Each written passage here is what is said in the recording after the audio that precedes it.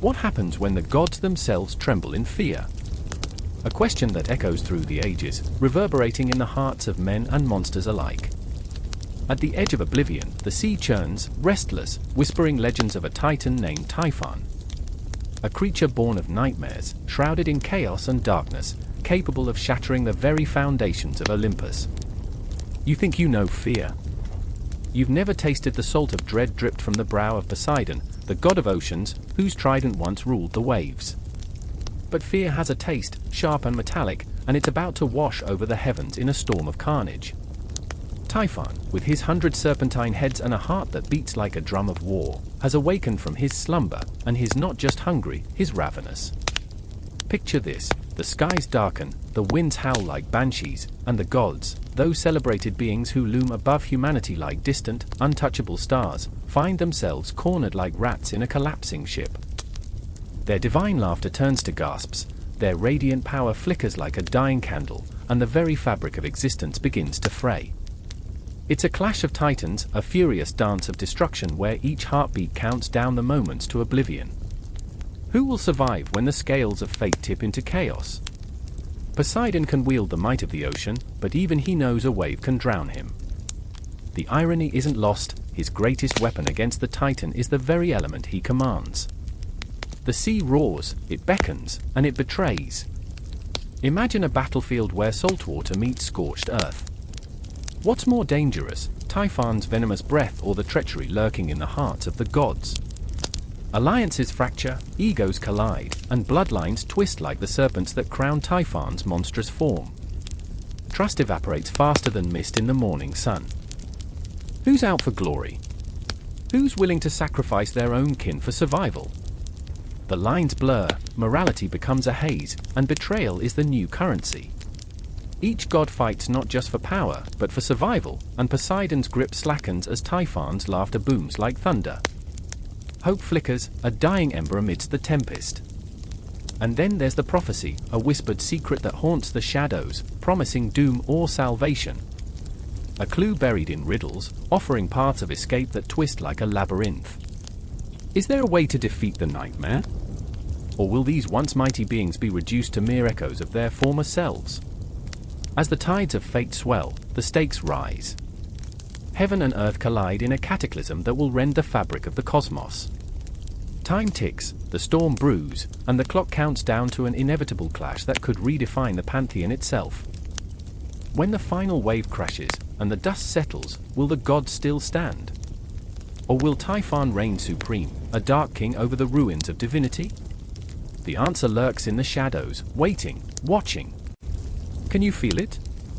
The impending explosion of revelation lies just beyond reach, a tantalizing glimpse into the chaos that awaits. Welcome to the brink. The storm hit like a fist against the world, the ocean roaring and thrashing, waves clawing at the shore like the desperate hands of drowning souls. I stood there, water soaking my clothes, salt stinging my eyes, heart pounding in rhythm with the chaos around me. The sky was a dark shroud overhead, lightning slicing through the gloom, illuminating fleeting shadows, figures that danced on the edge of perception. I felt the pulse of something ancient, something powerful, thrumming beneath my feet, a heartbeat that matched my own. Poseidon was rising. "Stay back," shouted Etna, her voice barely slicing through the cacophony of nature unleashed. She was my sister, once the anchor in my tumultuous sea of emotions. Now, her eyes locked on the horizon, filled with both terror and determination. I could see the storm reflected in her gaze, the turmoil inside her mirroring the chaos outside. Something had awakened in the depths, a force long forgotten, and we were caught in its grip. I remember the whispers of our childhood, swaying in the cool breeze as we played on the beach, pretending to be mermaids, sea creatures, gods. The stories our parents told us glimmered like sunlight on water. Poseidon, lord of the waves, dweller of the deep, they said, but we laughed, thinking of him as just a tale. I never imagined I would come to stand at the edge of his power, the very embodiment of fury and might. Why now? I shouted over the roar, my voice raw with fear and something else, wild anticipation. Why here? I don't know, she yelled back, eyes narrowing against the wind. But we have to stop this. We can't let it destroy everything. And there it was, that familiar sense of helplessness creeping in. The weight of the world shifted, and I felt the burden of our family, our home, pressing down on my chest like an anchor dragging me into the abyss. Memories surged, our parents' laughter, dinners by candlelight, the mundane happiness that now felt like a distant dream. I could sense it slipping away, the tides turning against us. The shore erupted, the earth cracking open as if Poseidon himself sought to breach the barriers between his watery domain and ours. The ground trembled, and I stumbled, catching myself against the jagged rocks, the salt spray mingling with my tears. With every crash of the waves, I was reminded of the choices we had made, the paths we had walked. Flawed decisions, haunted by regrets that whispered in the dark, mocking my every step. I turned to Etna, her determination fierce, but her vulnerability laid bare. She was the embodiment of strength and fragility, rushing into the maelstrom with the fervor of a storm. We have to confront him. We can't hide from this, she cried, and I felt the weight of her words settle like a stone in my gut, an unbearable truth wrapped in a challenge. But what did confrontation mean when faced with such might? Poseidon wasn't just a god, he was a tempest, a force of nature that could shatter worlds. I was nothing but a whisper against his roar, a flicker of light against the infinite night. Etna, we're nothing to him. Just shadows in his vast ocean. Despair clawed at my throat, threatening to choke me. Yet there was a flicker of something in her eyes, hope? Determination? Or madness? I couldn't be sure. I just knew that standing there, watching the heavens boil and twist, I was tethered to her. Our fates intertwined like tangled seaweed in the surf. We are not nothing, she pressed, her voice like the calm before the storm, steady and unwavering. We are flesh and blood. We have names, lives, love. He can't take that from us. I wanted to believe her. I wanted to feel the strength radiating from her words, but beneath that fierce exterior, I sensed her tremor of doubt, the flickering flame of her own fears. The horizon darkened, and in that moment, the air thickened with an unspeakable tension, a premonition of the confrontation looming ahead. A crack of thunder echoed, shaking the very core of my being, and in that sound, I saw visions of sailors lost to the depths, of cities crumbled beneath the weight of the tide, of dreams drowned in darkness. I felt the despair of every soul who had faced Poseidon and his wrath, and it brought me to my knees, trembling against the earth. He's unforgiving, I whispered, the realization crashing over me like a wave. But Etna was still standing, unyielding, and I could see it, the flicker of the past that fueled her fight. Memories of our childhood, the nights we whispered secrets under the stars, laughter echoing like waves against the shore. We must remember, she said, fierce and proud. We are not alone. We were not just siblings, we were a thread, woven through time and fate, caught in a web spun by the god of the sea. The dark waters whispered secrets, promises, and threats all at once, drawing me into their embrace. I could feel them tugging at my very soul, wanting to take me under, to drown me in despair. And yet, here was Etna, my lighthouse in the storm, her fierce love shining through the tempest. Together, she said, her hand clasping mine, warm, reassuring. Together, we are stronger. It was a lifeline thrown into the chaos, an anchor against the ever-winding tide. In that moment, we became something greater, a force against the tumult. As the storm raged, I could see the shadowy figure rising in the distance, a silhouette against the breaking waves, fierce and unyielding. Poseidon was here, the tempest incarnate, and we would face him, not as mere mortals lost in the vastness of the ocean, but as siblings, bound by blood, standing together against the tide. The ground shook beneath us, and the sea erupted in fury, but with Etna by my side, my heart sang with an intensity one never knew was possible. We were alive, standing at the precipice of something magnificent and terrifying, a confrontation with the god of the sea. And the rising tide surged forth, propelling us into the unknown. The ground trembled beneath my feet, a heartbeat echoing through the earth, a warning thrumming in my bones.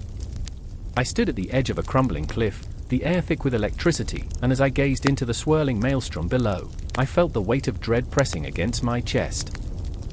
Fear wasn't a distant spectre, it called around me, squeezing tighter, leaving my breath shallow and my thoughts fragmented. Typhon was waking. I remember, fragments of lightning split the sky, illuminating the twisted landscape. Jagged rocks and gnarled trees stood as mournful sentinels to chaos. The once vibrant earth was now a wild collage of ruin and despair. I could feel Gaia's sorrow, it seeped into the very soil, a lament for her monstrous child birthed from darkness, Typhon, a titan woven from nightmares. Alizia was beside me, her face pale but fierce, eyes blazing with a determined fire that seemed to defy the approaching storm. "We can't run, Phoenix," she shouted, her voice fierce against the howling winds, but the quiver beneath her bravado betrayed her. "We have to confront him, face this together." I wanted to scream, to rip the air apart with my doubts that echoed louder than the thunder rolling above us. Her determination was both a beacon and a blade, cutting deep, reminding me of my own fears. I had seen what Typhon could do. I had felt his rage, his unrelenting hunger for destruction. I remembered the town, the screams, the shadows of despair that twined around the frightened faces. They had looked to me for solace, but what solace could be found against the storm of a titan? But Alizia. She was a tempest of her own, raw and unyielding. Her flaws danced dangerously close to chaos, a reckless bravado that often overshadowed her heart. I admired her courage, even as it sent shivers down my spine. She was the pulse in the silence, the flicker of hope in the face of despair. "Phoenix!" The urgency in her voice snapped me back. "If we don't face him now, there will be nothing left to save." Her words hung in the air, and beneath them, I felt the pulse of time, quickening, a clock ticking down to an inevitable confrontation. Perhaps it was the weight of her gaze, full of expectation, and yet shadowed by fear, that propelled me to take a step forward. Though the abyss yawned before us, the choice hung heavy in the air, a noose tightening around possibility. I remember the stories whispered in the dead of night, tales of Typhon, of a creature so monstrous, even the gods trembled. He was said to have 100 dragon heads, each one capable of spewing fire and venom. Fear had a face, and that face was a kaleidoscope of terror, a memory that tinged my very essence. Suddenly, the wind shifted, and the ground roared in defiance. My heart raced, pounding like a war drum, and I could see the shadows gathering, clawing at the edges of reality, the sky itself seeming to buckle under the weight of impending doom. And there, amidst the chaos, I saw Typhon emerging, a silhouette against the storm, colossal and writhing. Alizia's hand found mine. It was almost grounding, but it trembled with a fear that echoed my own. The ground shook beneath us, and I felt the pulse of life waver, a fragile thread struggling against the tide. "Together," she whispered, but it wasn't a promise, it was a plea, a sacred bond forged in fear. We stood united, yet I could feel the chasm inside me, a darkness that whispered of cowardice, a voice that taunted, asking if we were truly brave or simply drawn to our doom. With every beat of my heart, I felt the shadows closing in, felt the tendrils of despair creeping around my resolve. Typhon roared, a sound that tore through the air like a jagged blade, slicing into the very fabric of our courage. It was a sound that resonated deep within, making the air crackle, igniting the fear in my veins. I could hear the echoes of his wrath, a cacophony of fury and desolation, and in that moment, the weight of my existence felt both monumental and utterly insignificant. Alizia pulled me closer, her grip firm, and I saw the glimmer of defiance in her eyes. "We have to move. We have to find his weakness." But the truth twisted painfully in my gut. What weakness could exist in a creature born of darkness, woven from the very essence of chaos itself?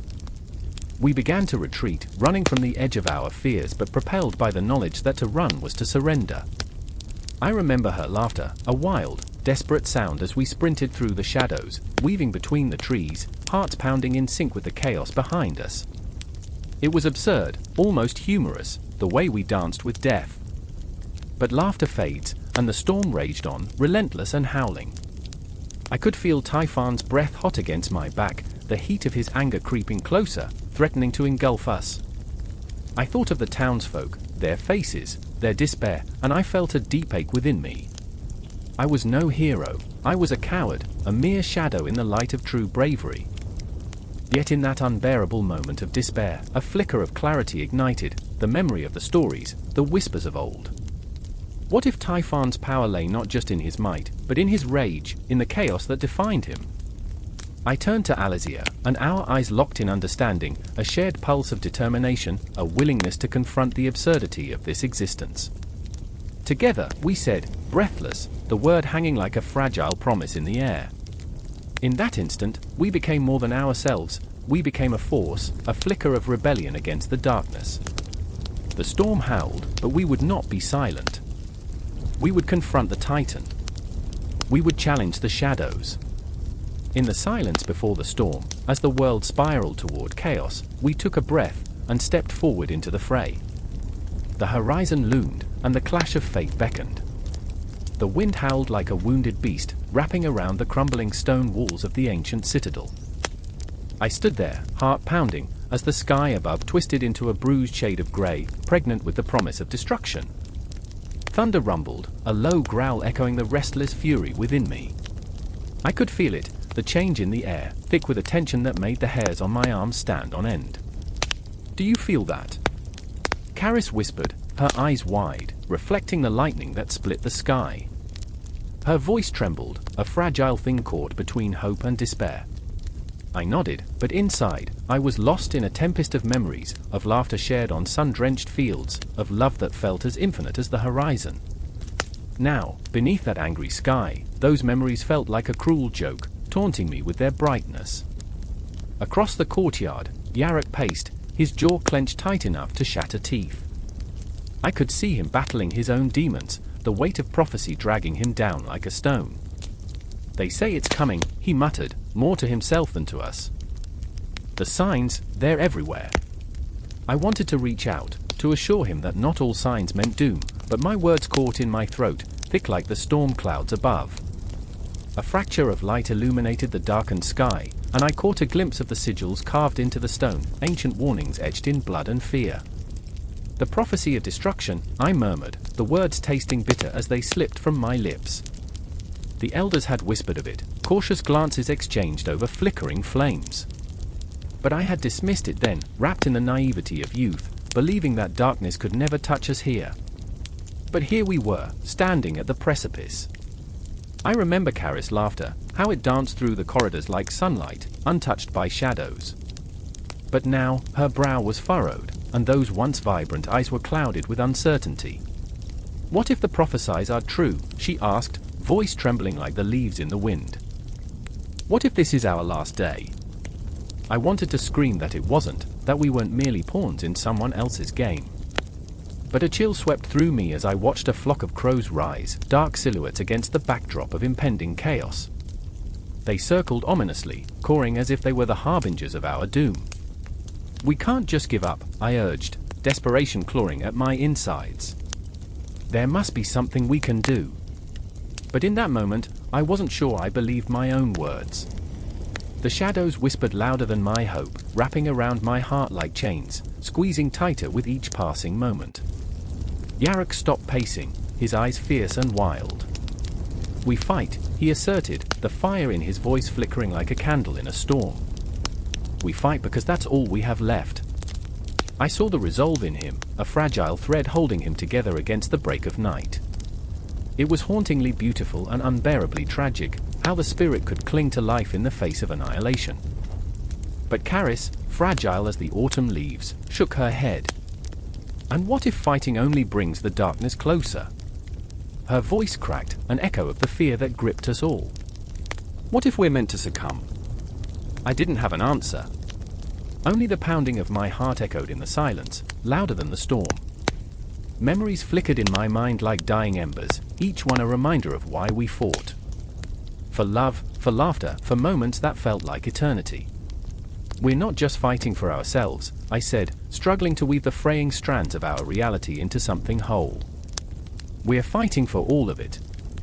We can't let the darkness win." A crack split the air, a thunderous roar that sent us reeling.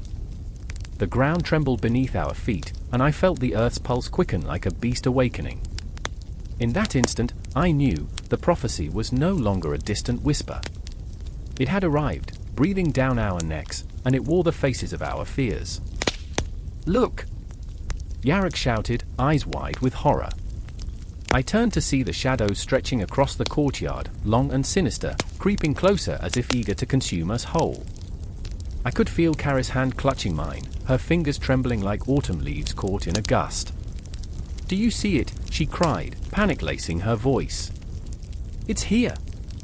The end is here!" "Not yet!" I shouted back, though my own heart raced with doubt. I could almost taste the ashes of despair on my tongue. "We have to hold on. We have to fight." But with each word, I felt the fragility of my own resolve. The darkness encroached, and I could see it in their eyes, Icarus and Yarok, two souls entwined with mine, facing the vast uncertainty. The sky churned, a spectacle of chaos, and I felt every heartbeat reverberate through me, each one a reminder of life, of love, of laughter, of the promise of dawn. "We can't let go!" I screamed against the roar of the tempest, gripping their hands tighter, a lifeline tethering us together. As the shadows converged, I felt something shift within me, a flicker of defiance igniting like a spark in the dark. "We fight!" I breathed, as the wind shrieked and the storm unleashed its fury. "We fight because we are alive." And in that moment, I saw it, the flicker of light beyond the darkness, the fragile promise that even in despair, hope could bloom. The storm raged on, but I wouldn't let go. Not yet. Thunder rumbled in the distance, an ominous growl that echoed through the sprawling halls of Olympus, reverberating in the very marrow of the gods. The air crackled with tension, each breath heavy with the weight of unspoken grievances. A storm was brewing, not just in the skies but in the hearts of those who had once stood united, now fractured by jealousy and betrayal. I remember the moment when Hera's icy gaze met Zeus's, sharp enough to cut through the oppressive silence. Her anger was palpable, a living thing that twisted between them, and for a heartbeat, I thought the very clouds would shatter from the force of their fury. "You say you protect us," she hissed, her voice low and brimming with venom. "But you're the one who sows discord." And in that instant, I felt it too, the pulsing hurt buried deep within her, a wound that had festered over centuries. Hera, the queen of the gods, always cast in shadows, always overshadowed by her husband's thunderous glory. Beneath the regal facade, I could see the cracks, the vulnerabilities that shaped her. The goddess who could shatter mountains with a word was terrified of the very man she loved. "I only do what needs to be done," Zeus replied, his voice a growl, the thunder echoing his anger. "You know the stakes." But I could see the flicker of doubt in his eyes, the ghost of uncertainty fluttering beneath his stoic mask. He was a king, yes, but a king afraid of losing his crown, his family, and the very essence of his power. Power had become a chokehold, a noose tightening with every moment of indecision. I was an observer, caught in the storm that swirled around them, a witness to the raw, emotional shrapnel that threatened to tear them apart. The air grew thick, electric, threatening to explode into chaos. I could almost taste the desperation, bitter on my tongue. It was the taste of betrayal, of broken trust, and of the sacrifices made in the name of ambition. Then there was Ars, the war god, standing apart from the fray, his expression a mask of disdain. "You're both pathetic," he sneered, arms crossed over his broad chest, muscles tense with barely restrained aggression. "While you squabble like children, the world outside burns." His voice was laced with disgust, and I felt the weight of his judgment. He was a warrior in a world of politics, driven by the thrill of battle, blinded by his own arrogance. "Perhaps you'd prefer to join the fight instead of flinging insults from your throne, brother." Hera shot back, her voice sharp as glass. "Your bloodlust won't save us from the chaos we're creating ourselves." And with that, the tension cracked open. The storm clouds in the sky roiled, dark and heavy, mirroring the turmoil that raged within Olympus. The gods stood poised for conflict, each a titan of their own making, haunted by their flaws, their desires, their fears. I remember the chill that swept through the hall as I saw Athena, her eyes burning with wisdom, striding into the chaos with purpose. "This isn't the way," she said, her voice calm yet firm, cutting through the fury like a knife through silk. "We are stronger together, united against the real enemies." But even her voice quaked, a tremor of uncertainty laced throughout her eloquent words. She, too, bore the burden of knowledge, the weight of foresight that painted a bleak future filled with war and ruin. And just like that, the air thickened, the weight of their emotions pressing down on me, suffocating and intoxicating all at once. My heart raced as I felt the pulse of their conflict, a rhythm that drew me in, tethering my very existence to their timeless struggles. They were gods, but they were also deeply human, flawed and desperate, and I was caught in the maelstrom of their heartbreak. Memories flashed in my mind, fragments of their histories, echoes of laughter and love twisted into betrayal and sorrow. I remember the warmth of your embrace, Zeus had said to Hera once, long before the shadows took hold. I remember the way you fought for me. But those memories now lay shattered on the ground, like the remnants of a once glorious statue. Now, all that remained was the spectre of their past, haunting them, mocking them with every decision they made. And then, as if summoned by the tempestuous wind swirling above, shadows began to creep into the hall, dark and sinister. They danced along the edges of reality, whispering secrets, sowing discord, feeding off the gods' despair. I could feel them, cold tendrils wrapping around my throat, squeezing tighter with every breath. I wanted to scream, to shout that they needed to see that the real enemy was not each other, but the darkness creeping in, waiting to consume everything they held dear. I wanted to tell them that love, while powerful, can be a double-edged sword, sharp and unforgiving. A tremor ran through the ground, causing the very foundations of Olympus to shudder. The storm outside had reached its crescendo, lightning illuminating the faces of the gods, revealing their deepest fears. In the heart of Olympus, the very fabric of their existence began to unravel. Do you feel that? Hera's voice shattered the moment. This is no ordinary storm. It is a harbinger of what's to come, a warning. And with that, the gods fell silent, the air heavy with the promise of chaos. Tension crackled, a fragile thread stretched to its limit. They were standing on the precipice, the abyss yawning below them, and I could only watch as they teetered, waiting for the moment when everything would fall apart. In that instant, the storm outside broke, a cacophony of sound and fury, echoing the turmoil within.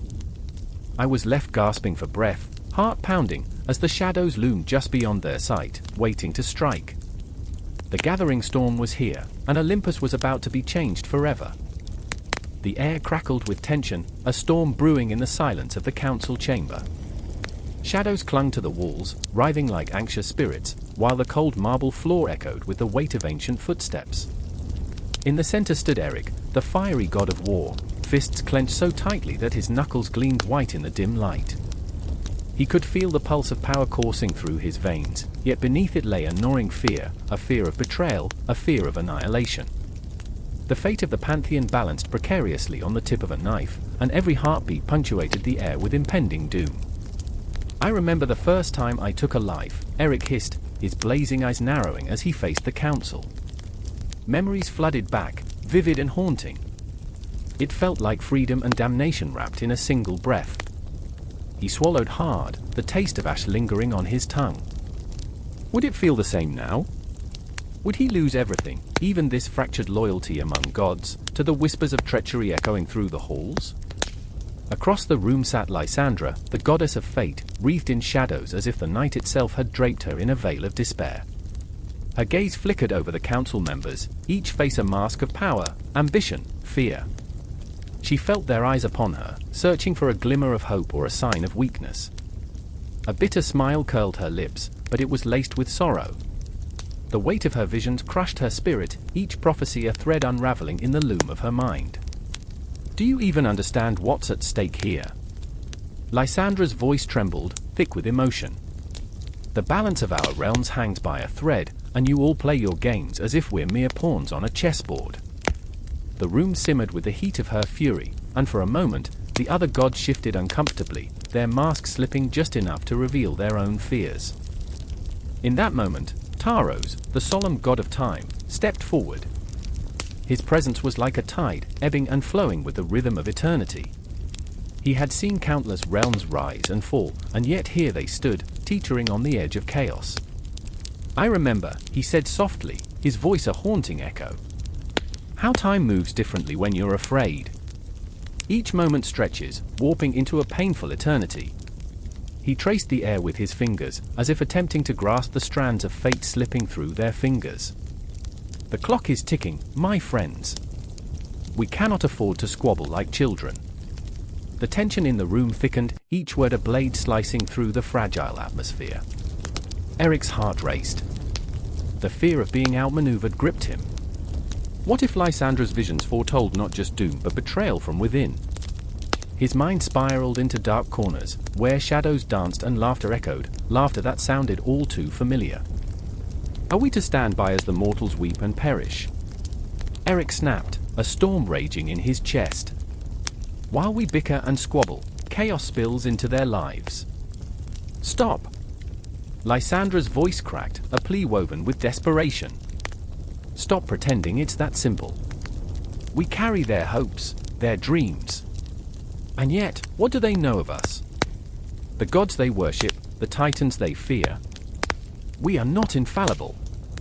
We are terrified. Her admission hung in the air, raw and exposed, a vulnerability that cracked like porcelain under pressure.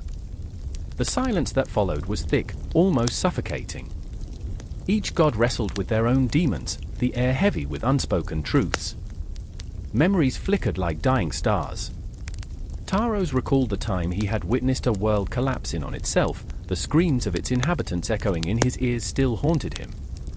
Lysandra's heart ached with the weight of futures lost, paths she could not change. And Eric, embers of rage igniting the depths of his soul, remembered the faces of those he had fought to protect, now mere ghosts in the shadows of war. Why do we fear the very power that binds us? Eric asked, his voice softer now, trembling with a vulnerability he rarely displayed. What good is our might if we let it consume us?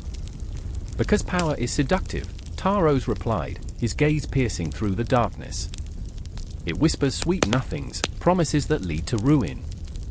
We must tread carefully, or we shall find ourselves devoured by our own creations. The words hung heavy, a tapestry of dread and uncertainty weaving through the council. Outside, the winds howled, a cacophony of chaos blending seamlessly with the turmoil inside. It felt as if the very cosmos held its breath, waiting for the inevitable clash of wills, a battle not just of strength but of hearts. Lysandra closed her eyes, allowing the visions to wash over her, each one a painful reminder of the stakes. In them, she saw devastation, betrayal, and a future where the gods crumbled into dust, their power rendered meaningless in the face of despair. We have to trust in each other, she whispered, her voice like a prayer. We have to face our fears together. Alone, we are weak, together, we can forge a new path. Eric's heart swelled at her words, igniting a flicker of hope within the storm. Could they truly unite against the darkness? Could they stand as one against the chaos threatening to consume them? Their fears intertwined, fragile but resilient. The council chamber pulsed with energy, the air thickening with unspoken promises and lingering doubts. The gods stood on the brink, a precipice overlooking the abyss of their own making. Each heartbeat echoed with the weight of their decisions, each breath a testament to their struggles. As the gods prepared to confront their fears, the shadows danced, whispering secrets and threats, coaxing the fragile alliance toward the edge of oblivion. The clock ticked steadily, time slipping through their fingers, but within that urgency lay a spark, a chance for redemption, a fleeting hope that maybe, just maybe, they could withstand the storm together. And as they stepped forward into the unknown, hearts racing and fears laid bare, the chamber trembled with the weight of their choices. Time swirled around them, a chaotic waltz, each moment an eternity waiting to unfold, an echo of battles yet to be fought. The Divine Council stood united, yet fractured, ready to face the ghosts of their past and the shadows of their future. The real battle had only just begun. The storm howled, a banshee wail against the crumbling cliffs. I stood at the precipice, water crashing below like 1,000 angry fists pounding against stone, the salt spray whipping my face, stinging like a lover's slap. In that cacophony, I felt it, a pulse, a heartbeat of the ocean, thrumming through my veins as if the very essence of Poseidon himself was calling to me, mocking me, daring me to shatter my fragile resolve. The sky was an angry bruise, swirling with grey, and in that chaos, I saw him, the silhouette of a figure rising from the depths, drenched in shadows but unmistakably powerful, an ancient authority that sent shivers down my spine. I remember the first time I met Jonah. The sun was setting, casting a golden hue on his wild hair, and the waves seemed to dance around him as if he were one with the ocean. We were thrill-seekers, two kids with nothing but dreams and a reckless disregard for the dangers lurking beneath the surface. But that day, under the radiant sky, he whispered secrets that twisted inside me like a hidden serpent, like a sin buried deep. The ocean is alive, he'd said, eyes sparkling with the promise of adventure. And it remembers. But I also remember the day it turned dark. How the sea, once a playground, transformed into a monster, devouring everything in its wake. We'd been out too far, laughter echoing against the waves, when the storm struck, a sudden, ferocious beast with teeth of lightning and claws of wind. I can still hear Jonah's voice, panic-stricken, cutting through the roar of the tempest as he reached for me. Hold on. Just hold on. But how does one hold on to something so slippery, so wild? How does one grasp at the fleeting moments that slip through fingers like grains of sand? I see his face now, pale against the backdrop of darkness, fear piercing through his bravado. The moments replay in my mind like a cursed reel, the water rising, swirling, and then silence. A gaping maw swallowing him whole. My screams drowned by the chaos. Every day since has been a reminder of that moment. A relentless echo, a ghost that haunts me, shadows lurking in the corners of my heart, a heart that beats, even now, with the weight of guilt. I thought about how the ocean, with its unmatched power, could love and devour in the same breath. It's a cruel paradox. And here I was, standing at the edge of Poseidon's domain, teetering on the brink of madness. Then, amidst the chaos, there was Lena. Fierce and unyielding, with a fire in her belly that could rival the sun. She was my tether, my reminder that even in the darkest of seas, there could be light. We met after Jonah's disappearance, in a town swallowed by grief. She'd laughed at my pain, calling it a drama worthy of the gods. But her laughter came with a weight, a shared understanding of loss that pulled us together like the tide. We can't let the sea take him, she had insisted, her eyes blazing with defiance. The ocean doesn't own him. We will find him, no matter what it takes. But I felt the pull of the waves, deep and insistent, a call that promised destruction. I remember standing side by side with Lena on the shore, the wind howling around us, a prophecy of rage and love intertwined. He's gone, I whispered, the words tasting bitter on my tongue. But Lena wouldn't relent. No. He's out there. We just have to listen. And so we listened, drawing closer to the edge, the ground crumbling beneath our feet. The storm raged on, a monstrous testament to Poseidon's fury, but I felt a different kind of storm brewing within me, a tempest of fear, guilt, and an unquenchable hope that perhaps, just perhaps, Jonah was still alive, waiting to be found. The winds howled louder, and in that moment, it felt as if the very sky had torn itself apart. A flash of lightning illuminated the dark waters, a glimpse of something, the glint of scales, a tail, or perhaps a trick of the light. My heart raced, a frantic drum against the silence that whispered of the unknown. Did you see that? I gasped, my breath hitching. Lena's grip tightened around my arm, her eyes wide, filled with a mix of terror and anticipation.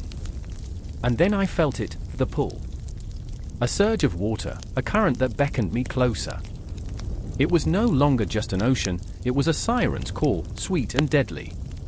I took a step forward, the ground shifting beneath me, as if Poseidon himself was reaching out from the depths, inviting me to plunge into the abyss. We have to go, Lena cried, panic lacing her voice. But something deep within me held me back, like an invisible chain anchoring me to this world of sunlight and shadows. I remember the first time I saw Jonah's name etched in the sand, washed away by the tide moments later. The ocean forgets, I had whispered, despair heavy in my heart. But now, standing on the brink of Poseidon's domain, I felt a different truth. The ocean remembers, oh yes, and it will never let go. In the depths of that storm, I wrestled with the echoes of my past, the ghosts of my choices swirling around me like specters of the lost. Could I confront Poseidon? Could I face the god who held my friend captive? The very thought sent chills racing down my spine, but I knew this confrontation was inevitable. It was the only way to break the curse that chained my heart to the sea. Jonah! I shouted into the wind, the sound swallowed by the fury of the ocean. If you're out there, if you can hear me, my voice cracked, desperation clawing at my throat. And in that moment, a stillness fell, as if the universe held its breath, waiting for an answer. But all I heard was the relentless roar of the waves, and I felt the weight of loss pressing down on me, heavier than the storm clouds above. We won't stop, Lena vowed, her voice fierce against the raging winds. We will find him. And I knew, with every beat of my heart, that we would either find Jonah or be consumed by the very depths we feared. The tide was turning, and Poseidon's domain awaited. All that lingered in the air was an unspoken promise, a promise that neither the storm nor the sea would keep us from our truth. A tremor rippled through the earth, a whisper of sound that felt like the moaning of a dying star. I stood there, heart hammering, the world around me shuddering in sync. Dust fell like fragile confetti from the rafters of the crumbling temple, where shadows danced with an unsettling life of their own. The air was thick, charged with something primal and ancient, a scent of sulfur and fear that clawed at my throat. I could feel it, the weight of expectation, the crackling energy of something waking from an eon-long slumber. Not again, whispered Mara, her voice trembling with a mix of dread and determination. Her eyes, wide and electric, reflected the chaos swirling around us, flickering like dying embers. We can't let him rise. We can't. I remember the first time I met her, in the heart of a city that thrummed with laughter, hope, dreams. Now, as she clutched the amulet around her neck, I realized the dreams had turned into nightmares, the laughter swallowed by a grotesque silence. Typhon, the titan of storms, the embodiment of chaos, was stirring, and with him, the memories I wanted to forget but couldn't.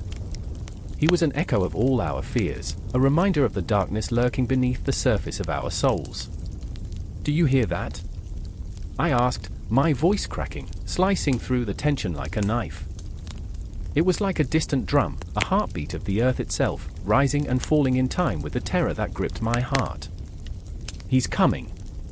And then there was Jace, my brother, standing at the threshold of the altar, his silhouette stark against the flickering light. He had always been the strong one, the one who faced the world with a fierce grin. But that grin had faded, replaced by a mask of uncertainty. The weight of our family's legacy pressed on him, the burden of choice heavy on his shoulders. We can't let fear control us, he said, though his voice wavered, revealing the cracks in his bravado. We have to fight. I wanted to scream that I was terrified, that there was an abyss swirling in my stomach, a void that threatened to swallow me whole. I wanted to tell him that fighting felt futile, that sometimes it seemed easier to let the darkness take me, to drown in the chaos rather than stand against it. But I couldn't. I couldn't show weakness, not now, not when the Titan was awakening. Outside, the sky grew darker, clouds swirling like a tempestuous ocean, roiling with a fury that made my skin prickle. I could sense him stirring, his presence a suffocating weight. An image flashed through my mind, a memory of the old stories Grandma used to tell, a twisted fairy tale of a god trapped beneath the earth, waiting for the moment when humanity would forget, when hubris would bubble to the surface, and he would rise once more, hungry for vengeance. Do you remember that summer? I asked, the words slipping out before I could stop them. When we went to the coast. You made us promise to never forget the ocean. Mara nodded slowly, her gaze flickering. I remember the salt on my lips, the sun warming our backs. The faintest smile ghosted across her face, and for a moment, the Titan faded, replaced by a whisper of what was lost, innocence, youth, carefree laughter. But the moment shattered like glass, sharp and painful. Those days are gone, Jay snapped, his frustration spilling over, a mixture of grief and anger. This isn't about us anymore. But it was.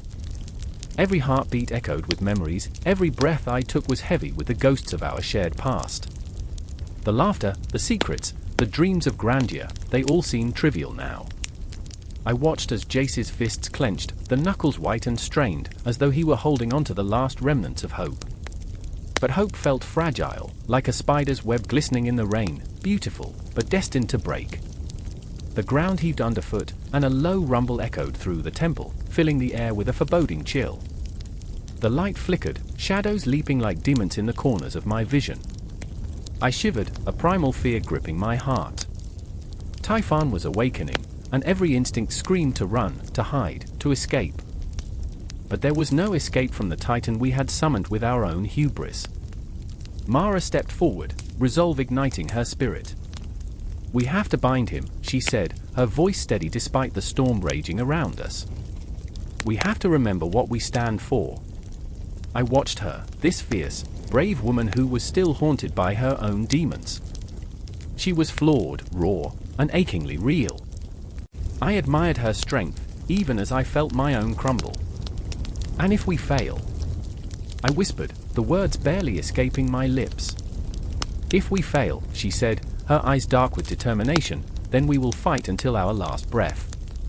"Why does it always come down to fighting?" I asked, the bitterness of frustration and despair rising within me. "What if fighting is pointless? What if this is the end?" But as those words hung in the air, thick and heavy, the Titan stirred with a newfound vigor, and I felt a shift, a palpable tension that wrapped around us like a shroud.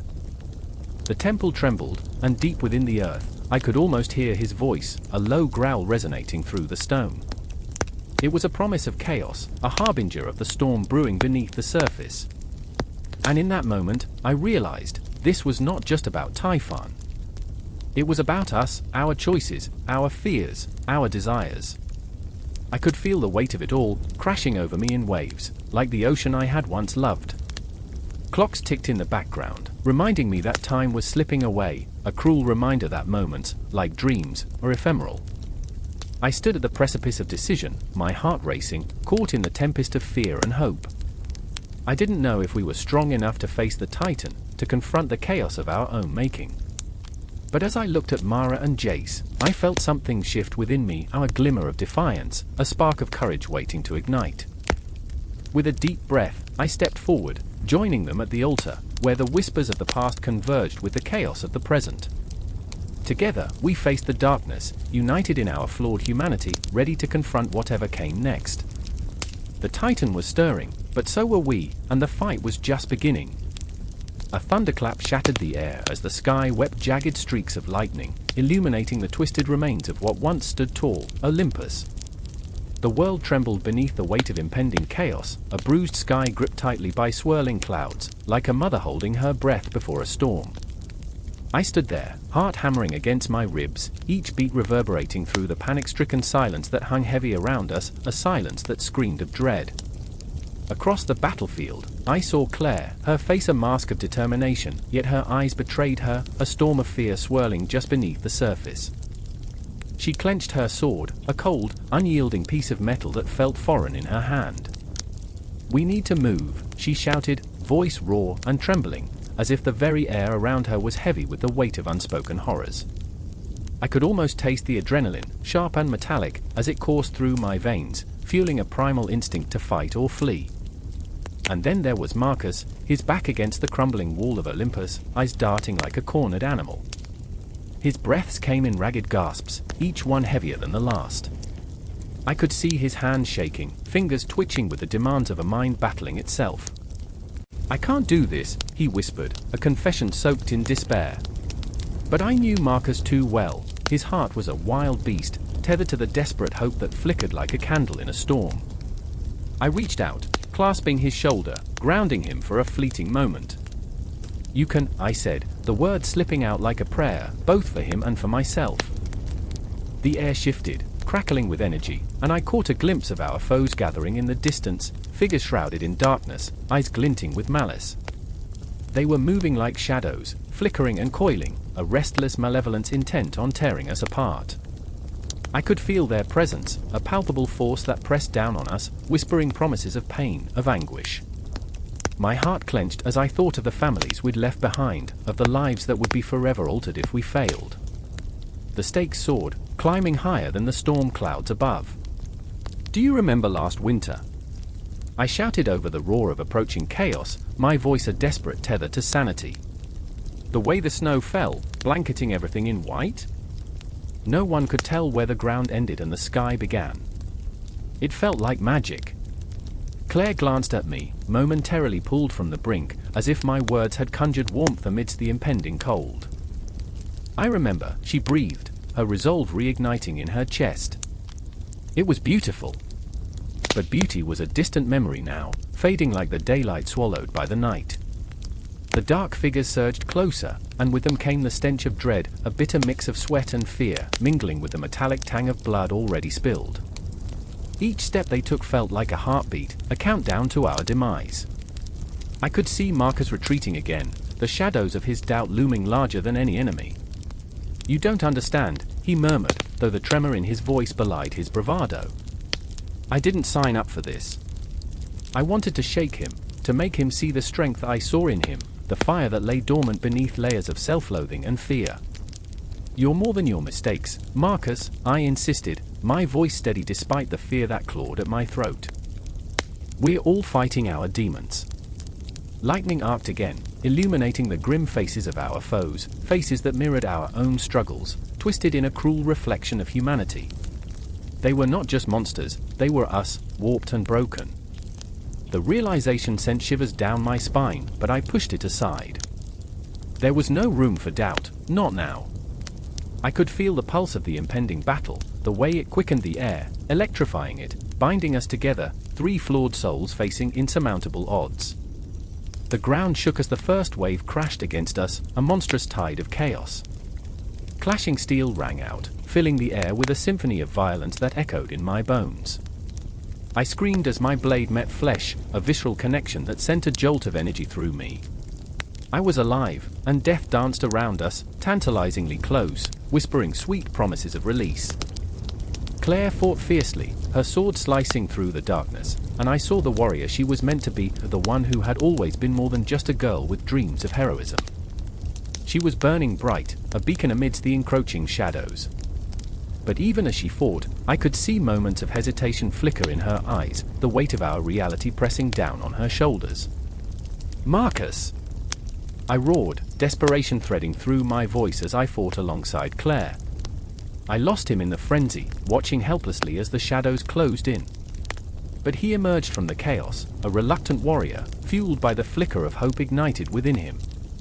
He charged, fists clenched, body trembling, and I felt the tide begin to turn, the currents of fate shifting as he joined us in the fray. The world around us morphed into a cacophony of noise, a horrifying ballet of life and death, each swing of our weapons punctuated by gasps, cries, and the relentless rhythm of our own hearts. Time ebbed and flowed, blurring the line between past and present, dreams and nightmares, and I couldn't tell if moments passed in seconds or years. And then I saw it, their leader, a spectre cloaked in darkness, eyes glinting like shards of broken glass.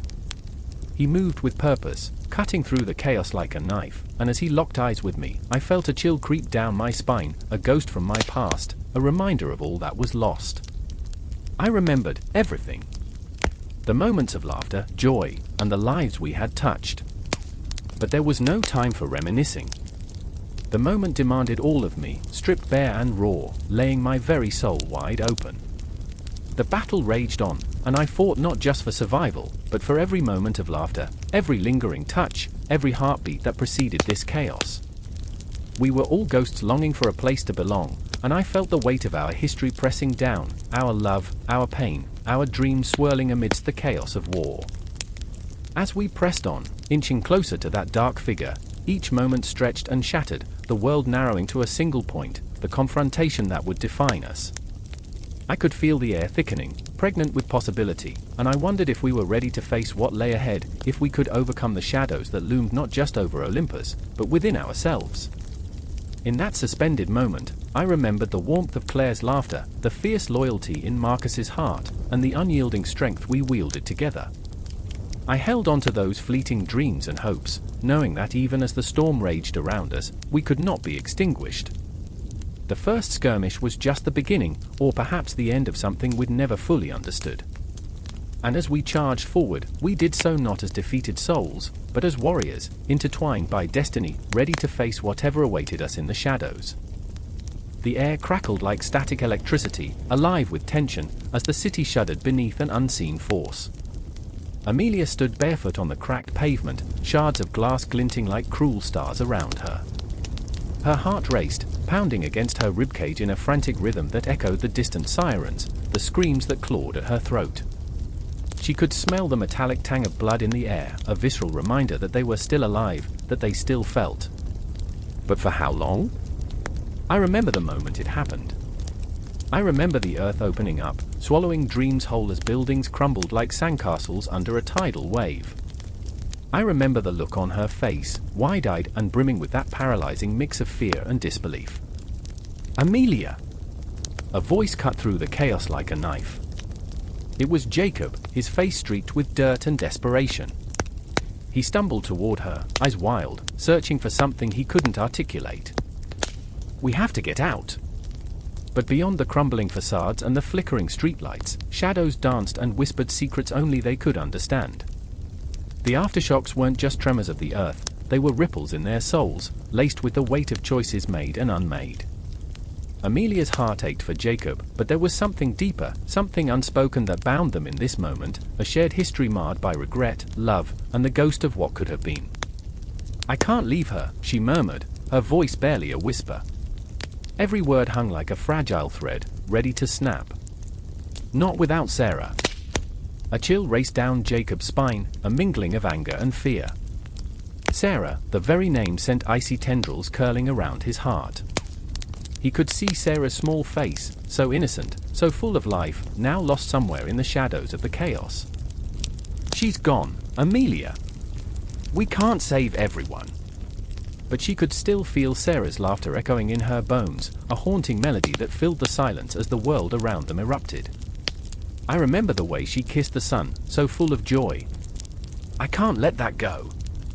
In that instant, the ground trembled again, a feral growl that ran through them both, forcing Jacob to grab her arm, to shake her back into reality. "You're not thinking straight.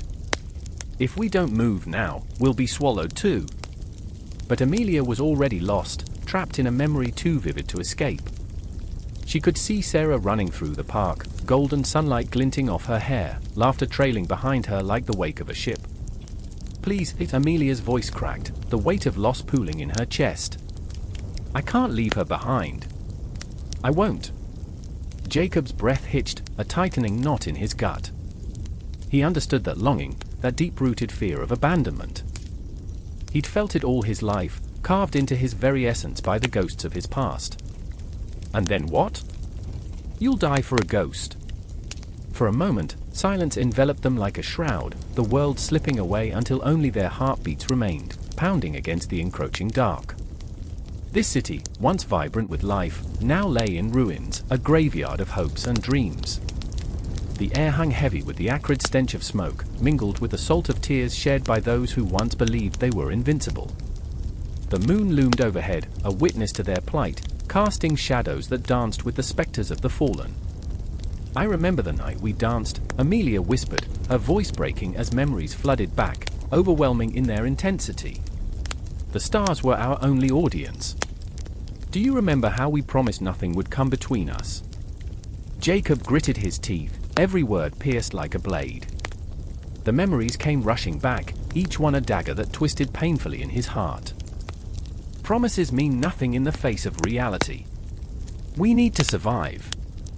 But survival felt like a hollow victory to Amelia, especially when it came at the cost of the love that had defined them. The longing in her chest turned to despair, a heavy stone that threatened to drag her down into the abyss. "I can't let a part of me die along with her, Jacob, then you'll die too."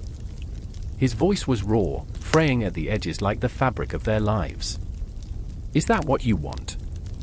The sky seemed to darken, the clouds swirling above them like a tempest of lost souls, mourning what had been and what could never be again. With every heartbeat, the ground trembled, a reminder that time was running out. The world was crumbling, and they were just mortals caught in its wake. "I remember standing in this exact spot," Amelia said, her eyes glistening with unshed tears. "I remember believing that love could conquer everything, that nothing could tear us apart."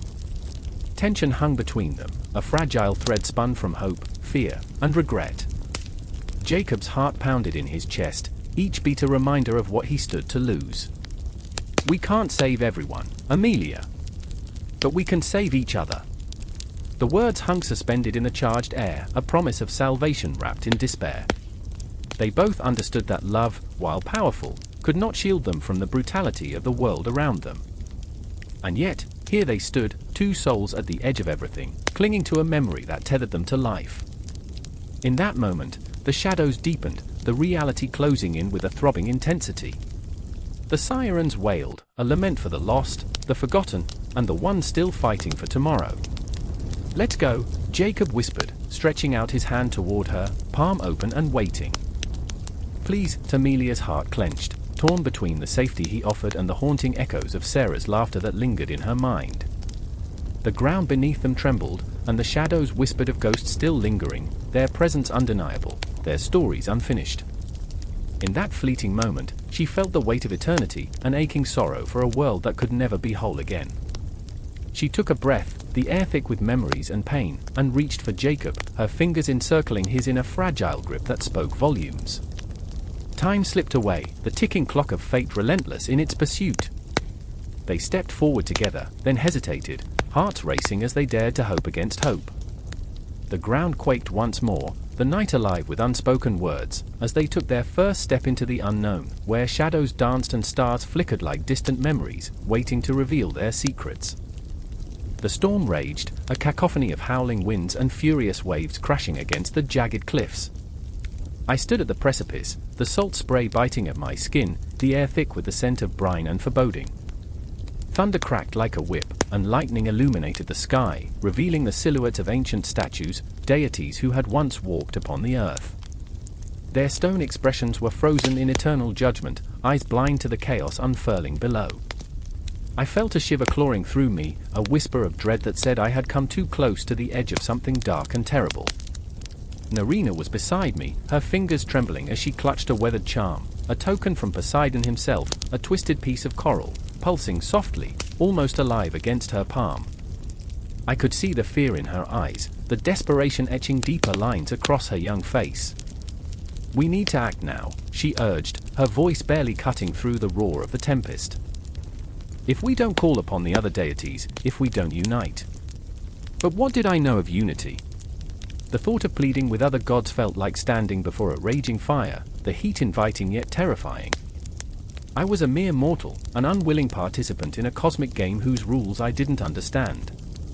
My heart raced, a frantic drum echoing the uncertainty that thundered in my chest. Then there was Thaddeus, his silhouette sharp and fierce against the flickering storm. He had the spirit of a warrior, but the weight of grief hung heavy on his shoulders. I remembered the day he lost his sister to the depths of the sea, how he'd tried to rescue her, how the waves had swallowed her whole, leaving him gasping, helpless. That haunted look still flickered in his eyes, kindled by the thought of failure. "I can't face them," he whispered, voice choked with emotion. "Not after what happened. They'll blame me." Nerina stepped closer, her voice softening. "They need to know what we're up against. It's not just our fight anymore, it's the sea's wrath." I wanted to tell them it was absurd, deities were not to be trifled with. They held the tides and the storms, the very fabric of fate. But the storm screamed louder, the winds carrying the weight of our fears, our failures. Time felt like a cruel joke, seconds stretched into lifetimes, and I knew we were running out of it. I remembered my childhood, how I'd sit by the shore, dreaming of adventure, of seashells and mermaids, of castles built from sand. But this was not a game. The tide was rising, and it was angry. The sky churned above us, dark and threatening, a cosmic reminder that we were insignificant in the grand scheme, mere specks in a universe ruled by capricious gods. "Then we go to them," I said, the words slipping out before I could think. "We summon them." The idea ignited something deep within me, a flicker of hope mixed with fear. If Poseidon can hear us, maybe others will, too. Thaddeus stared at me, incredulous. "You're suggesting we just waltz up to the gods and ask for their help? Do you really think they care? Look where our devotion has gotten us." His bitterness struck like a dagger, and I felt my own resolve wavering. "They're our only hope." I shot back, my voice rising with the storm around us. "What's the alternative?" to stand here and watch everything we love drown. Narina's eyes locked onto mine, a silent plea echoing between us. We have to try. In that moment, I saw the fear etched into her soul, the fragility of her dreams. She was fighting for more than just survival, she was fighting for hope, for the possibility of a better tomorrow. With that, we turned our backs to the storm and faced the shadows where the other deities lingered. They were out there, hidden, perhaps, but waiting. I could feel their presence, like ghosts weaving through the fabric of the night, and the air crackled with unspoken power. I remember, I whispered, the memories washing over me like the tide, each moment pulling me deeper into the past. I remember sitting by the shore, listening to the stories of the gods, believing in their mercy. I thought they were protectors, guardians of our souls. A wave crashed, fierce and wild, as if mocking my navet. I felt Thaddeus shift beside me, the fury and grief battling within him. And yet here we are, begging for crumbs from their tables. Then let them see our pain, I shouted, emboldened by desperation. Let them hear our cries. The shadows shifted, a roiling mass of energy that seemed to respond to our words, drawing nearer. I could almost picture them, Poseidon, with his tempestuous spirit, Athena, with her wisdom and strength, Aphrodite, embodying love and beauty in a world so starkly cruel. I felt the weight of their legacies, the burdens they carried, and I wondered if they were not so different from us after all. As the storm intensified, I took a deep breath, feeling the pulse of the world around me. This was not just a battle for survival, it was a plea for connection, a cry for understanding. We would lay bare our souls before them, our fears, our grief, our hopes. And then we would wait. Wait for a response, for a flicker of recognition, for the faintest glimmer of divine intervention. The storm roared louder, the skies darkening as if sensing our resolve. Join me, I urged Narina and Thaddeus, let's call upon the heavens. We raised our voices against the tempest, summoning the forces that shaped our lives, our destinies. Whispering names that trembled on our lips, we cast our fears into the maelstrom, daring the gods to listen. The air vibrated with a power I could barely comprehend, a charge that set our skin alight with anticipation. We were small, yes, but in this moment, we were united, 3 souls braving a storm that threatened to consume everything we held dear. As the winds howled and the waves crashed, I felt the pulse of the universe shift, a heartbeat in sync with our own. Time stretched and curled like a wave, and I knew we were on the brink of something profound, something that would change the course of our fate forever. The wind howled like a wounded animal, a primal scream echoing through the jagged cliffs as waves crashed in furious unison against the rocks below. Water churned and roared, a tempest unleashed. There, in that chaos, stood Elara, soaked to the bone, her heart pounding like a war drum against the backdrop of nature's fury. She had never seen the ocean so angry, nor felt so small and insignificant beneath its turbulent sky. I remember the first time I saw the sea, she murmured, though the storm swallowed her words whole. It was beautiful, a lullaby of waves that sang of freedom. But now it feels like a funeral dirge. Each gust of wind clawed at her skin, pulling her closer to the edge, urging her to surrender. Fear gripped her throat, but it was more than fear, it was a longing for chaos, an understanding that she was as wild and untamed as the sea. In the distance, lightning fractured the sky, illuminating the silhouette of a figure, Cyrus, his frame defined against the chaotic backdrop. He staggered toward her, his face a mask of anguish. Their eyes locked for a heartbeat that stretched into an eternity. In that moment, nothing else existed, only the storm, the darkness, and the void between them. I thought I lost you, he shouted, his voice barely rising above the tempest. You can't be out here. It's not safe. But Elara felt safe only in the embrace of the storm. It was the world that was dangerous, it was the silence of her life that terrified her more than any tempest.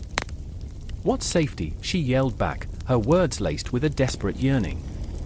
Do you think hiding will keep us alive? Look around, Cyrus. This storm is a reckoning. It's not just water, it's the soul of the earth reminding us what we are. She spread her arms wide, inviting the chaos to swallow her whole. Cyrus stepped forward, his hands trembling, trying to reach for her, but she recoiled as if his touch burned. He didn't understand. No one did.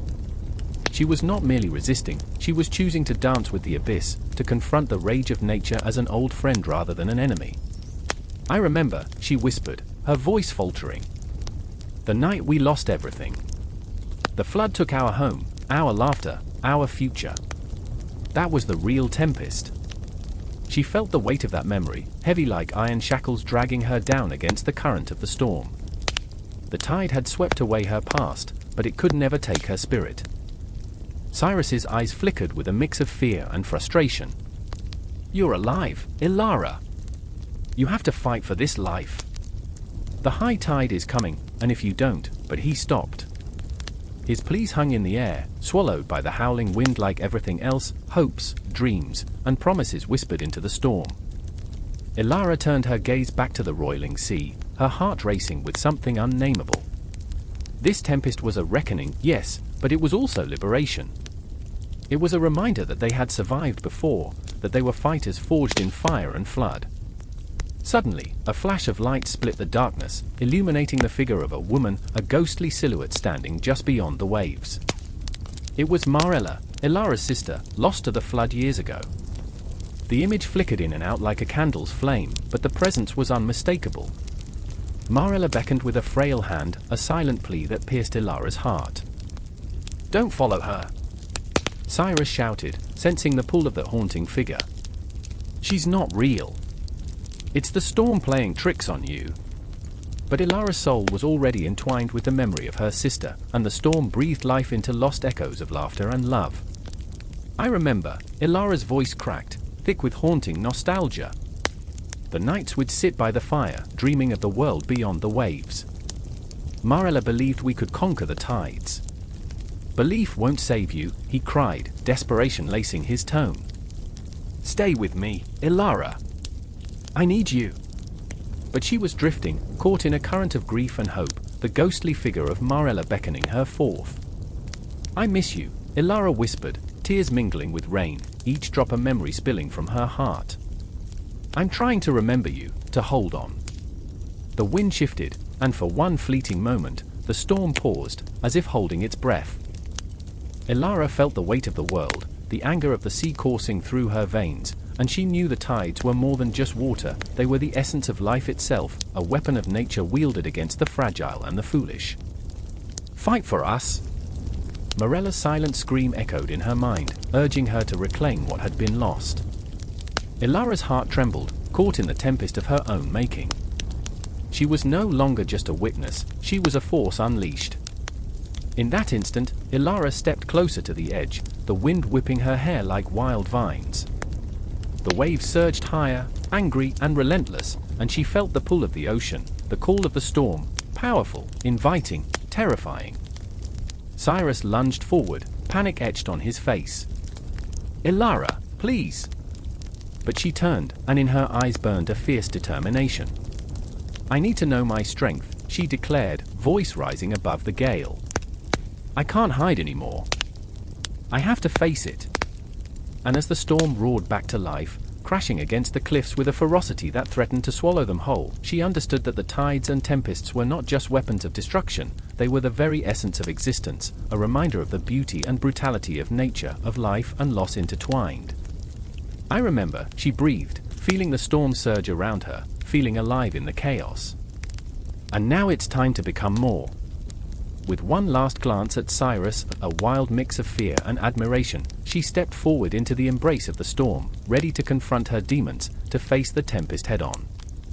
And as the waves crashed and the lightning split the sky, the world around her faded into a cacophony of sound, a symphony of tempestuous freedom and unrestrained grief, a dance of life and death on the edge of the abyss. The air hung thick, electric with the scent of impending chaos, as the ground trembled beneath me. I could feel it, a pulse, a heartbeat, thrumming through the earth like a war drum, summoning nightmares from the depths. My heart raced, a wild stallion bucking against the saddle of reason. I remembered the sky, black as pitch, ravenous clouds swirling overhead like a storm of lost souls, ready to unleash hell. I could hear the whispers weaving through the trees, secrets of dread curling around me, urging me to flee, yet I stood frozen, torn between terror and the magnetic pull of a fate I couldn't escape. Elara was there, her eyes wide with a fear that mirrored my own. She gripped my arm tightly, nails digging into flesh, but I barely felt the pain. Her breath came in quick bursts, each one laced with a desperation that sliced through the thick tension. "What if they come for us?" she gasped, her voice barely a whisper, yet loud enough to drown out the furious winds. I wanted to reassure her, to tell her it would be all right, but the words lodged in my throat like a stone, heavy and unyielding. A storm, yes, but not just of nature, it was Typhon's wrath, stirring in the shadows. And then there was Selim, his face pale as the moonlight breaking through the chaos. He stood poised like a warrior caught between the promise of valor and the grip of despair. He had always masked his fears beneath a facade of bravado, but now I saw it, the cracks, the fissures in his armor that revealed a man grappling with his own mortality. "We can't let this happen," he murmured, his voice thick with urgency. "We have to fight." But what was left to fight with? The ground shuddered again, and I felt the weight of something monstrous lurking just beyond sight, waiting, hungry. Typhon's minions, they whispered, their forms twisting in the recesses of my mind. Abominations born of his fury, each one a grotesque parody of life, waiting to crawl from the abyss. I shivered, the thought a chill against my spine. I remembered my dreams, visions of twisted figures, claws glistening in the pale glow of a dying sun. They haunted me, always lingering at the edges of consciousness. "We need to find shelter," I breathed, but even as I spoke, the ground erupted, spilling forth a legion of horrors. Out they came, shapes writhing and contorting, each more loathsome than the last. Eyes that glowed like dying embers, mouths full of jagged teeth, gaping and howling. The air thickened with their stench, a rancid miasma that clawed at my throat. Elara screamed, a sound that shattered the darkness, and I tugged her close, the warmth of her body a fragile shield against the impending doom. Selim drew his sword, the blade glimmering with an otherworldly light, but even he faltered, his bravado slipping like sand through fingers. "I remember the stories," I gasped, words tumbling out in a frantic rush. "I remember the legends of Typhon and his minions. They are not just monsters, they are nightmares made flesh." Each word felt like a curse, a truth too heavy to bear. The air vibrated with the cacophony of monstrous laughter, a symphony of despair that echoed through the night. I could feel it wrapping around me, constricting, squeezing the hope from my chest, leaving only raw fear in its wake. As one creature lunged, I caught a glimpse of its twisted form, a mass of sinew and shadow, flesh dripping like melted wax. It was a horror that seemed to exist outside the bounds of sanity, a mockery of life. I felt Elara's grip tighten, her nails digging deeper, and for a moment, we were bound together in our fear, two souls clinging to one another in a world gone mad. "Fight!" Selim shouted, his voice rising above the noise, a beacon of defiance. But how? How could we fight against nightmares? I felt my resolve crumble beneath the weight of despair. The creatures surged forward, their cries a ghastly melody, and within that chaos, I saw the light in Elara's eyes dimming, the flicker of hope extinguished. "No!" I cried, the word bursting forth like a prayer, a plea to the universe, to the gods who had long abandoned us. And then, in that moment of unyielding fear, I remembered my own darkness. I remembered the power that lay dormant within, the knowledge I'd buried beneath layers of self-doubt. I had studied the ancient texts, the spells of binding and summoning, the chaotic energies that could be harnessed to turn fear into strength. My heart raced, not with the thrill of adrenaline, but with the realization that perhaps, just perhaps, we could summon an ally of our own. "Trust me!" I shouted, turning to Elara, her terror reflected in my own. "We can fight back. We need to call upon the shadows." Her eyes widened, uncertainty flickering like a candle in the wind. But I saw the spark of defiance ignite within her, the same fire that had drawn us together when the world seemed dark. She nodded, a silent agreement, and I felt a wave of hope wash over me, however fragile it was. Selim stood beside us, sword raised, a sentinel against the tide of nightmares. "What do we do?" he demanded, fear threading through his bravado. I closed my eyes, reaching deep into the well of my memories, the incantation swirling like a tempest in my mind. "We summon the chains of the abyss." I cried, my voice rising above the chaos, a rallying call to the depths of despair. In that moment, the world felt suspended, time folding into itself like the pages of an ancient book. The creatures hesitated, their grotesque forms flickering, unsure of what was to come. I could feel Alara's hand in mine, solid and warm, grounding me as I drew upon the power that surged beneath the surface. The darkness became alive, swirling around us, whispering secrets that curled like smoke around our hearts. The minions of Typhon recoiled, their laughter turning to growls of confusion as we summoned the shadows, a desperate bond forming in the chaos. The air crackled with tension, and I could feel the weight of fate hanging in the balance, teetering on the edge of oblivion. My voice rose higher, words spilling forth like blood from a wound, each incantation a thread weaving into the fabric of our reality. I remember, I whispered, the chant echoing through the night, reverberating in the marrow of my bones. I could see it, a flicker of light amidst the darkness, a tiny, defiant flame. My heart raced, the world shrinking to focus on that moment, on the power we could wield together. And as I opened my eyes, I knew we were not alone. The shadows had heeded our call, and the tide was turning. The minions would not claim us, not tonight. We were the storm, the reckoning, and as we prepared to face the darkness, the night echoed with our defiance, with the promise of a battle that had only just begun. The air crackles with an energy that feels almost alive, a tension so thick you could cut it with a blade. I stand amidst the sharp shadows cast by Olympus, where the whispers of the gods skitter like frightened mice, echoing against the stone walls of our great hall. The scent of betrayal is palpable, a sharp metallic tang in the air. I remember the moment the screams pierced the evening quiet, a shriek that shattered the stillness, igniting a whirlwind of chaos. My heart raced, each thud resounding in my ears as I stumbled toward the source.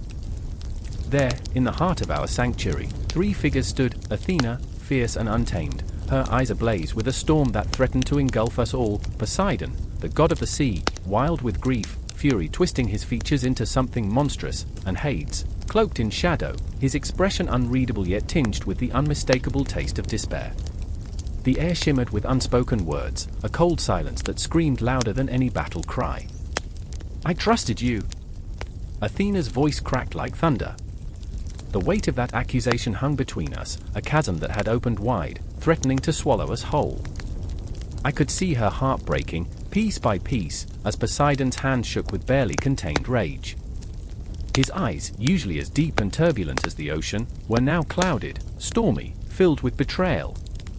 "What was it for, Athena?" he roared, each syllable a gust of wind that threatened to tear the very sky apart. "What did you gain from this treachery?" The accusation was a knife, and I felt the blade cut into the fabric of our divine unity. Betrayal among gods was as ancient as time itself, yet here we were, at the precipice, each one of us teetering on the edge of madness. I remember when trust was a currency we all shared, when laughter echoed through these hallowed halls, an echo now drowned by the weight of suspicion. Athena, always the strategist, had been scheming behind closed doors. I could feel the tension simmering in her frame, a coiled spring ready to snap. Her mind raced, calculating, weighing options like a panicked soul weighing the cost of its sins. "You have no idea what I've sacrificed," she whispered, and I could see the vulnerability beneath her fiery facade, a flickering candle threatened by a gust of wind. And Poseidon, my brother, his fury was a tidal wave crashing against the shore. He had loved her, fiercely. The kind of love that roars like the ocean during a storm, wild and untamed. The kind of love that, once broken, leaves behind nothing but wreckage. I could feel his pain, a raw wound that bled into the very ground beneath us. "You think I care about your sacrifices," he spat, each word dripping with venom. "You've betrayed me, Athena. You've betrayed us all." The shards of my heart ached for them, for the goddesses and gods who had stood strong together, who had faced the chaos of humanity and each other, who had laughed in the face of darkness. Yet here we were, the light fading, hope flickering like a dying flame. Hades stepped forward, his voice a low growl, a rumble from the depths of the underworld. "This isn't just between the two of you. You've unleashed a storm that could consume us all." His words sliced through the tension, binding the air with a choking grip. I remember the clock in the great hall, ticking, each second a reminder of the time slipping away, time we no longer had. A cosmic dance of fate spiraled above us, stars twinkling, indifferent to our plight. They saw us, the gods of Olympus, crumbling under the weight of our hubris. "We are gods," I whispered, though my voice felt small and insignificant. "We were meant to be more than this." But the truth was, we were monsters, too, crafted by our own desires, shaped by jealousy and fear. The cosmos had woven us with threads of darkness, we could never be whole without each other, yet our hearts lay shattered, scattered like petals in a storm. Athena's shoulders trembled as she faced Poseidon, her resolve wavering. "You think I did this for myself?" Her voice broke, a whisper now, fragile as glass. "I did it to save us, to save you. The world outside is crumbling, and you're blinded by your rage." Rage. It hung in the air, thick and acrid, a poison that seeped into our hearts. I watched as Poseidon's expression shifted, confusion mingling with fury, love battling with betrayal. The storm within him raged, crashing waves of emotion that threatened to drown us all. "I can't believe you anymore," he said, each word a stone tossed into an ocean of despair. "You've created fractures in our very foundation. Can we ever mend this?" The question hung, an anchor dragging us into the abyss. I wanted to scream, to shake them both, to remind them that we were not mere mortals, we were gods. But in that moment, I felt the weight of my own failures, my own weaknesses. I had stood by, a silent observer, watching as our bonds frayed. The shadows deepened, swirling around us, whispering secrets of the past, of gods who had fallen before us. I could feel the weight of time pressing down, a relentless tide that would not relent. Each heartbeat echoed through me, a reminder of the urgency that loomed. If we did not act, we would be lost. "Together, we can fight this," I finally said, my voice stronger now, filled with the fervor of desperation. "But we must choose to trust again. We must choose to heal." The silence that followed felt deafening, and I could see the flicker of hope in Athena's eyes, the hesitant thawing of Poseidon's icy rage. But as I reached out, the shadows danced with laughter, a haunting reminder that the past could not be easily erased. The betrayal had left scars, deep and raw. And as the clock continued to tick, I realized the storm was far from over. The darkness loomed, waiting for the moment when our resolve would falter, when the betrayal would consume us whole. I could feel it creeping closer, a ghostly presence that threatened to steal away everything we had fought for. In that moment, I understood. The betrayal of a god was not merely an act, it was a wound that festered, a ghost that lingered, a curse we would carry with us into eternity. And as the tension hung thick in the air, I braced myself for the storm to come, knowing that the real battle was just beginning. The cries of the cosmos echoed, a reminder that we were not yet finished. Not by a long shot. The ground shuddered beneath the weight of darkness, a tremor that coursed through Olympus like a cold whisper of dread. I stood there, heart pounding, the sound like thunder in my ears, as shadows stretched across the ancient stones. The sky, once a brilliant canvas of blue, twisted into a canvas of malevolent grays, heavy with the promise of chaos. I remember the moment, the air thickened, charged with an energy that felt both exhilarating and terrifying, as if the world held its breath, teetering on the brink of annihilation. And then, the roar came. A sound so raw, so primal, it shook the very marrow of my bones. Typhon had arrived. The great titan, once banished to the depths, now stormed forth with fury that echoed through the hearts of every god, every mortal. I could almost taste the fear, a metallic tang pooling at the back of my throat as I glimpsed the silhouette of doom, its form twisted like a nightmare given flesh.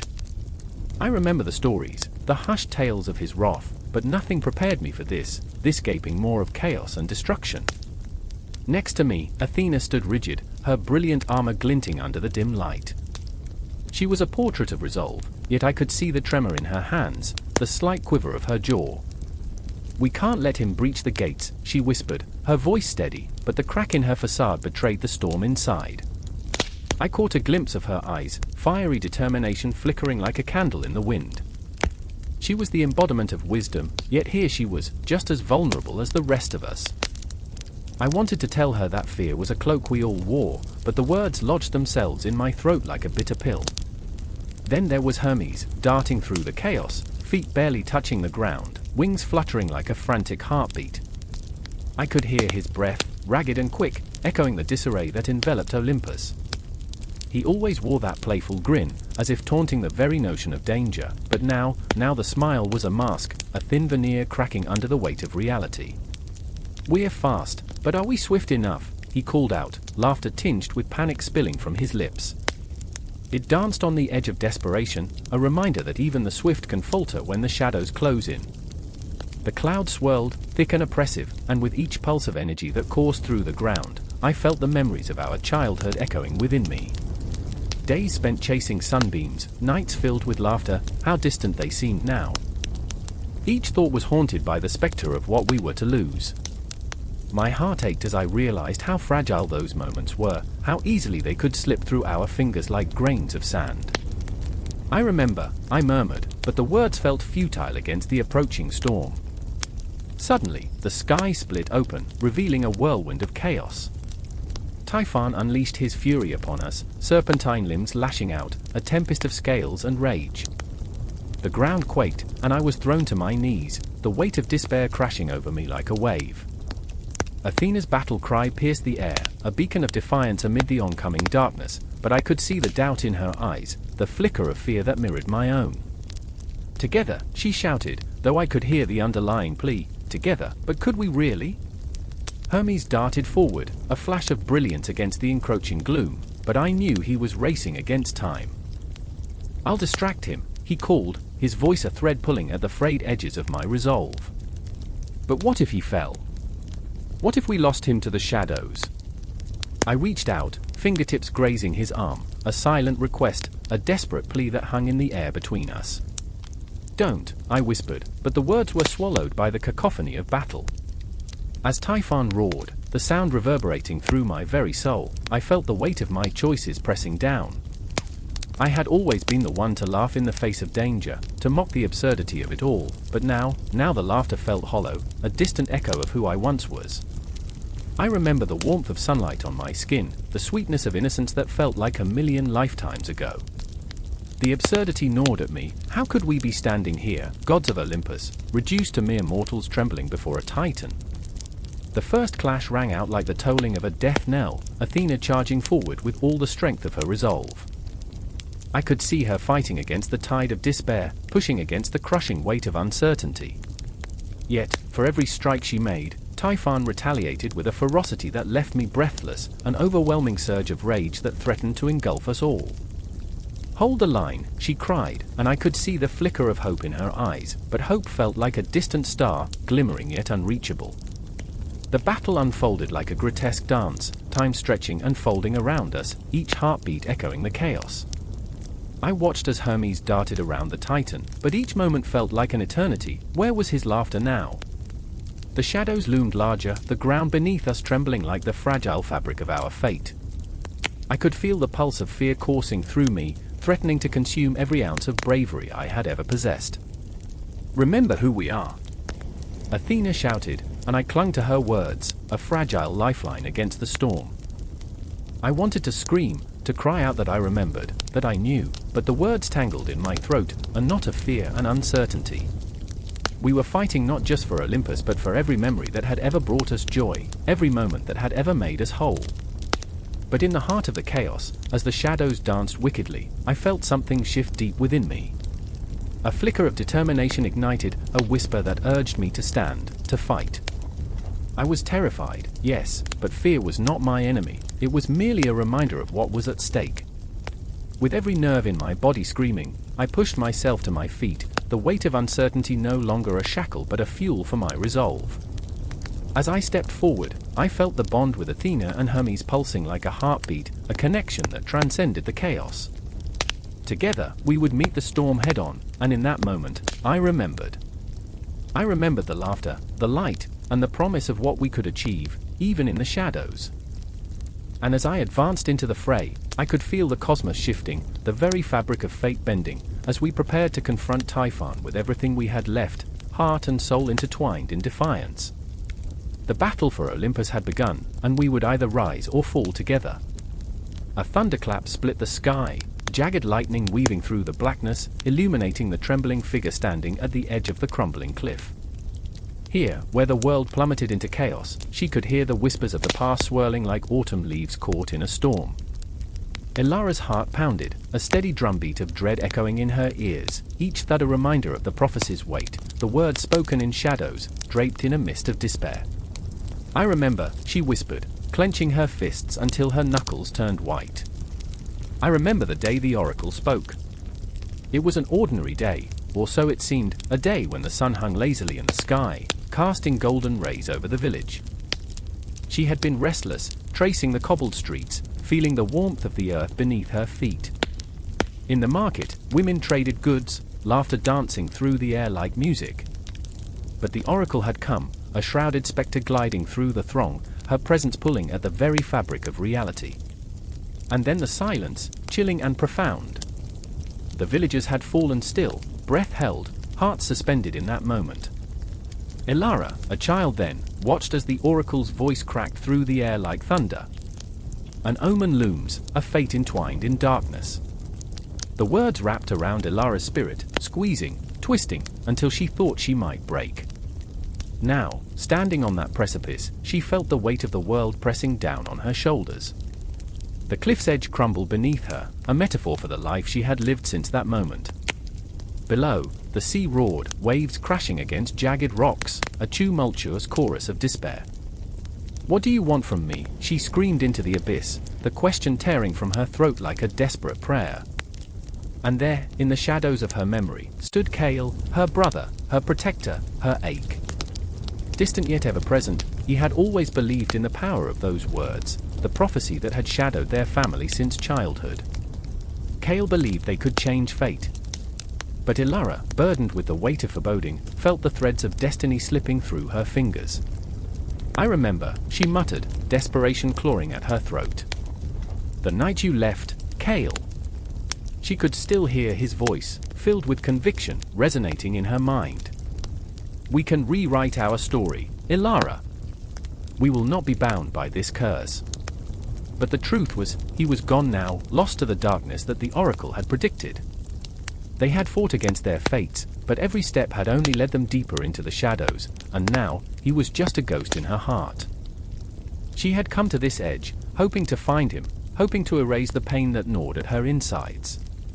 As she stared into the roiling sea, the moon emerged from behind the storm clouds, casting eerie silver light over the raging water. "You think you're invincible, don't you?" she whispered, a bitter laugh escaping her lips. "But even the moon has its phases." The air crackled with tension, and with it, a sensation that something was approaching, a presence that filled her with both terror and familiarity. The wind whispered secrets, coaxing shadows to life. A figure emerged, a silhouette cloaked in darkness, stepping from the depths of her mind into her reality. It was Kale, standing on the brink of the abyss, eyes ablaze with a fire that seemed both alive and hauntingly spectral. "Ilara!" His voice was a thunderclap, a resonant sound that shattered the silence. "You have to listen to me." She felt the ground shift beneath her, a tremor of disbelief, longing, and fear mingling in her chest. "You're not real," she gasped, and yet the truth of his presence sent waves of conflicting emotions crashing over her. "You're just a dream. A memory." "No," he pressed, stepping closer, the tension between them palpable. "I'm here because you called me. You're letting fear consume you." His eyes searched hers, probing deep, igniting the embers of hope that flickered in her heart. "You have to confront it, Ilara. The oracle's words are not a curse, they're a warning." The shadows danced around them, a swirling tempest of lost hopes and unfulfilled promises, and in that darkness, she saw it, a glimpse of the future the oracle had painted. Cities ablaze, faces twisted in agony, shadows of loved ones lost.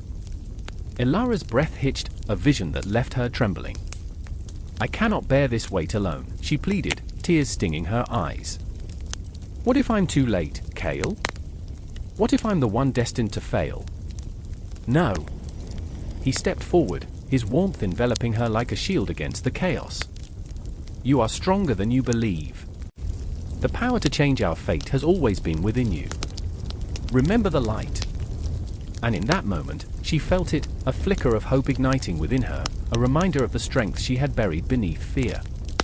I remember, she breathed deeply, the words igniting a fire within her soul. I remember the light. With a sudden surge of determination, she reached for the darkness, her hands trembling but resolute. The shadows writhed, threatening to swallow her whole, but she faced them, heart racing, breath hitching, alive with purpose. I will not be a vessel for despair, she declared, her voice ringing through the storm.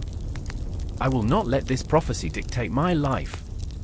The winds howled, fury unleashed, but amidst the chaos, a clarity shone. It was not just a fight against the prophecy, it was a battle for her very soul. And as the abyss threatened to consume her, she felt it, a surge of strength, a pulse of something ancient and powerful. Kale's silhouette flickered, the boundary between dream and reality blurring. You are not alone, sister. I am with you, his voice echoed, as if reality itself was bending to her will. With every heartbeat, every breath, she gathered her courage, resolving to rewrite the story that had bound her for so long. I will not yield, she cried, and the storm around them seemed to still, holding its breath, as if the universe awaited her next move. The lines of fate twisted and tangled, and as she stood on the precipice of her destiny, Elara realized that the true power of prophecy lay not in its ominous predictions but in the choices made in the face of despair. The darkened sky above seemed to shimmer with possibility, and for the first time, she understood, the future was hers to forge, the echoes of the past merely shadows dancing at her feet. And as the storm broke, sending rain cascading onto her face, mingling with her tears, Elara took a step forward, into the unknown, ready to embrace whatever fate awaited her. The world held its breath. The lighthouse stood defiant against the raging storm, its beam slicing through the darkness like a knife. I could feel the pulse of the ocean, the raw energy thrumming beneath my feet, as if the very earth was alive and breathing, angry and intent on spilling its fury upon us. Waves crashed mercilessly against the rocks, sending plumes of salt spray that stung my face. I tasted the bitterness of fear, sharp and familiar. In the distance, a figure staggered through the rain, a silhouette swallowed by shadows. It was Max, his eyes wild, his hands trembling, clutching a compass that had betrayed him. His breaths came in ragged gasps, desperation painted across his features.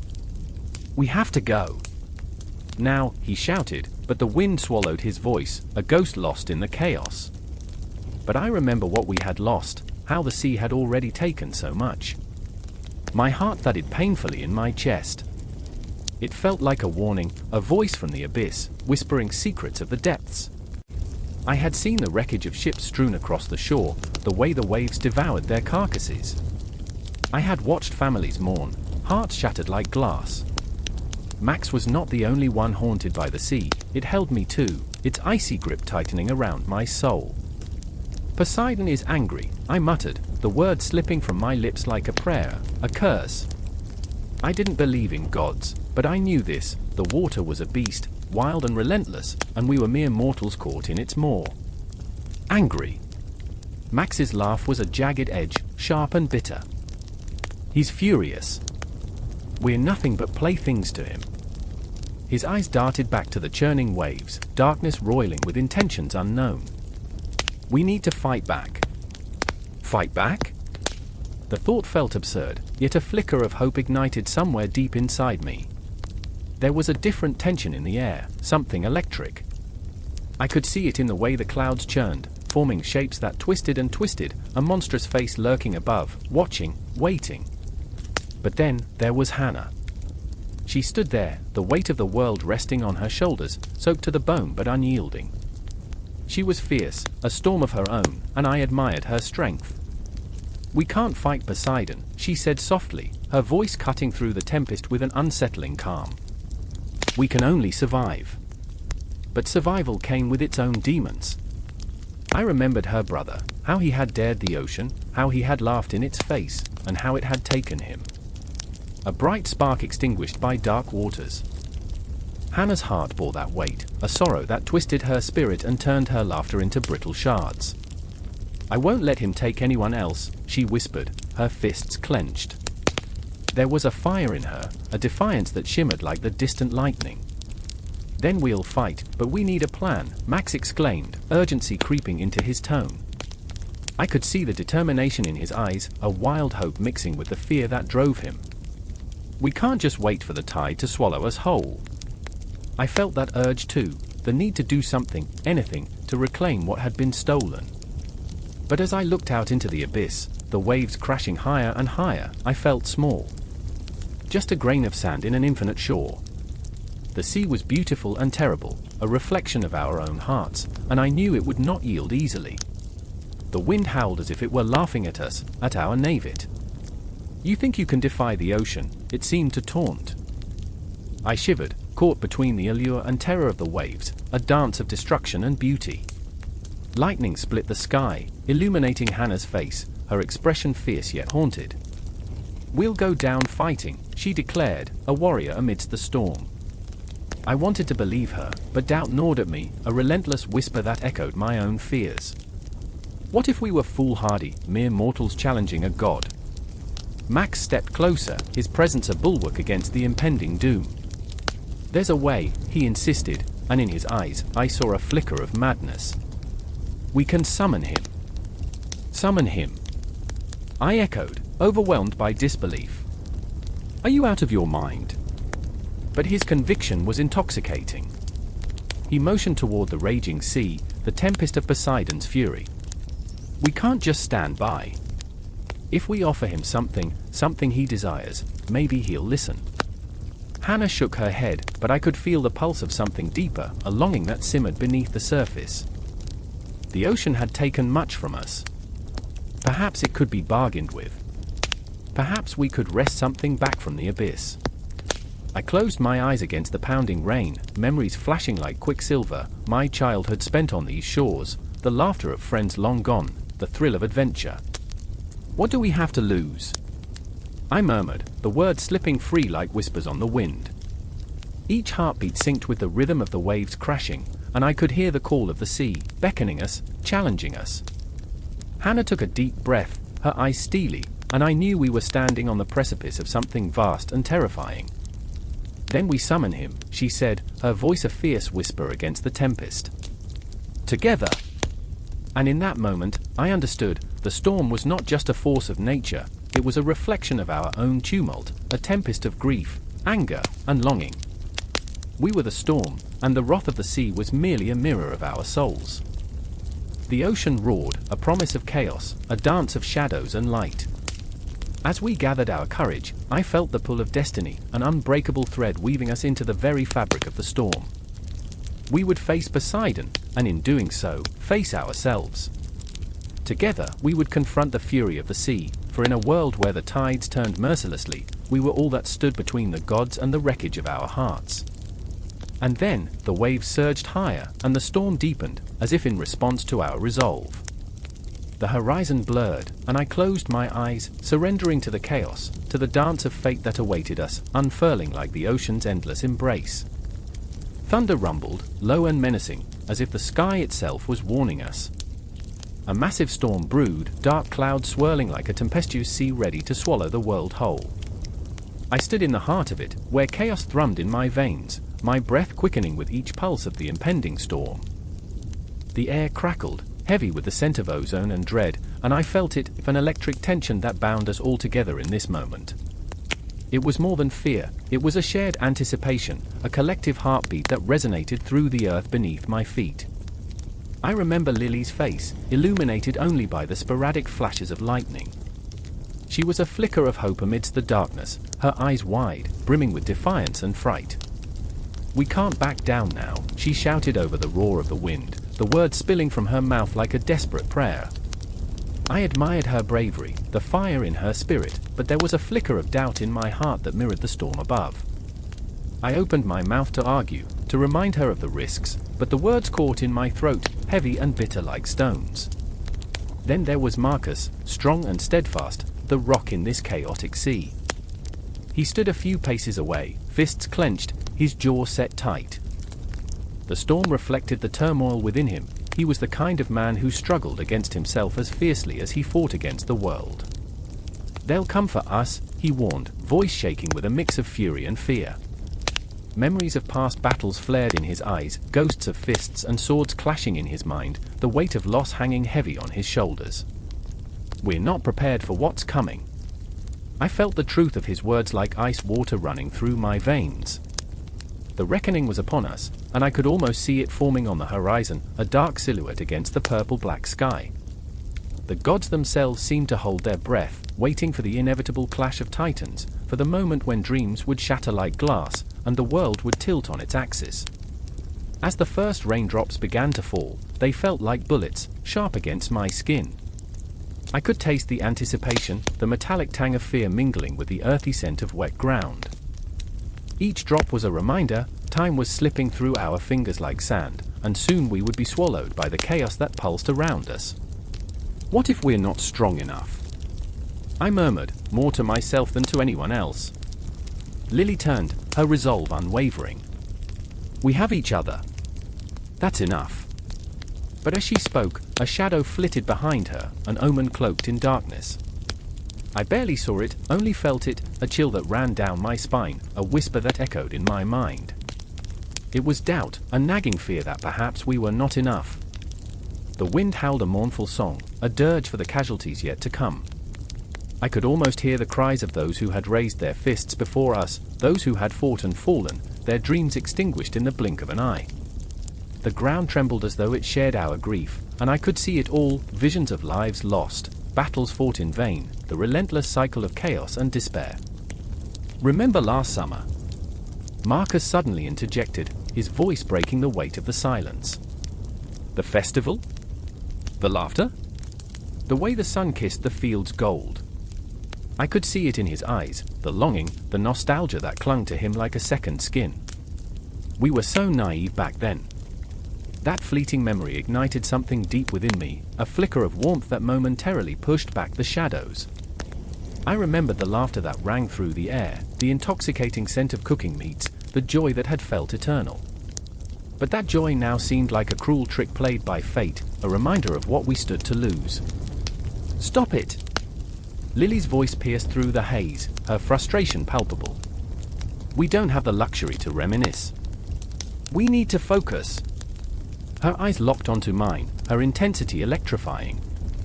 We fight for that joy. For the memories we cherish. We can't let them take it from us. In that moment, I felt the swell of defiance rise within me. We were standing on the precipice of something monumental, and the storm roared in agreement, a cacophony of power and rage. The shadows loomed closer, dark and menacing, but I could see the flicker of fire in our hearts, tiny but fierce, ready to ignite.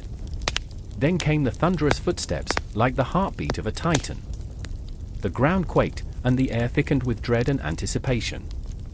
I looked at Marcus, saw the determination etched into his features, the resolve to protect us, to fight for every fleeting moment of happiness. And then at Lily, who stood like a warrior, a beacon of hope amidst the gathering storm. I remembered the dreams we held, the visions of what we could build, the lives we could lead if only we survived this night. But time, relentless and cruel, ticked on like a clock winding down, and with it came the certainty of confrontation. And then, in the thick silence that followed the storm's roar, it happened.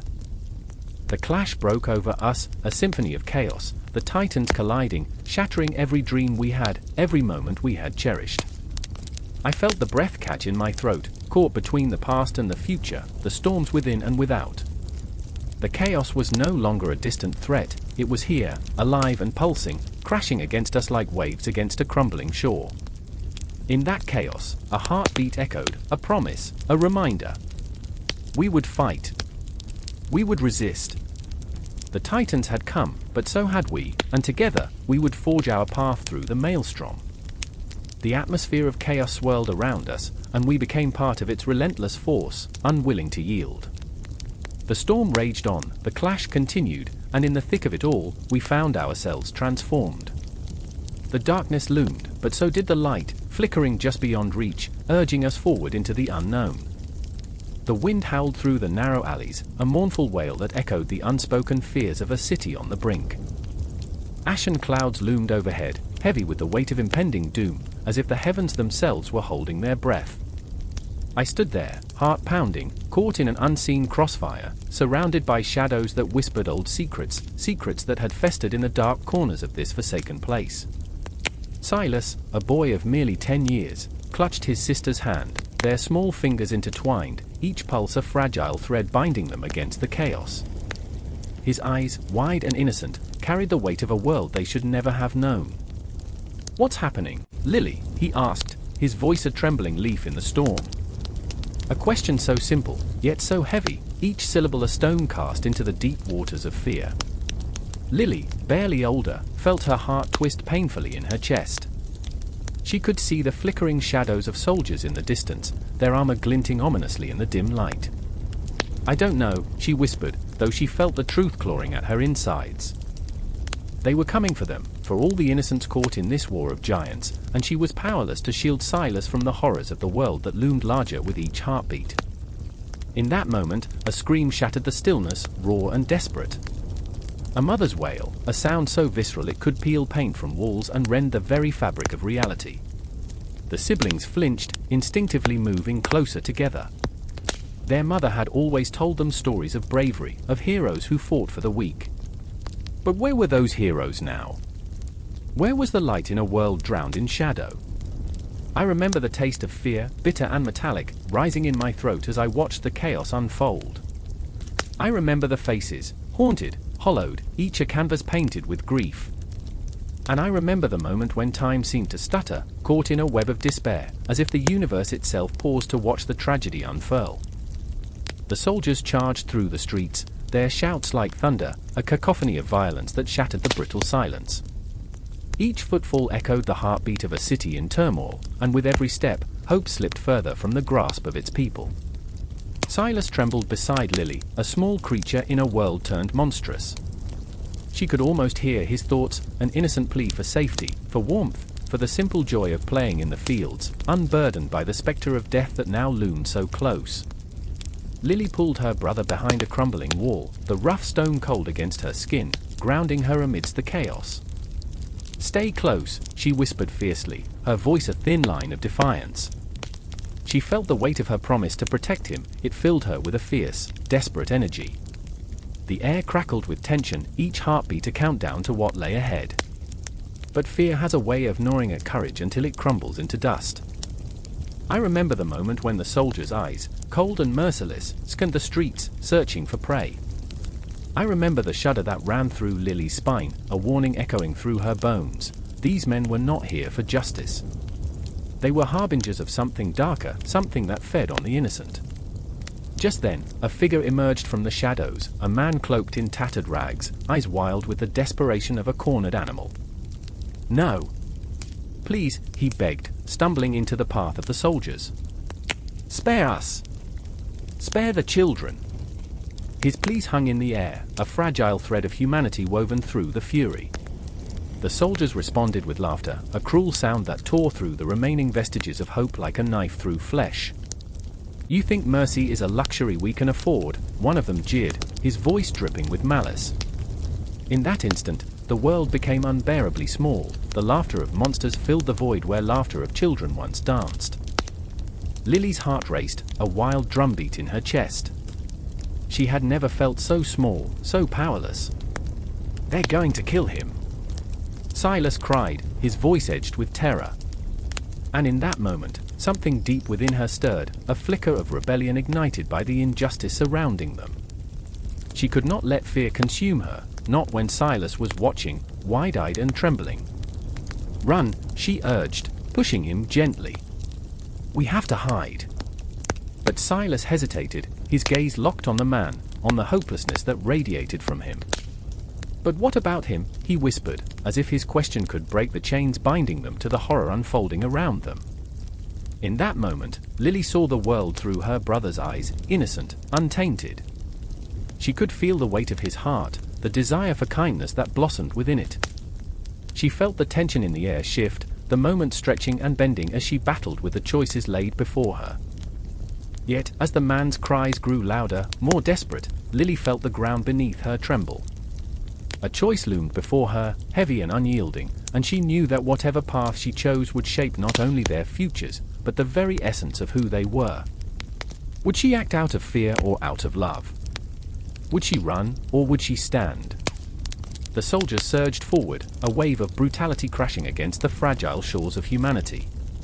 And in that heartbeat, in that fleeting moment, the burden of sacrifice settled like a shroud over her soul. She could see it all, the flickering embers of hope, the shadows of despair, the line between life and death blurring in the chaos. And then, a flash, a decision made in the depths of her heart. She grabbed Silas's hand, pulling him down into the darkness, into the recesses of their crumbling world, as the echoes of screams and laughter intertwined, a haunting melody that would linger long after they had vanished. As they fled, the city swallowed them whole, a ravenous beast devouring the last whispers of innocence. Each step felt like a heartbeat lost to time, each breath a quiet rebellion against the encroaching darkness. In the cacophony, amidst the chaos, they became shadows, mortals caught in the crossfire, destined to wander the labyrinth of their own choices, forever haunted by the sacrifices made in a world where innocence was the ultimate price. The air vibrated with an electric urgency, a crackling tension that felt as if the universe itself held its breath. Thunder rumbled ominously in the distance, shadows flickering across the shattered ruins of an ancient temple, long forgotten yet teeming with ghosts of the past. I stood at the edge of a precipice, heart pounding, the sky swirling with stormy blues and blacks, echoing the turmoil within me. I remember the weight of it all, the heaviness that clung to my skin like the remnants of a nightmare I couldn't shake off. A figure emerged from the darkness, a silhouette against the chaos. It was Callista, her eyes bright with determination but shadowed by a flicker of doubt. "They're coming," she said, her voice barely above a whisper, but it felt like a scream in my soul. The memories of our past, the laughter, the victories, the betrayals, flooded back, visceral and raw. Callista, fierce yet vulnerable, had always been the unyielding center in my chaotic world. But now, the uncertainty etched into her brow gnawed at me. "Will we ever be enough?" I asked, the words slipping out before I could swallow them back. My own fear slithered through my veins, mingling with the adrenaline coursing through me. We'd fought too hard, sacrificed too much. I remembered when we stood as dreamers, naive, imagining how we'd lead our people to glory. But glory felt distant now, like a fading star, out of reach in the encroaching darkness. "Unity," she breathed, clenching her fists. "It's our only hope." And hope, that fickle creature, danced just out of reach. I remembered the stories whispered around campfires, tales of Olympian forces gathering, the strength found in collective heartbeat, the power burgeoning in the ties that bind. But those tales felt hollow now, like echoes in an empty hall. Could we truly find that strength among the ashes? As the first flashes of lightning cut through the sky, illuminating Callista's face, a reflection of courage and fear, I felt a surge of despair. We had gathered our allies, but the distance between us felt insurmountable. Each faction was a splintered shard, their animosities running deep, unrepentant ghosts of grievances surfacing at the worst possible moment. The gods had turned their backs, and I was left clinging to the fraying strands of faith. I turned to Marcus, a titan of a man whose laughter once filled the air with warmth, now replaced with silence and shadows. His eyes, usually alive with mischief, were haunted. "Why did we wait so long?" he muttered, the regret heavy on his chest. We had been so lost in our own turmoil, our own pain, that we had let the darkness seep into our hearts, blinding us to the gathering storm. "Because we were afraid," I replied, my voice trembling with the weight of truth. Afraid to acknowledge that we needed each other. I remembered the nights spent in heated arguments, the bitter words thrown like weapons. The ghosts of our past loomed large, each mistake a reminder of the fragile trust we had built. Yet, here we were, bound by the desperation of a world on the brink of collapse. The earth trembled, and the air thickened with a palpable dread. The distant roar grew louder, an ominous symphony of chaos. "They're here," Callista shouted, and the color drained from her face. I glanced down the crumbling path, where dark shapes emerged, a tide of warriors unleashed, an army forged in the fires of hatred and desperation. I could feel the ground beneath my feet quake, echoing the heavy thrum of my heart. "Make your choice." I called out into the gathering storm, my voice raw with urgency. "Will we stand together, or will we fall apart?" The answer hung in the air like the scent of rain before a downpour, inescapable and heavy. I caught a flicker of movement to my left, Meredith, her hands trembling, her eyes wide, caught between her loyalties. "I can't choose," she whispered, as if the weight of the decision might crush her. I felt her fear, a mirror of my own, and in that moment, we were all just pieces on a chessboard, desperately seeking our place in a game far larger than ourselves. Lightning split the sky again, blinding and brilliant, illuminating the faces of the approaching army. I remembered the history that had led us here, the choices that had fragmented our unity, and the love that had once bound us. Each heartbeat was a reminder of what we stood to lose. "Together," Callista shouted, her voice breaking through the cacophony of mounting dread, and it struck a chord deep within me, reverberating through the very marrow of my being. "Together, we are stronger than any of us could ever be alone." Her words ignited something inside, a flicker of hope amidst the shadows. I felt a shift, a crack in the dam of despair. I remembered the warmth of our laughter, the shared dreams, the promises whispered under starlit skies. We had built those memories on the foundation of our unity, and even now, it was not too late to reclaim it. "Stand with me!" I roared, channeling every ounce of fear, pain, and love into those words, rallying the scattered remnants of our fractured alliance. "Feel the heartbeat that unites us, let it guide us." The air charged with an intensity, a collective breath held in anticipation, and slowly, one by one, warriors stepped forward, the flickers of resolve igniting in their eyes. The storm raged on, but within that chaos, I felt a pulse of unity, a heartbeat that grew louder, stronger, echoing the fury of the tempest. It was messy, it was fierce, and it was beautiful. And as the first clash of steel rang out, we surged forward, propelled by the power of our unity, hearts entwined in a dance of defiance and hope, the shadows receding, if only for a moment. In that instant, I knew our struggle had only just begun, a fragile thread binding us against the encroaching darkness, but it was enough. I remember the thrill of that moment, the weight of our fears, and the flicker of unity amid despair. The storm was far from over, and the fight had just begun. The air crackles, a heavy silence draping over the ruins of what was once a thriving city. A soft wind whispers through the skeletal remains of buildings, and with it, a sense of impending dread.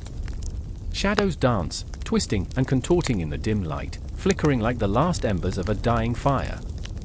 I stand amidst the chaos, heart pounding, a cacophony of emotion swirling within me, a tempest of grief, fear, and a desperate hunger for understanding.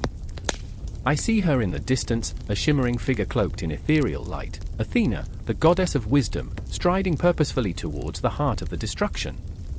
Her presence feels like a distant star in a night sky smothered by clouds, a flicker of hope clashing violently against the overwhelming darkness. "Why?" I whisper, the word barely escaping my lips, but the enormity of the question hangs in the air, pregnant with sorrow. Why does the world fall apart while wisdom stands, seemingly indifferent? Beside me, Marcus, a soldier with haunted eyes and a heart burdened by memories, clenches his fists. The iron of his armor rattles, mirroring the chaos within. "This is madness," he growls, his voice thick with despair, and I can almost feel the weight of his unspoken fears hovering like a specter. He fought bravely, but his valor feels like a cruel joke now, a drop in the ocean of despair that engulfs us. "We're losing everything," he continues, the tremor in his voice betraying his resolve. "Everything we fought for." I want to reach out, to tell him that I see his struggle, the turmoil gnawing at him like rats in a cellar. He carries the ghosts of fallen comrades, their laughter now echoes in a void, taunting him, reminding him of his failures, of what he couldn't save. "Marcus," I manage, my voice a mere whisper against the tide of destruction.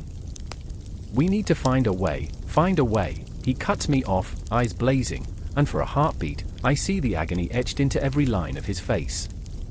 What good is wisdom when it's chaos that reigns?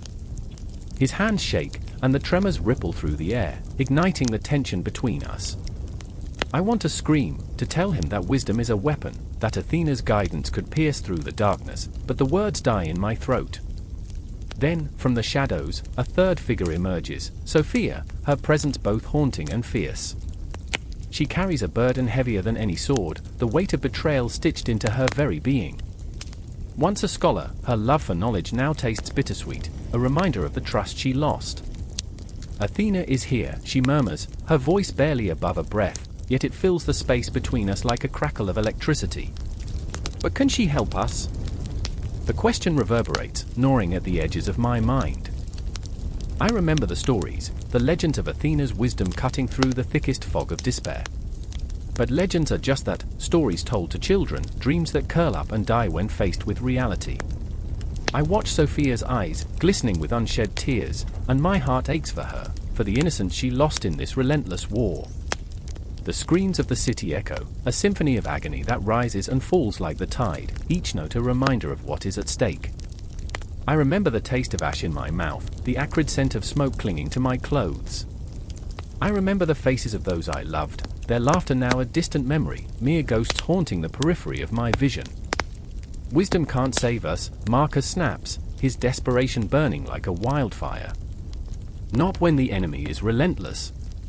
His hands shake, and I see the raw humanity in his anger, flawed, yet so achingly real. He's terrified, a soldier stripped bare, and beneath the rage, I sense his yearning for a glimmer of hope, a lifeline amidst the chaos. But the chaos is thickening, wrapping around us like a suffocating fog. The shadows elongate, whispering secrets of despair, and I can feel the air growing heavy with dread. What are we waiting for? I urge, my voice breaking, straining against the weight of our reality. Athena wouldn't stand idle. She would act. Sophia's eyes flash with determination, flickering like a candle caught in the wind. Then let's call for her, she says, her voice rising above the cacophony. Let's invoke her wisdom. Invoke? Marcus scoffs, the bitterness in his tone cutting deep. What if she doesn't answer? What if she's just a myth? But what if she does? I challenge, my heartbeat thrumming fiercely against my ribs. What if my words hang in the air, heavy with the weight of possibility? We stand on the precipice, teetering between despair and hope, and the line blurs, almost imperceptibly. I remember the stories, the tales of Athena guiding heroes through trials, of wisdom cutting through darkness like a lighthouse piercing through a storm. She can help us, I murmur, trying to convince myself as much as them. We must believe.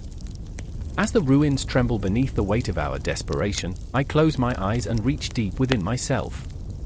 I remember the relentless pursuit of knowledge, the thirst for understanding that once lit my soul on fire. Athena, I call into the void, my voice trembling but filled with conviction. We need you. And in that moment, I feel it, a shiver, a flicker of awareness, a heartbeat echoing against the backdrop of despair. I open my eyes, sensing something shift in the air, an unseen force gathering around us. The shadows whisper louder, the chaos intensifies, and I hold my breath, caught between fear and the slightest glimmer of hope. Amidst the ruins, we stand, three flawed souls, bound by a common thread of longing and desperation, seeking wisdom in the face of destruction. And as Athena's presence looms closer, I wonder if we're ready to bear the weight of her enlightenment, to confront the shadows that threaten to consume us whole. The air thickens, time stretches, and for a heartbeat, everything hangs in the balance, the echoes of our past entwined with the uncertainty of our future. The darkness presses in, but within that haze, the flicker of wisdom beckons, and I feel it, an undeniable urge to dive deeper into the chaos, to summon the courage to face whatever comes next. The air crackled with tension, sharp as the edge of a blade, slicing through the shadows of a moonless night. I stood there, heart pounding like a war drum, as the ghosts of my choices whispered in the corners of my mind. A figure darted past, a blur against the bleak backdrop of the city, his breath ragged, filled with desperation. It was then that I knew, tonight, everything would change. I remember the way the damp cobblestones glistened under the faint light of a flickering lantern. They held stories of countless souls, their laughter and tears absorbed into the very stone, like ink bleeding into paper. But here, beneath the weight of impending doom, the streets felt alive, as if they breathed in sync with our collective fear. The city wore its shadows like a second skin, a tapestry woven with secrets and deceit. And there was Hermes, a mischievous spectre in the background, watching, waiting. His presence was a palpable force, swift as the wind and sharp as the sting of betrayal. He thrived on chaos, speed and deception, his sacred tools. I could almost hear his laughter, a haunting echo that danced through the alleys, promising both salvation and doom. Jasmine felt it too. The tension in her body was taut, like a bowstring ready to snap. She was not just a bystander in this dark theater, she was a player, caught in the web of her own ambitions and fears. I could see her eyes glisten with unshed tears, and I wanted to reach out, to comfort her, but the moment hung like a fragile thread. We had both made choices that had led us here, and the consequences loomed like storm clouds on the horizon. "Is this what we wanted?" she whispered, her voice trembling, a fragile leaf caught in a tempest. "Is this the price we pay for our dreams?" I remember the weight of her question, heavy in the air like a tied-off noose, squeezing tighter with every passing second. I wanted to tell her that dreams could be worth any cost, but the truth was different. Every choice had its scars, and we were both marred by our decisions. Across the street, a shadow shifted, and I felt my pulse quicken. It was Theo, his face a mask of determination, brow furrowed as though he were wrestling with the very fabric of existence. He was driven, fueled by a desire that burned brighter than any flame, yet with that fire came a recklessness that frightened me. "Stay close," he shouted, his voice cutting through the darkness, but even his courage felt like a tremor in the ground. The moment we had been dreading was upon us, and all the bravado in the world couldn't shield us from the storm that was gathering at our doorstep. I remember our breath mingling in the cold night air, a shared fear that connected us like a thread through the chaos. We were not just players in this game, we were pawns, manipulated by hands unseen. The weight of fate pressed down upon us, and I could almost see Hermes in the distance, grinning as he pulled the strings with unholy glee. "Do you trust him?" Jasmine's voice broke through the fog of my thoughts. "Do you trust his promises?" Promises! Such fragile things. They were whispers in the dark, easily broken, easily forgotten. I wanted to tell her yes, to give her some semblance of hope, but the truth shivered on the edge of my tongue. Every promise from Hermes came with a price. "Look!" Theo's voice shattered the silence once more, urgency lacing his words as he pointed toward a narrow alley that slithered between two crumbling buildings. There, in the gloom, a pair of eyes glinted like shards of glass, watching, waiting, measuring our every move. The shadows grew thicker, surrounding us like a living, breathing entity, pressing in, suffocating. I could feel the weight of time, each tick of the clock heavy with foreboding. The night felt endless, yet fleeting, a paradox that clawed at my sanity. I wanted to scream, to shatter the silence with the truth I couldn't voice. We were trapped in a web of our own making, each choice another thread weaving tighter around our throats. I could feel Hermes, his laughter echoing in my ears, taunting us, daring us to take the next step. "What's the plan?" Jasmine asked, her voice wavering, teetering on the edge of fear. "Speed," Theo replied, his eyes blazing with a fire that I couldn't ignore. "We have to move faster than him, faster than the shadows." I wanted to scream that speed was a double-edged sword, that we were rushing headlong into a trap of our own making. But the words caught in my throat, too heavy to escape. Instead, I felt the pull of urgency, the magnetic force of adrenaline urging us forward. And then we were running, the night swallowing us whole, breathless and frantic. The city became a blur, each corner an opportunity, each shadow a threat. The echo of our footsteps melded with the rhythm of our hearts, a desperate melody that pulsed through the air. But the deeper we ran, the more I felt the creeping dread of Hermes' presence. He was a phantom, weaving through the tapestry of our lives, his deception cloaked in the guise of salvation. I could almost hear his voice, smooth as silk and coated in poison, whispering promises of escape, of victory. "Faster!" Jasmine's voice rang out, but I could feel the weight of inevitability settling around us, a cloak of despair that wrapped tighter with every heartbeat. The alleyways twisted like the labyrinth of our minds, each turn a reflection of our fears, our failures. Shadows danced on the edges of reality, and I could feel them reaching for us, clawing at our resolve. We had entered a world of ghosts, where every choice echoed back with haunting clarity. I searched for a way out, but the threads of our fate were tangled, and I could see no end. And then, in the midst of our flight, a realization struck me, sharp as glass. We had not just run into the night, we had run into our own hearts, unearthing the buried truths that threatened to consume us. Hermes was not just an external force, he was a reflection of our own desires, our own failings. The shadows were not merely the specters of our fears, but the embodiment of the choices we had made. "Stop!" I shouted, my voice breaking through the chaos, desperation clawing at my chest. "We can't keep running. We have to confront him." But the weight of the world pressed down, and I could see the flickering doubts in their eyes. The shadows danced around us, a cacophony of whispers inviting us to surrender. And yet, as we stood on the precipice of confrontation, I felt a flicker of hope ignite within me, a small flame against the overwhelming darkness. We were not just pawns. We were more. We were alive, and in that moment, we could choose to fight back. "Together?" I cried, the word a rallying cry that echoed in the alleyways, reverberating against the cold stone. Fear gripped me, but alongside it was an unyielding desire to seize the night, to break free from the grip of Hermes, to unravel the deception that had ensnared us. I could feel the air shift, a crackling tension building as we faced the shadows, our collective heartbeat thrumming in unison.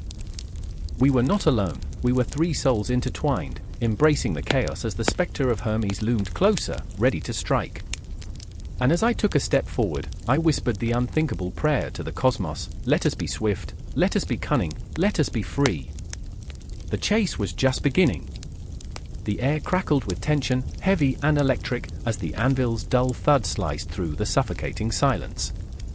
Sparks flew like cold stars igniting in the dark, the rhythmic clang echoing down the cavernous workshop where shadows danced with malevolent glee. I stood there, breathless. The scent of molten metal and charred wood wrapped around me, visceral and suffocating, as they toiled tirelessly to shape the unimaginable. This was no ordinary forge, it pulsed with a heartbeat of its own, a pulse that resonated with the weight of destinies intertwined. "I remember," I whispered, feeling the words claw their way from the depths of my throat, "the first time I grasped the hilt of a sword." A memory surged, vivid and sharp. It had felt alive in my hands, as if the very essence of battle coursed through it.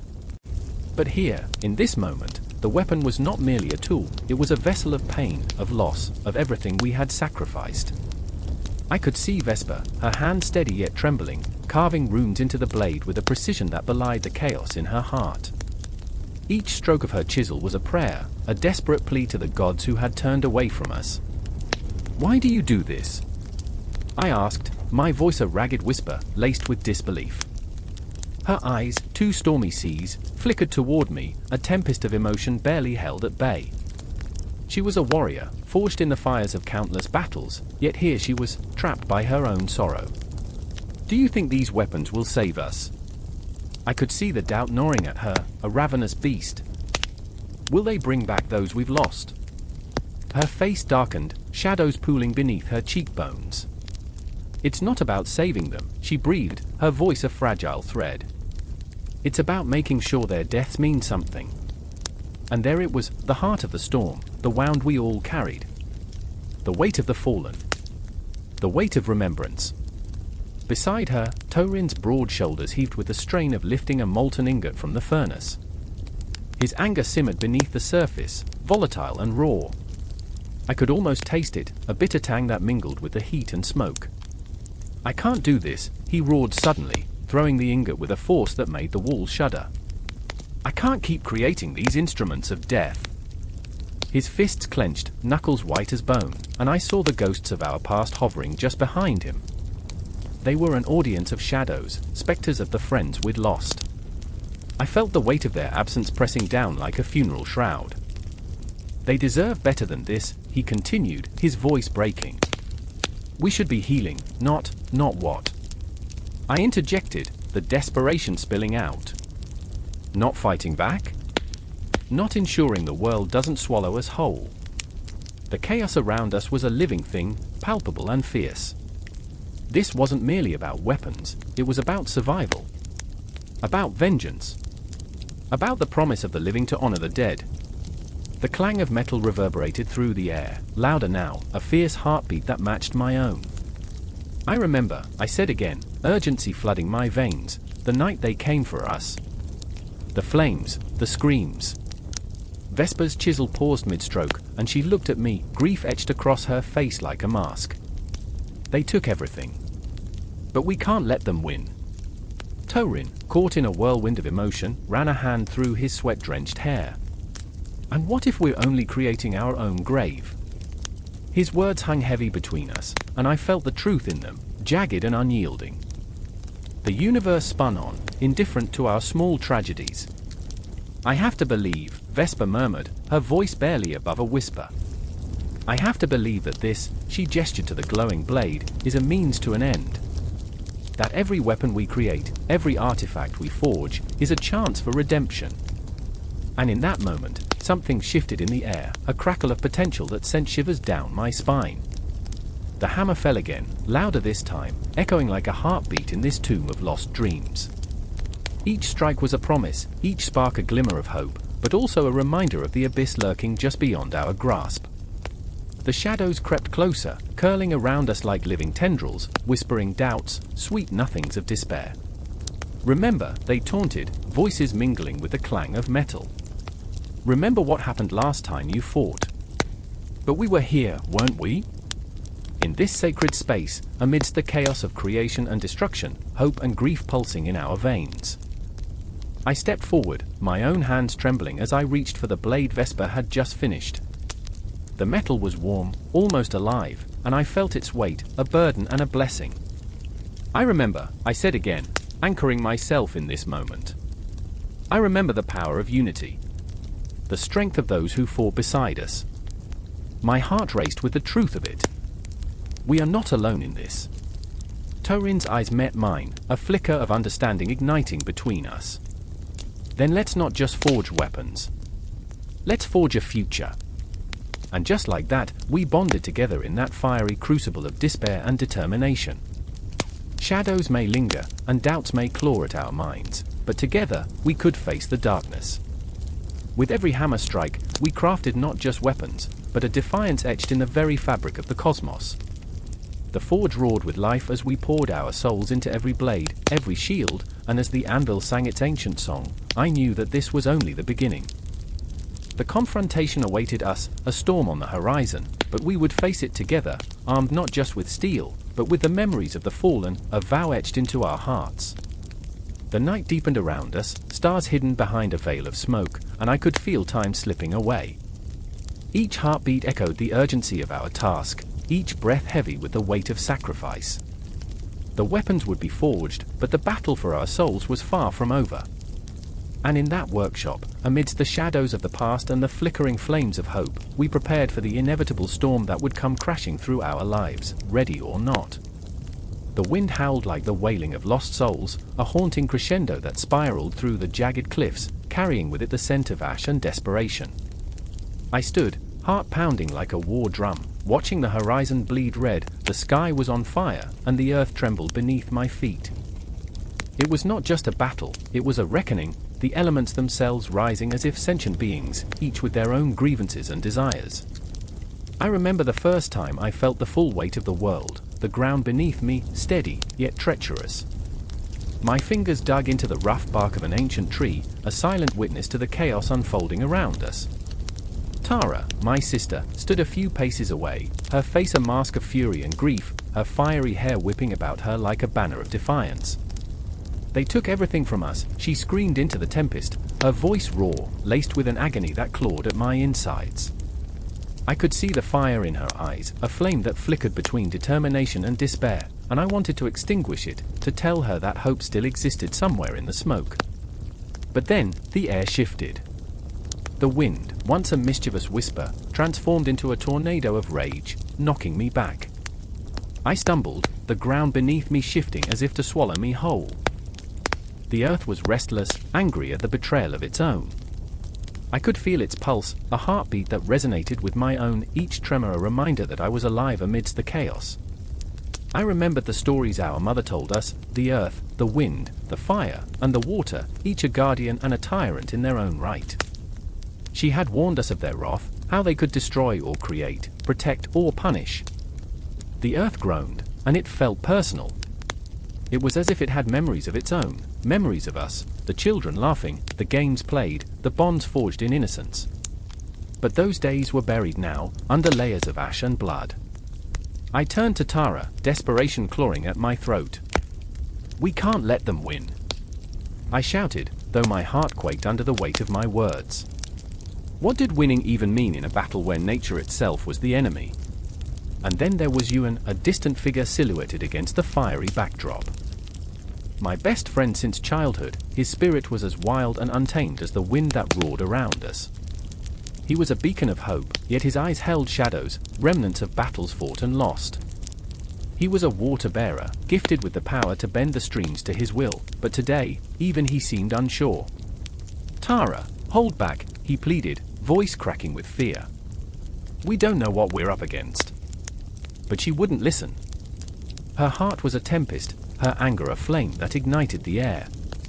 I watched as she squared her shoulders, a warrior ready to face the darkness. "I won't let them take any more," she roared, a primal scream that pierced through the chaos. It was the cry of a wounded animal, of someone who had lost everything, and the world paused for a heartbeat as if honoring her pain. But the elements had their own agenda, and they were not concerned with our grief. The sky darkened, clouds swirling ominously, as if conjured by the very fury that fueled Tara's fight. I felt a shiver dance down my spine, a premonition of what was to come. The thunder rolled, low and menacing, each rumble echoing like a death knell, promising destruction. I closed my eyes, feeling the pulse of the earth beneath me, the wild, raw energy that coursed through the ground like a river of molten lava.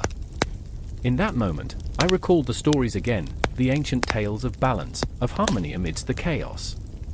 But balance was a fragile state, easily shattered.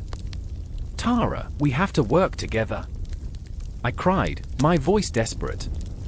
"We can't fight them separately." Yet she was already lost, a flame that refused to dim.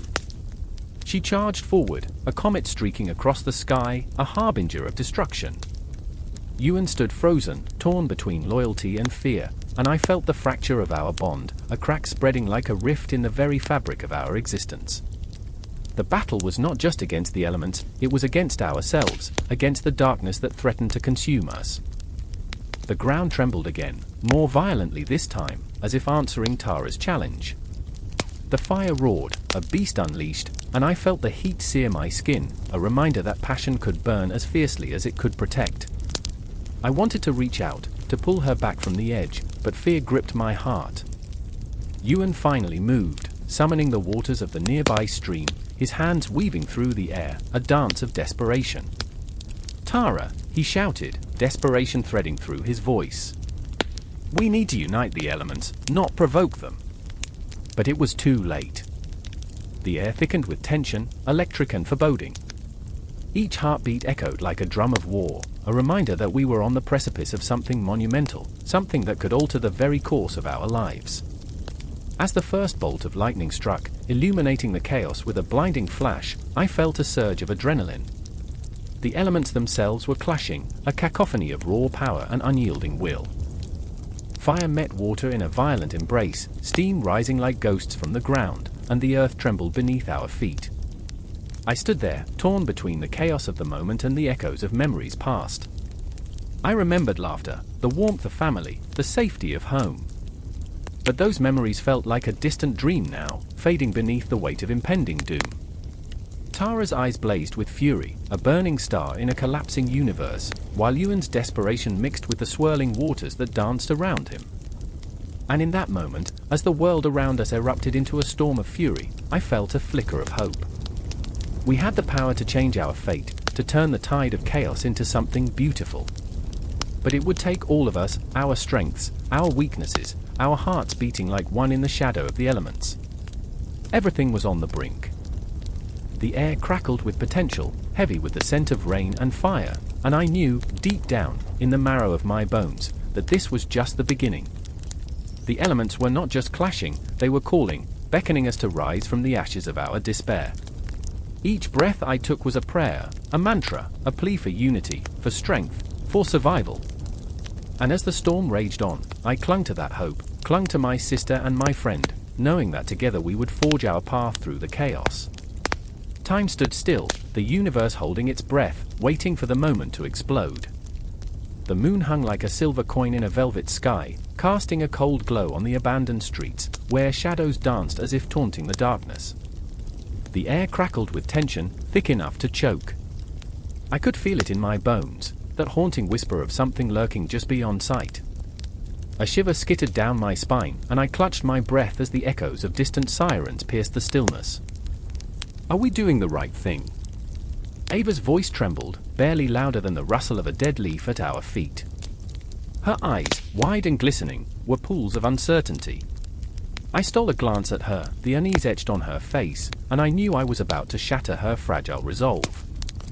Right or wrong doesn't matter now, I replied, forcing bravado into each word. My heart pounded like war drums, a relentless reminder of the storm we were about to face. We have to do this. For him. Ava shook her head, dark hair whipping wildly in the wind. But it could all go wrong, could. I interrupted, the bitterness crawling up my throat. It already has. We're already lost. The truth hung between us, thickening the air, electrifying it with fear. Behind us, the heavy footsteps of Marcus approached, each footfall a reminder of his reckless determination. He was a storm, a force of nature that had drawn us into this chaos. We don't have time for doubt, he barked, his voice an avalanche that threatened to bury our fears. I glanced at him, the fire in his eyes brightening the shadows around us. He was a man driven by grief, his heart a raging inferno since that fateful night. I could see the fractures in his soul, the guilt that gnawed at him like a relentless beast. If we don't act now, there won't be a chance left. The wind howled, carrying echoes of laughter from the past, memories I wished I could forget, the three of us, once carefree, running through these very streets, our laughter echoing off the cracked pavement. I remember the warmth of the sun, the taste of ice cream melting on our tongues, before the world turned dark, before the shadows swallowed us whole. Marcus, stop! Ava's voice rose, sharp and piercing. We can't just charge in without a plan. But he was already moving, his silhouette swallowed by the night. I wanted to scream, to pull him back, but the weight of despair held me down. I remembered the last time we had felt hope, the last time laughter had been real. It felt like a lifetime ago, like a dream fading as dawn approached. Wait! I called out, and he hesitated, caught between his own demons and our desperate plea. Ava stepped closer. You need to listen to reason for once. Charging in guns blazing, doesn't matter, Marcus snapped, fists clenched, the muscles in his jaw taut. They took him from us. I won't let them take anything else. The silent night seemed to breathe around us, the shadows curling like whispers. I remembered the way Alistair's laughter had filled every corner of our lives, how it had sewn our hearts together with threads of joy. He's just a kid, Marcus. We can't let vengeance blind us. Tension crackled. The words hung in the air, heavy with the weight of our conviction and our fear. Would we ever find Alistair? Could we save him? Or were we merely walking into a nightmare from which there would be no awakening? A distant clang echoed, and I turned instinctively, heart racing. A flicker of movement caught my eye, a figure in a hooded cloak disappearing into the shadows. My gut twisted, instinct kicking in. Did you see that? I whispered, my voice trembling. Marcus nodded, eyes narrowing. We should follow. As we crept forward, the world around us seemed to pulse, alive with unseen threats. My pulse quickened, each beat a countdown to the unknown. I remembered the faint smell of burning wood and the taste of ash in the air the night Alistair disappeared. The chaos, the screams, it had all blurred together like a bad dream. Ava grabbed my wrist, her grip tight, grounding me as we stepped through the veil of darkness. What if this is a trap, she whispered, terror coloring her voice. Then we'll face it together, I replied, though doubt gnawed at my resolve. We were barely holding on to the thread of hope woven through our hearts. Each step brought us closer to the brink, to the point of no return. The figure ahead paused, and we halted, hearts in our throats. Shadows loomed larger, swallowing the light, and I felt the cold sting of dread seep into my bones. I remembered the stories we'd shared, how they felt like distant echoes now. Who were we? Just three friends lost in a world gone mad. Move, Marcus hissed, his voice low and dangerous as we pressed onward, the tension wrapping around us like a noose. I stole another look at Ava, her expression flickered between fear and determination. We were so fragile, so broken. The figure turned suddenly, revealing a face illuminated by the moonlight, a face I didn't recognize but felt inexplicably drawn to. The air crackled with unspoken words, a connection forged in pain and hope. I took a deep breath. This was our moment. Alistair. I called out, though the name felt like a prayer on my lips. Silence descended, heavy and suffocating, wrapping us in its chilling embrace. But then I saw it, a flicker of recognition, a spark of life in those haunted eyes. Hope surged, fierce and wild, coiling around my heart. "Help me," the figure whispered, voice trembling as the shadows threatened to close in. Everything hung in the balance, a tapestry of emotion woven from threads of fear, despair, and the flickering flame of hope. I took a step forward, hearing the echo of my own heartbeat, the universe folding around us, each moment stretching into eternity. This was the turning point, the fragile moment teetering on the edge. Would we embrace the light, or let the darkness consume us whole? Time stood still, a heartbeat in the vast silence of the night, the world hanging in suspense as we took our first steps into an uncertain dawn, a trembling hope blossoming amidst the despair. The wind howled like a wounded beast, a shriek that clawed at the edges of reason.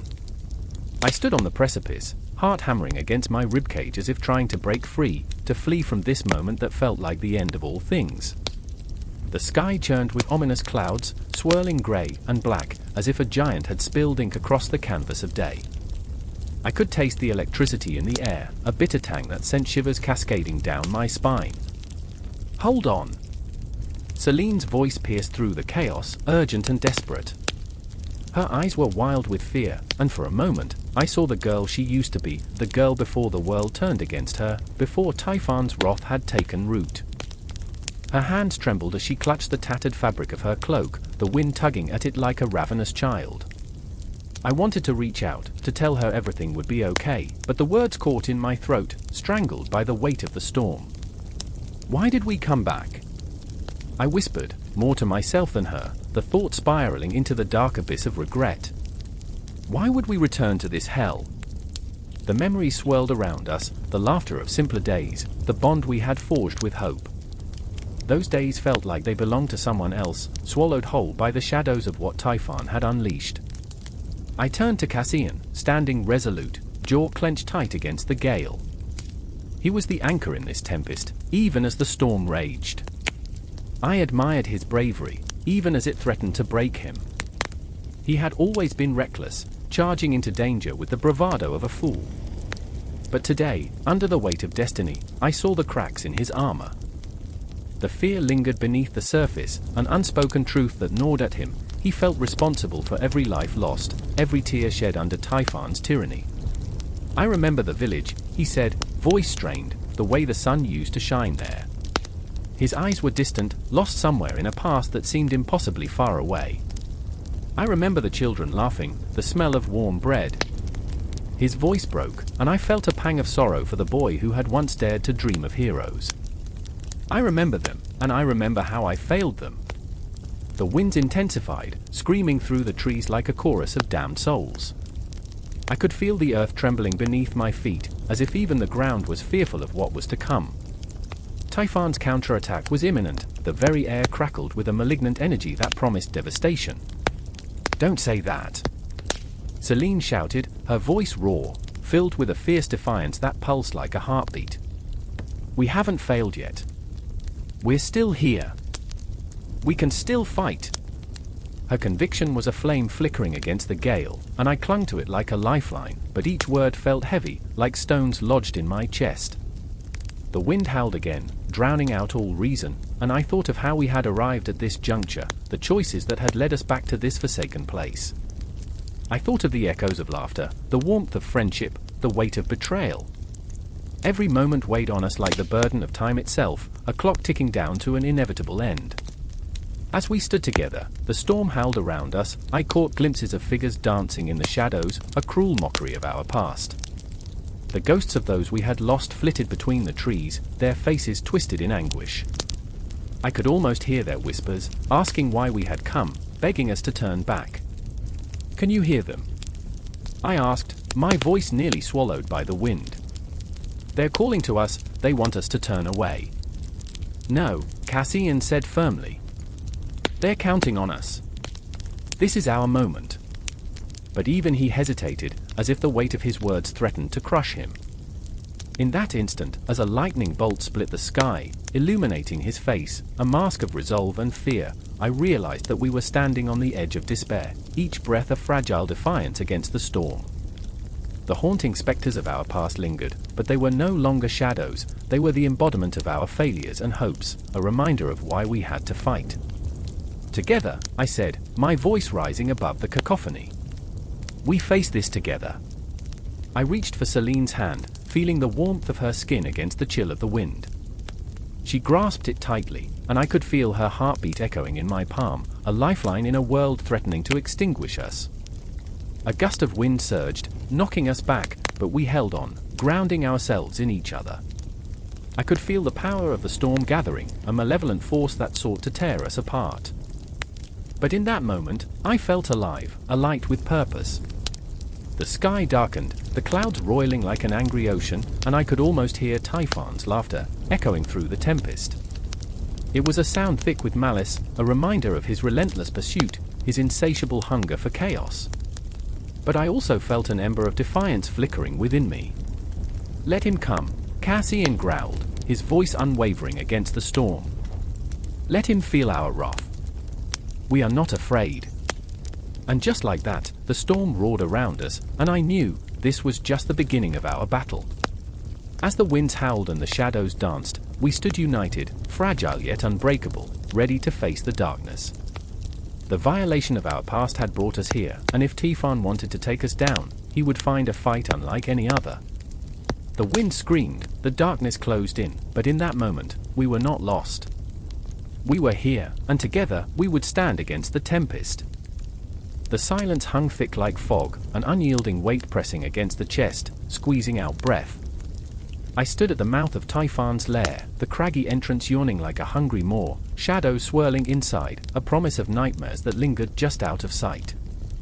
"This is it," I whispered to no one but the ghost of my own courage. My heart thundered, a wild drumbeat echoing through the hollow space of my chest, drowning out the quiet whispers of doubt that clawed at my mind. "Typhon," my sister Juno breathed beside me, the name escaping her lips as if it were a curse. She trembled, her fingers trembling against the hilt of her dagger, the metal gleaming ominously in the pale light of the stars. That day, we wore our fears like second skins, the weight of our pasts carving lines into our faces, lines that told stories darker than the abyss before us. "We shouldn't be here. It's a labyrinth of shadows," and she choked on the words. "And death?" I glanced at her. Juno, fiercely loyal but haunted, a fire dampened by the burden of our family's legacy. She had always been the brave one, yet here she was, vulnerability spilling through the cracks of her facade. It was those vulnerabilities, those cracks, where the fear seeped in, sharp as the edges of the darkness that loomed before us. "We have to save him, Juno. We can't leave him to rot in that hell." My voice was steadier than my heart, but I felt the tremor of uncertainty weaving through the fabric of my words. From the shadows, a low growl echoed, a warning, a threat. The darkness was alive, breathing. I could feel it wrapping around me, tightening, whispering promises of despair. I turned to our third, Arlen, who stood apart, a silhouette against the encroaching night, blending into the shadows like a spectre. He was the wild card, a ticking time bomb of uncertainty wrapped in bravado. "They say Typhon's eyes pierce through the dark like knives," he said, his voice mockingly casual. "But maybe we'll just be a snack for the beasts of the labyrinth. Think they'll serve us with a side of apathy." His humor cut through the tension, but only briefly. I could see the cracks in his confident facade, the way his laugh didn't quite reach his eyes. Arlen had always been the reckless one, his loyalty a double-edged sword, capable of cutting deep. I had never quite understood his relentless need for danger, but in this moment, with the weight of the world pressing down on us, I felt that same pull. If we don't move now, we'll become the stories children tell to scare one another, I said, fighting against the fear to propel us forward. And so we stepped into Typhon's lair, the darkness swallowing us whole. The air was thick, cloying, laced with the scent of damp stone and ancient betrayal. Each echo of our footfalls reverberated through the hallways, a cacophony of dread that ricocheted off the walls, haunting us. I couldn't shake the feeling that the shadows watched, waiting, hungry for our missteps. "Do you hear that?" Juno whispered, her voice barely above a breath. "It's like whispers. What if they're the souls of the lost?" The tremor in her voice mirrored the fluttering in my stomach. I caught the glint of her eyes, wild with fear. I wished I could tell her it would be okay, that we would find Marcus and leave this nightmare behind. But the truth was, I felt Marcus slipping away from us like water through our fingers, and I was terrified he was already a ghost. Arlen, ever the skeptic, scoffed, "Just the wind, sis. Or maybe it's Typhon's crummy decor playing tricks." His words dripped with bravado, but the way he clenched his fists told a different story. The bravado was a mask, a shield against the encroaching dread. I watched his face, the flicker of uncertainty behind his carefully crafted smirk. A part of me wanted to reach out, to bridge the distance between us, but the labyrinth wrapped tighter around us, isolating us in our own fears. We pushed forward, the darkness coiling tighter, whispering secrets that teased the edges of sanity. I could feel time stretching, bending like the gnarled roots of the trees above. Each heartbeat marked the passage of time, each breath a reminder of what was at stake.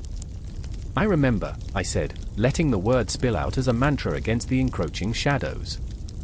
"I remember when we were kids, playing hide and seek in the fields, laughing until our sides hurt. I remember the smell of summer, the taste of freedom." The memories calmed the rising tide of terror, if only for a moment. "Stop it," Juno hissed. "We can't think about that now." Her voice cut like glass, sharp and fragile. "Think about what's ahead." But how could I? The past was a ghost that clung to me, urging me with its tender cruelty. And yet, it was that very past that burned in my veins, igniting the fire of determination. "We need to find Marcus. We need to do this," I said, my voice steadier this time, carrying the weight of our unspoken fears. The labyrinth stretched out before us, a living entity, twisting and turning into the unknown. Each path was a choice, a gamble, and I could feel the stakes rising higher with each step. The shadows whispered louder now, a cacophony of voices, urging us, taunting us. As we moved deeper, the walls seemed to shift, the air thickening with the weight of despair. The darkness wrapped around me like a lover's embrace, threatening to pull me under. And then, at the heart of it all, I felt it, the pulse of something ancient and wicked. Typhon's lair was not just a prison, it was a heartbeat, a promise of chaos, a living nightmare. I wanted to scream, to let the fear erupt from me like a flame, but I couldn't. Instead, I pressed forward, driven by the flickering light of hope. Yet hope is a cruel mistress. It can light the way, but it can also blind you to the truth lurking just beyond your reach. And as I stepped deeper into the labyrinth, I understood that the shadows held more than just my brother's fate. They held the very essence of my fears, raw and unyielding, waiting to consume me whole. Our breaths mingled with the darkness, each heartbeat drawing us closer to an inevitable confrontation, one that would reveal the true cost of our loyalty, our love, and our humanity. The air crackled, thick with the scent of smoke and despair, as I stood at the edge of the chasm, where blood and shadows entwined. It felt like the very fabric of the universe had held its breath, waiting for the next scream to echo from the depths below. Hate watched from his throne, unseen but palpably felt, a spectre looming over our fractured world. I could almost hear the rustling of his dark cloak, whispering secrets that only the damned could comprehend. I was there, my heart pounding against the confines of my chest, as Isabel's hand trembled in mine. Her eyes shone with defiance, yet fear flickered just beneath the surface, an ember battling against the suffocating darkness. "We can't turn back now," she breathed, voice cracking, eyes wide with the haunting knowledge that this was just the beginning. I wanted to believe her, to believe in a glimmer of hope. But the weight of Hades, of loss and grief, pressed down like a shroud, pulling me closer to the abyss. Across the chasm, Ethan stood, his jaw set in granite determination. Yet I could see the shadows lurking in his gaze, the ghosts of memories clawing at him. He was a warrior, forged in fire, but here, in this moment, he was just a man, broken, vulnerable. "If I fall," he shouted, voice roaring over the chaos, "you must promise to keep fighting." The plea hung in the air, a haunting melody that wrapped around my soul, squeezing tighter. "What if we fail?" I whispered, my voice barely above a breath, as if even the wind could betray me. I could feel Hades grinning in the shadows, wrapping his cold fingers around our hearts, relishing our doubt. "Then we'll fail together," Ethan replied, his words a blade cutting through the dread. There was a defiance in his voice that ignited something deep within me, a flicker of rebellion against the inevitable. I thought of the myths I'd heard, of heroes who faced the underworld and returned, their spirits unbroken. But what if we weren't heroes? What if we were merely pawns in Hades' sinister game, dancing on the strings of fate? The ground trembled beneath us, a reminder of the underworld's restless hunger. I could feel the pulse of it, a rhythmic beat that echoed the dark desires of every soul bound to its depths. Hades thrived on our fears, our failures. He was the master puppeteer, orchestrating chaos with a flick of his wrist. I remembered the old tales, how the underworld thrummed with the echoes of the lost, how the very walls whispered their sorrow. Isabel squeezed my hand tighter, her fingers cold like marble. "We are not alone," she insisted, though her voice quivered like a fragile leaf in a storm. "There are others. We carry their hopes, their dreams." But could hope be enough? In the depths of the underworld, dreams twisted like nightmares, and I wondered if we were truly capable of shining light in such overwhelming darkness. The shadows danced, flickering like candle flames in a tempest. I could almost see the faces of the forgotten, each soul tethered by chains of regret and despair as they writhed beneath Hades' domain.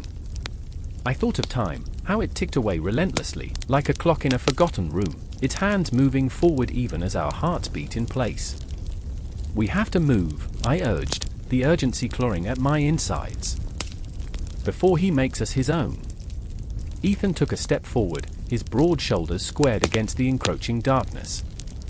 "Then let's move," he declared, voice firm, but I caught the tremor that betrayed the uncertainty lurking beneath.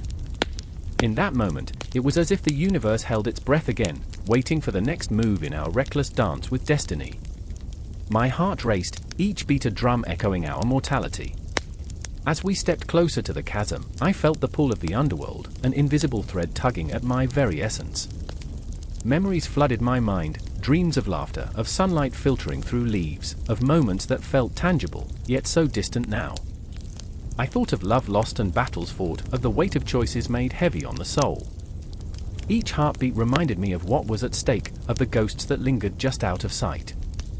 The air thickened as we neared the edge, the ground crumbling like the fragile remnants of our resolve. Shadows whispered, taunting us with the sins of our past, and I could feel Hades' icy grip tightening around my throat. "You think you can escape?" A voice, low and serpentine, slithered through the silence. "I am the keeper of all that you fear."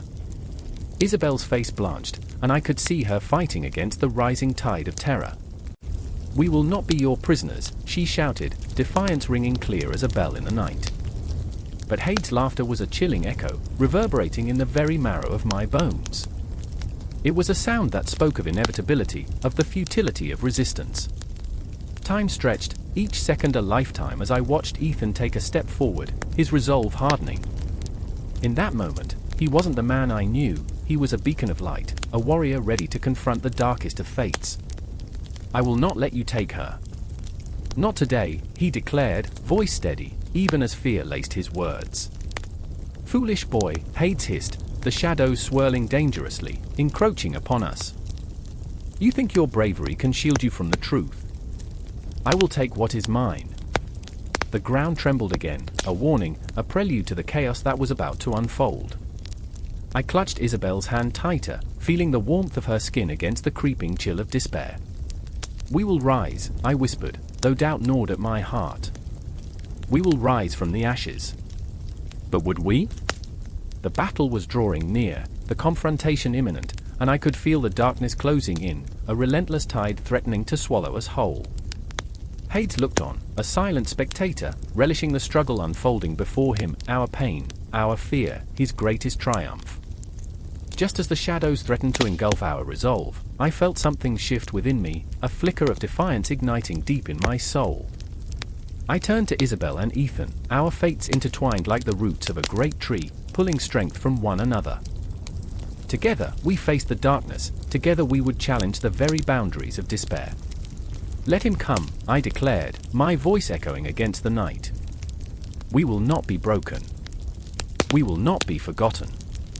As the shadows surged around us, I felt the weight of Hades bearing down, but I also felt the fire of rebellion rise within, a fire that would burn through the underworld itself, ignition sparking across the cosmos. The chasm loomed ahead, the battle lines drawn. In that moment, we stood not just as individuals, but as a force against the very essence of despair, a testament to the resilience of the human spirit, ready to confront whatever lay ahead.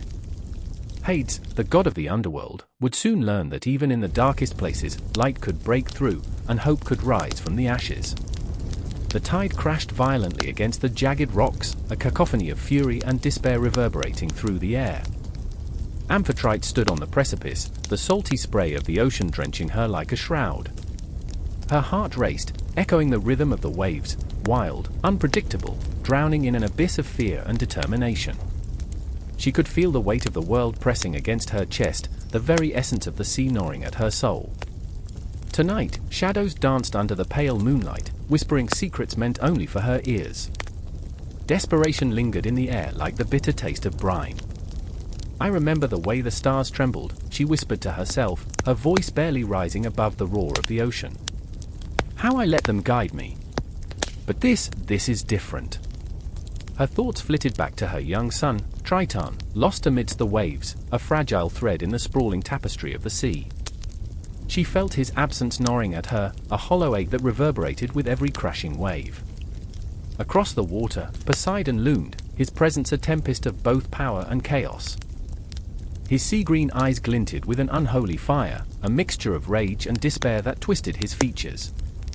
The throne of the sea, once a symbol of unity, had become a battleground. Amphitrite, he bellowed, anger laced with a tinge of desperation. Stand down. We cannot let them get to our world. His voice cracked like thunder, sending shivers through the very depths of the ocean. But she felt the truth gnawing at her insides. What is our world, she thought bitterly. One built on lies and shadows. She had sworn to protect the sea, to nurture its depths, and yet, here they were, embroiled in conflict. It wasn't just an enemy they faced, it was a reckoning, a confrontation with their own flawed existence. Look at what we've become, she shouted back, her voice rising to meet the storm. Is this what we wanted? To fight and tear each other apart? To be ruled by fear? The waves responded, an angry thrash against the rocks, echoing her tumultuous spirit. She could feel the raw energy flowing through her, a surge of adrenaline that dared her to take a stand. But the memories of her son lingered, haunting her, challenging her resolve. I remember the laughter, she murmured, the sound almost lost to the wind. The way his eyes sparkled like the sun on the water. I would give anything to see him again. A single tear slipped down her cheek, mingling with the salt of the sea, a bittersweet reminder of what she had lost. She turned to Poseidon, her heart breaking for the man she once loved, but now barely recognized. This isn't just about us anymore. Triton needs us. We cannot let the darkness swallow him whole. Poseidon's face was a storm, his lips a thin line, but somewhere beneath the fury, she saw the flicker of understanding. You think I don't care? You think I'm just some monster? He stepped forward, the ground shaking beneath him. This is for our kingdom. For our legacy. We cannot show weakness. But his voice cracked, betraying the fear that lurked beneath his bravado. Legacy. Amphitrite scoffed, her voice sharp as the crashing waves. What legacy are we leaving behind? One of blood and destruction. The wind howled, as if the very sea itself raged at the thought. The sky darkened, a harbinger of the storm to come, and yet, amidst the chaos, a strange clarity washed over her. She had been the quiet force beneath the waves for too long. A flicker of movement caught her eye in the distance, shadows, dark and foreboding, creeping closer, a reminder that danger was not only at the gates of her heart but at the very core of their existence. She could hear the whispers of the ocean, echoing her fears, beckoning her to tread lightly. "We may be gods," she breathed, "but we bleed just like them." As the shadows drew nearer, her resolve hardened. She would no longer be a pawn in this game of thrones. With each heartbeat, the ocean surged, a symphony of power thrumming beneath her skin, awakening something primal within her. "Then let us show them the true fury of the sea," she said, her voice steady now, laced with the strength of 1,000 storms. "Let us fight, not just for ourselves, but for those who cannot fight." The shadows broke apart, revealing figures cloaked in darkness, ready to pounce. Yet within Amphitrite's chest, a fire ignited, a flame to rival the fury of the tempest. "For Triton! For our legacy," she shouted to the heavens, to the stars that had once guided her. The sea roared in response, a chorus of power and fury that echoed through the night. And there they stood, Amphitrite, the queen of the sea, and Poseidon, the god of storms, facing down the darkness with a courage forged from heartbreak and loss. The tension crackled in the air, alive with raw energy, the world around them shifting, ready to be reshaped by their indomitable will. Every heartbeat pulsed with the urgency of the moment, the ocean itself holding its breath as if waiting for the inevitable clash. Amphitrite felt the shadows closing in, a chill creeping up her spine, but she remained steadfast, refusing to be swayed by fear. She would fight, not just for herself, but for the very essence of life that coursed through the waves. "Let the storm rage," she cried, her voice rising above the chaos, igniting the world around her. "Let it come!" The shadows lunged, but Amphitrite stood at the forefront, her heart ablaze with the courage of the sea. The moment hung suspended, a breath held in the depths of a storm, teetering on the edge of something vast and ungraspable, ready to spill into the unknown. The air hung thick with the weight of inevitability, a tension that crackled like static before a storm. I stood in the half-light of a crumbling warehouse, shadows dancing on the walls, flickering like the last breaths of dying embers. My heart raced, each beat a countdown to the chaos that awaited us. Outside, the wind howled, a banshee's wail that carried with it the scent of rain and blood. "Are we ready?" The question reverberated in the silence, a raw plea from Jessa, her voice barely above a whisper. Her eyes, usually bright with mischief, were darkened by dread. They darted to the window, searching for signs of the enemy, or maybe a hint of hope. I saw the tremor in her hands, the way her palms pressed against her thighs, willing them to be still. She was my anchor, but tonight, even anchors can be swept away. "Ready?" "It's never about being ready," I replied, a humorless chuckle escaping my lips, the sound jagged with fear. "It's about surviving." I hated that I sounded so bleak, but the truth was an unrelenting beast gnawing at my insides. I could feel the specter of impending doom looming, hovering just beyond the threshold, waiting for the right moment to strike. Across the room, Marcus was lost in his thoughts, a storm brewing behind his steely facade. He paced like a caged tiger, every inch of him taut with unspent energy. His jaw clenched, the sharp lines of his face etched in stark relief against the dim light. "If we don't strike first, we'll be the ones who bleed," he muttered, his voice low, yet it sliced through the tension like a blade. There was no comfort in his words, only the bitter truth that hung in the air like a noose. I could see the ghosts of his past slinking through his mind, friends lost, battles fought, the haunting memory of betrayal.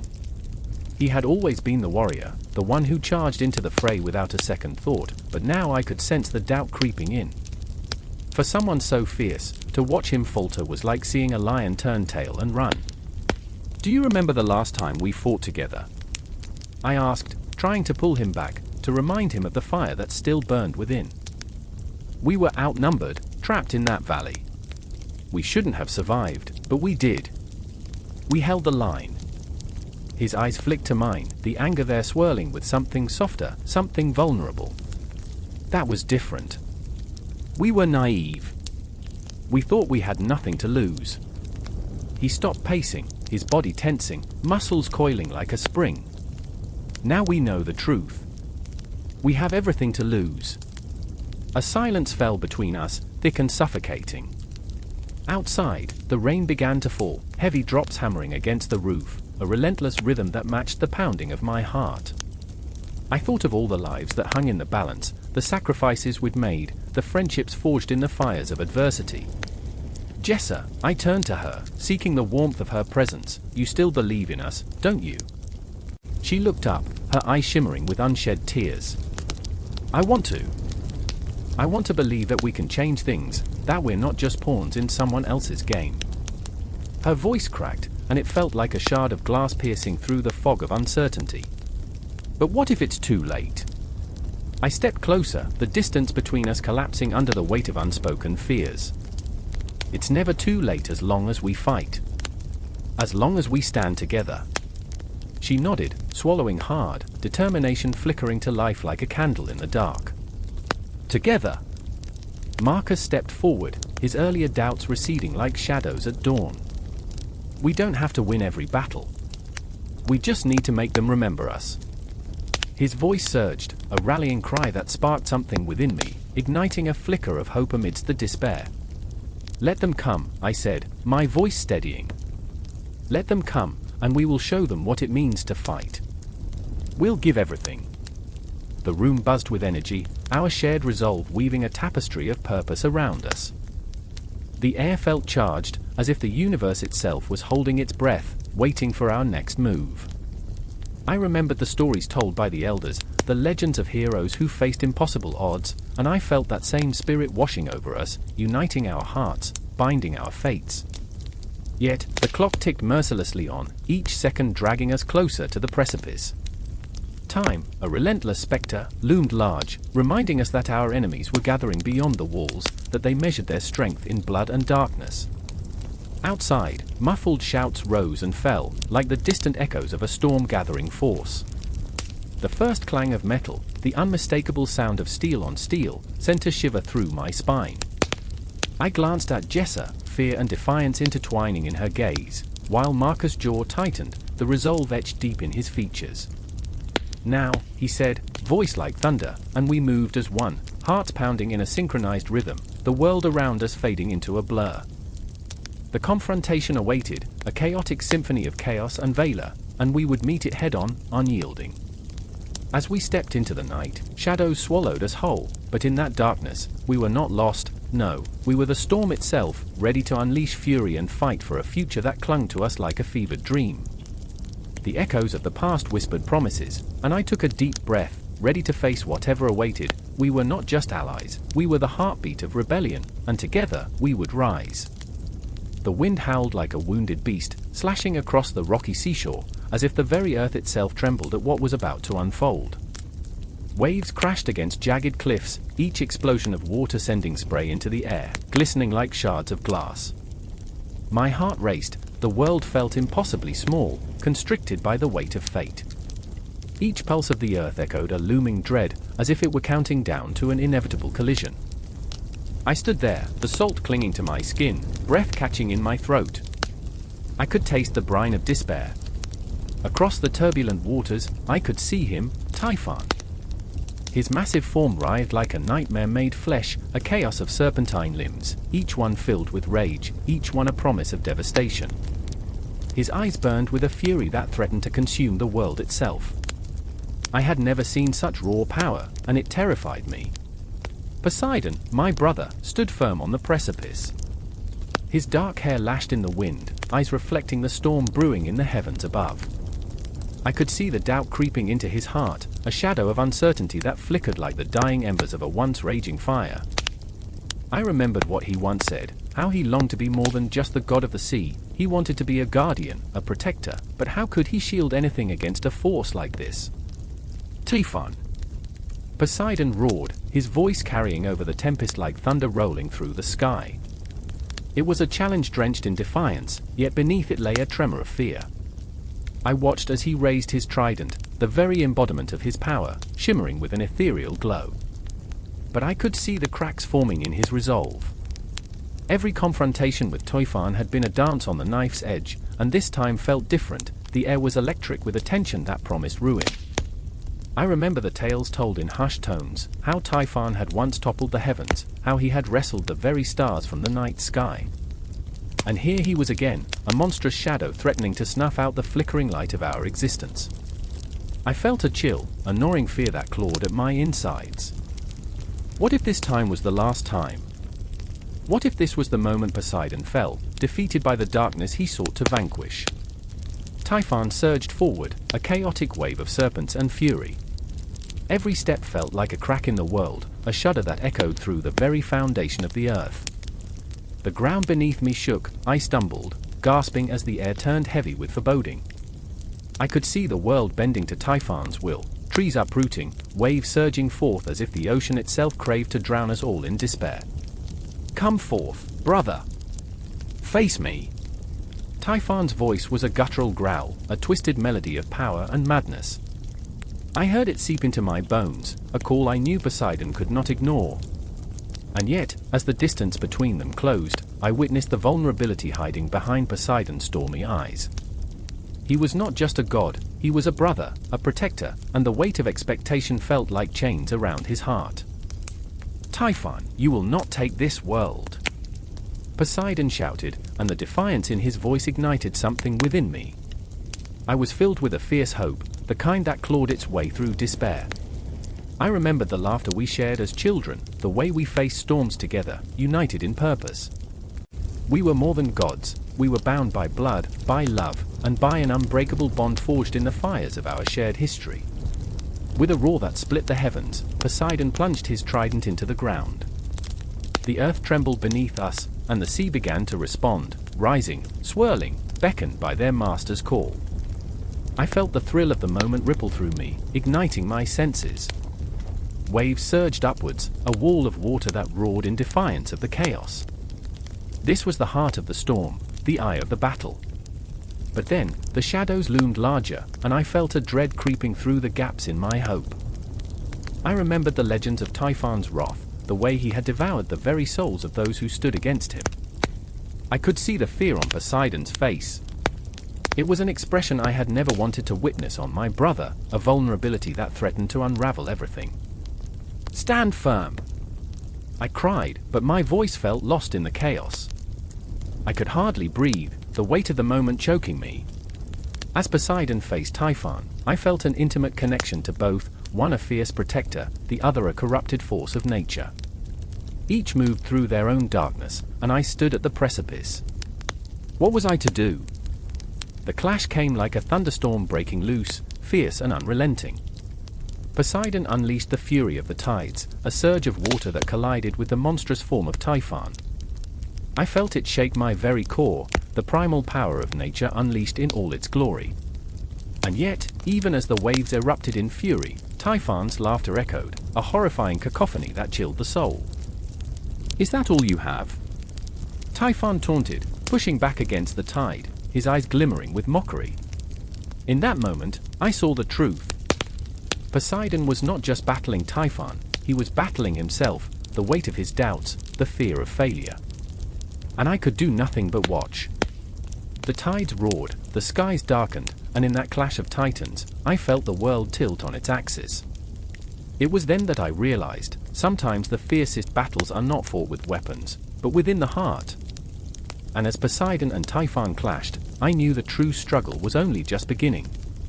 The air crackled, alive with the electric pulse of impending doom. Just before dawn, the world held its breath, caught in a moment so tense it felt like a taut wire ready to snap. I stood on the cracked pavement of what once was a thriving town square, surrounded by remnants of life now twisted into haunting shadows. The sky was a bruised violet, swirling with ominous clouds, heavy with an unspoken promise. Something was coming, something raw and primal, and I could feel it in the marrow of my bones. I remember the scent of rain, sharp and metallic, mingling with the dread that churned in my stomach. It had been weeks since the last storm, weeks since the earth had spilled its fury upon us. But now, as I looked at the horizon, I could see the clouds gathering, dark and unyielding, like a great beast stirring from its slumber. My heart raced, beating in sync with a distant rumble that echoed through the streets, a warning that sent a shiver down my spine. Beside me stood Clara, her face a mask of fear and defiance. She had always been the strong one, the one who chased storms and embraced chaos.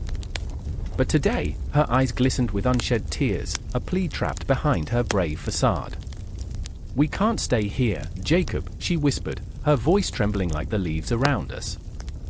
"We need to find shelter. It's not safe." And how I wanted to be her anchor, to reassure her with words that felt like ironclad promises. But the truth was, I was as lost as she was, my heart a battlefield of conflicting emotions. "What if this is it?" I asked, the words spilling out before I could stop them. "What if this storm is the end?"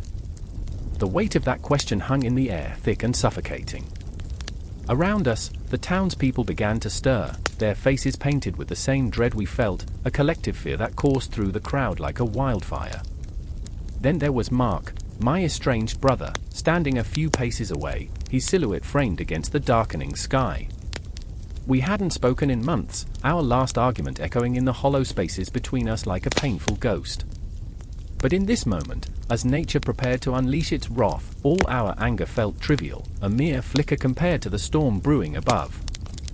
I could see the tumult within him, a storm of guilt and regret battling for control.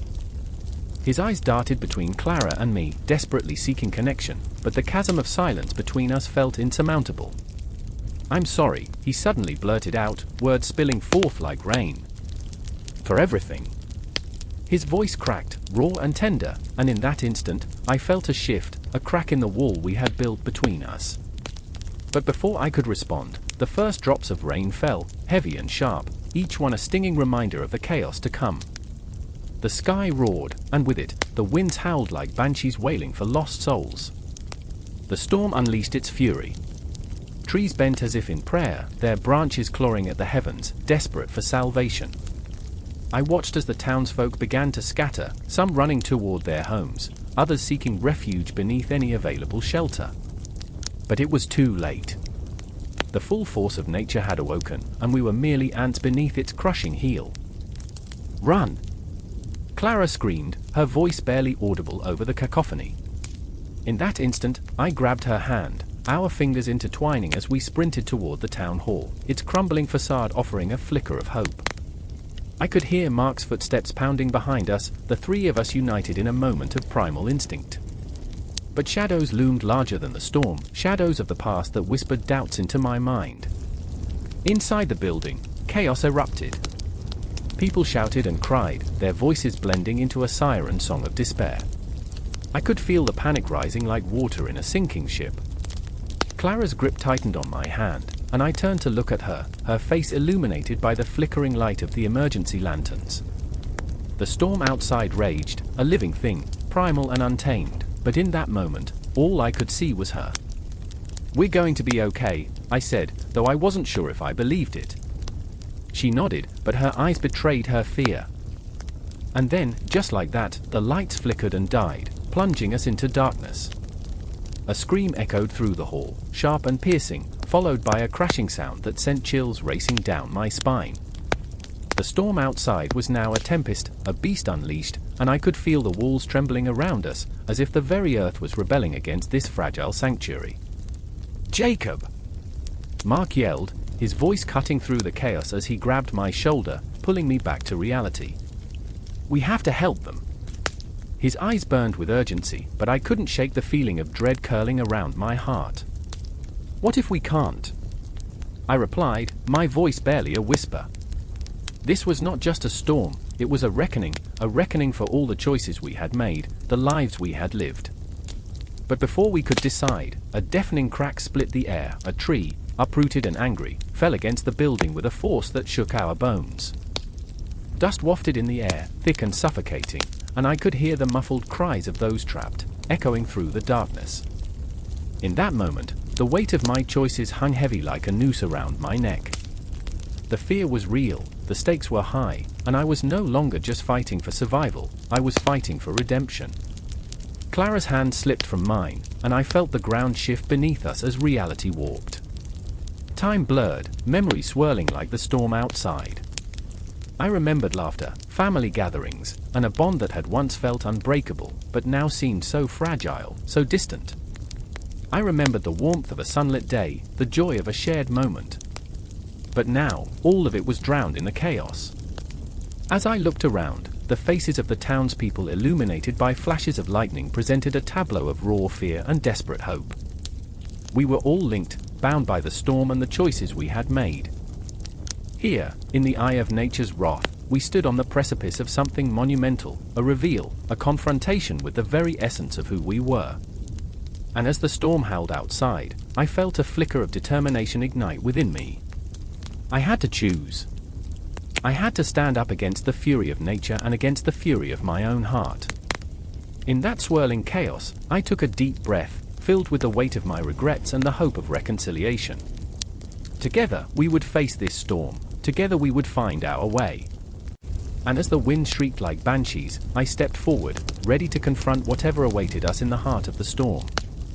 The shadows wrapped around Poseidon like ink in water, swirling, suffocating, whispering secrets that clawed at his sanity.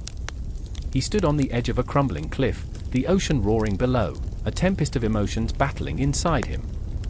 Waves crashed violently against the rocks, their ferocity a mirror to the chaos in his heart. He could almost hear the echoes of his past, the laughter of Neptune's revelers, the tranquility before the storm. But now, it was only silence, a heavy, haunting silence that blanketed the impending doom. I remember, he whispered, though the wind swallowed his words, the taste of salt and victory. But victory now felt like sand slipping through his fingers, the weight of his crown heavy on his brow. What good was a throne beneath the waves when the tides of betrayal swirled around him? With every heartbeat, he felt the tremor of uncertainty. He had gambled it all, and the stakes rose higher with each desperate breath. And then there was Callista, her soul interwoven with the very fabric of his being, yet marred by doubt.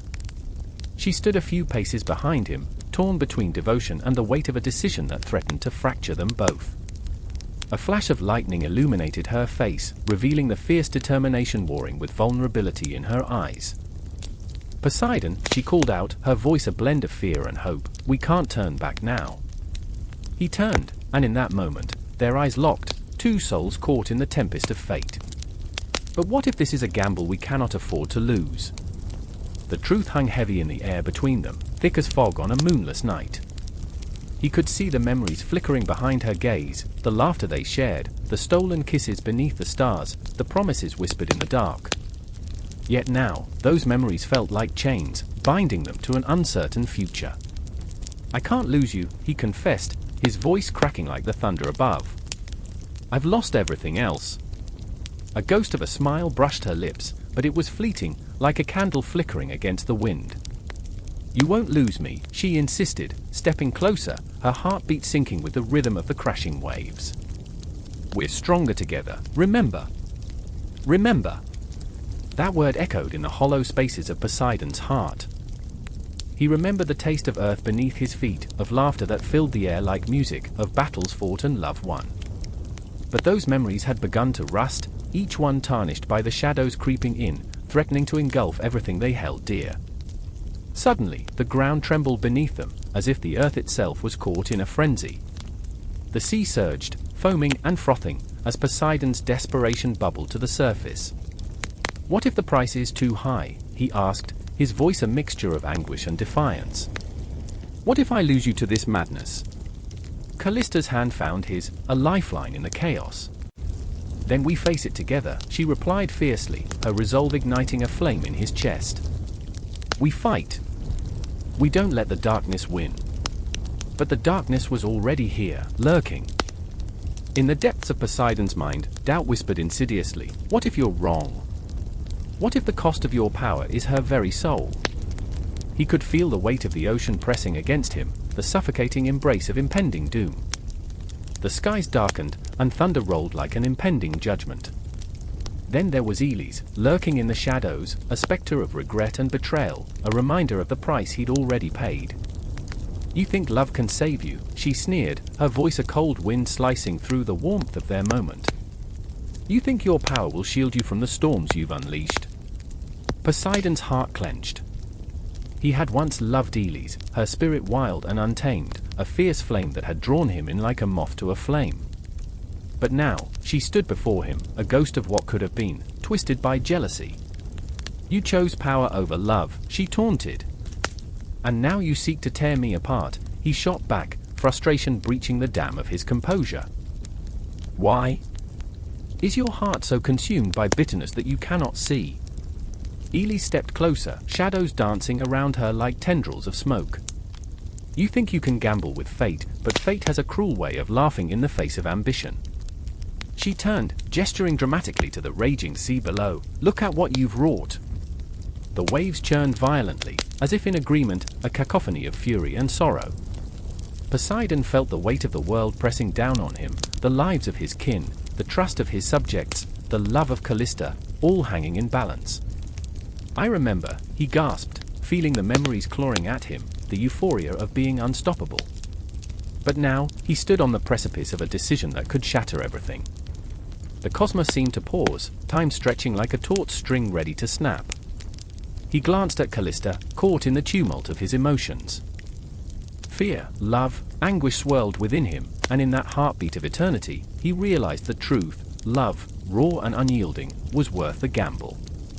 Together, he breathed, the word a vow, a promise against the raging storm. Lightning crackled above, illuminating their entwined hands, two souls defying the chaos. Together against the darkness. Together as the tempest roared around them. The moment of truth was upon them, a spark igniting the air, the universe holding its breath in anticipation. Let us begin, he whispered, as the ocean surged, ready to embrace their desperate gambit. Together, they charged into the storm, hearts intertwined, ready to confront the shadows, the echoes of their past, the uncertainty of their future. The real battle had just begun, and neither of them would face it alone. The ground trembled beneath the weight of shadows, the air thick with a silence that screamed of impending doom. I stood there, heart pounding like war drums, as the first tendrils of chaos unfurled before me. The horizon shimmered with the dying light of day, and there, looming like a nightmare made flesh, was Typhon. A titan, a storm incarnate, with serpentine limbs that coiled and twisted, each movement echoing a terrible promise. Every breath I drew was steeped in dread, an electric pulse that connected my very soul to the impending storm of violence. I remember the faces around me, pale and haunted, each one a reflection of my own fear. There was Elara, eyes wide with defiance, tangled hair wild like flames against the darkening sky. She had always been a warrior at heart, but today her bravery felt like an illusion, a fragile glass shield against the wrath of a monster that had slumbered for eons. We can't let him win, she whispered, her voice trembling like the leaves in the wind. I could see the tremor in her hands, the quiver of doubt that cut through her fierce exterior. Her strength felt both inspiring and utterly heartbreaking. And then there was Kale, ever the skeptic, his brow furrowed with thoughts that never seemed to quiet. He was a scholar, not a soldier, and in this moment, the weight of his knowledge felt like a curse. This isn't a battle we can win, he murmured, glancing at the Titan. We're just mortals, and he trailed off, swallowing hard against the truth that called in his throat like a serpent. I knew what he meant. We were ants beneath a boot, fragile and insignificant. But I also knew we had to fight. Typhon's roar split the air, a sound that rattled my bones and sent shivers cascading down my spine. It was a symphony of chaos, a melody of destruction. I stood there as the ground quaked, the very earth trembling in fear of the Titan's wrath. I could see the clouds swirling above, gathering like a storm ready to unleash its fury. My heart raced, each beat a countdown to oblivion. Look! Elara shouted, pointing.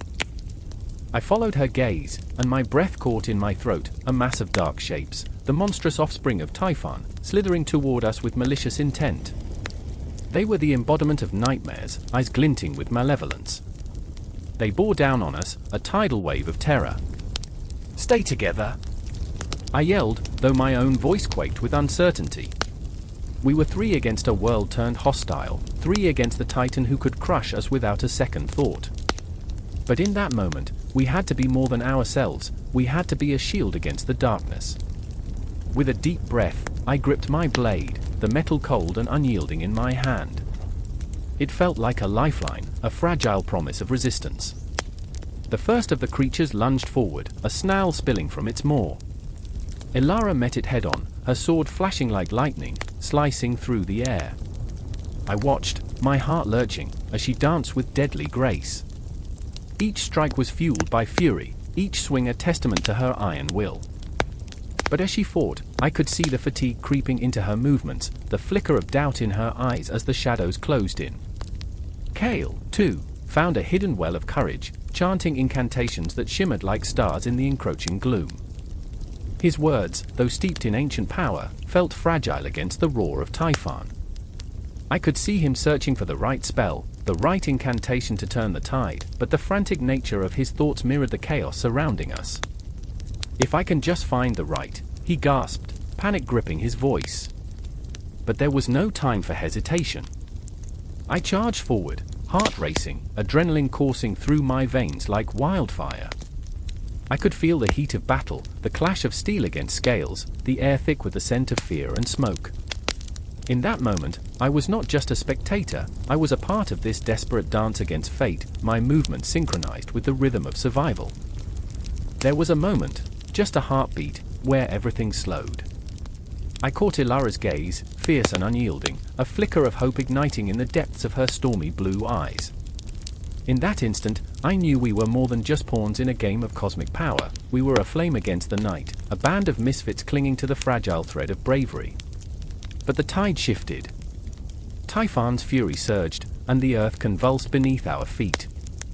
I stumbled, the world spinning as darkness clawed at the edges of my vision. I could hear Elara's cry, a battle cry infused with rage and despair. I could see Kale, surrounded by shadows, desperation etched into every line of his face. The Titan's power felt insurmountable, like a black hole swallowing hope whole. In that chaotic fervor, I felt the pulse of time, the weight of centuries pressing down. Memories flickered across my mind, laughter shared by candlelight, the warmth of a forgotten embrace, the taste of freedom that felt like a dream just out of reach.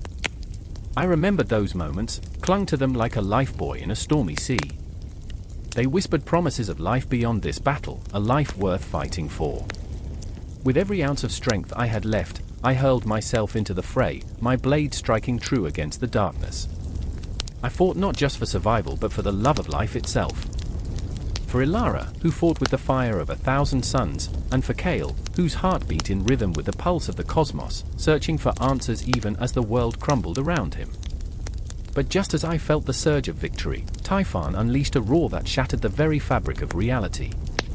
It reverberated through my bones, sending a shockwave of terror coursing through the battlefield.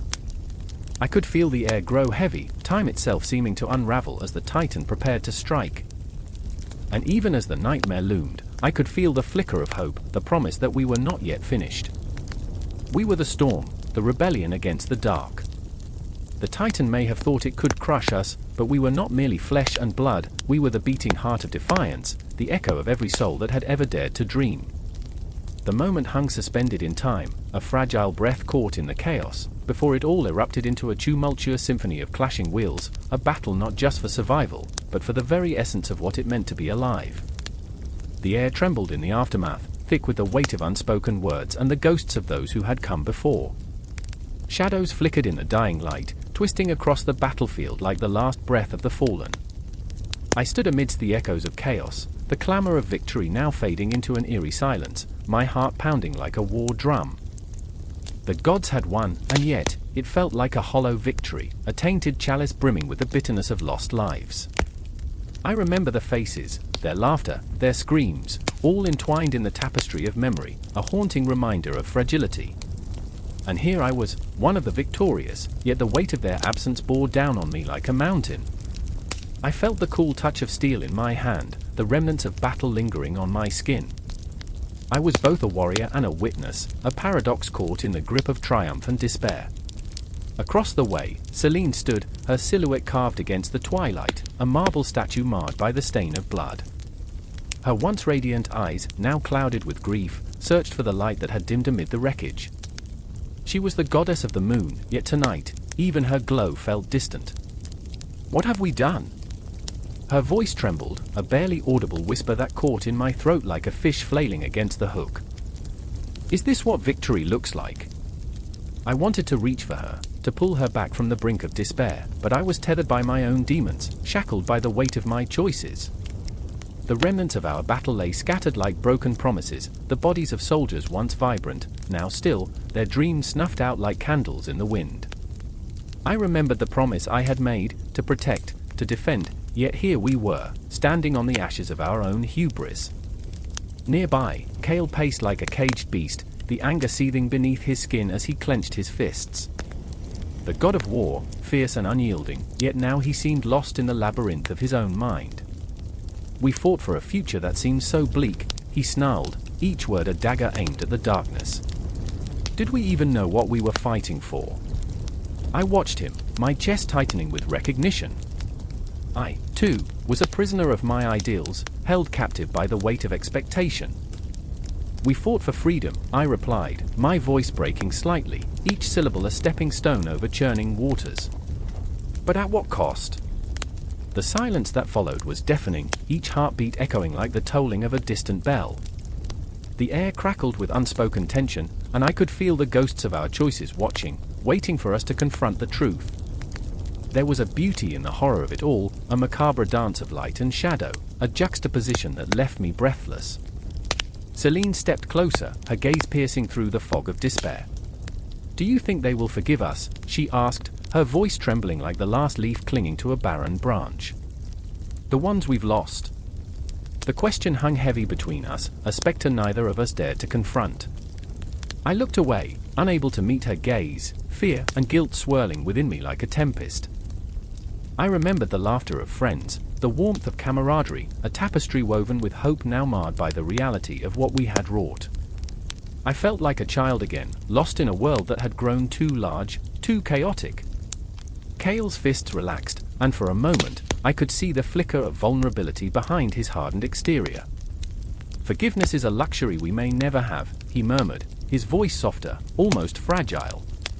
"But we must carry their memories with us. They deserve that much." Memories flooded my mind, fragments of laughter, echoes of promises made in the twilight.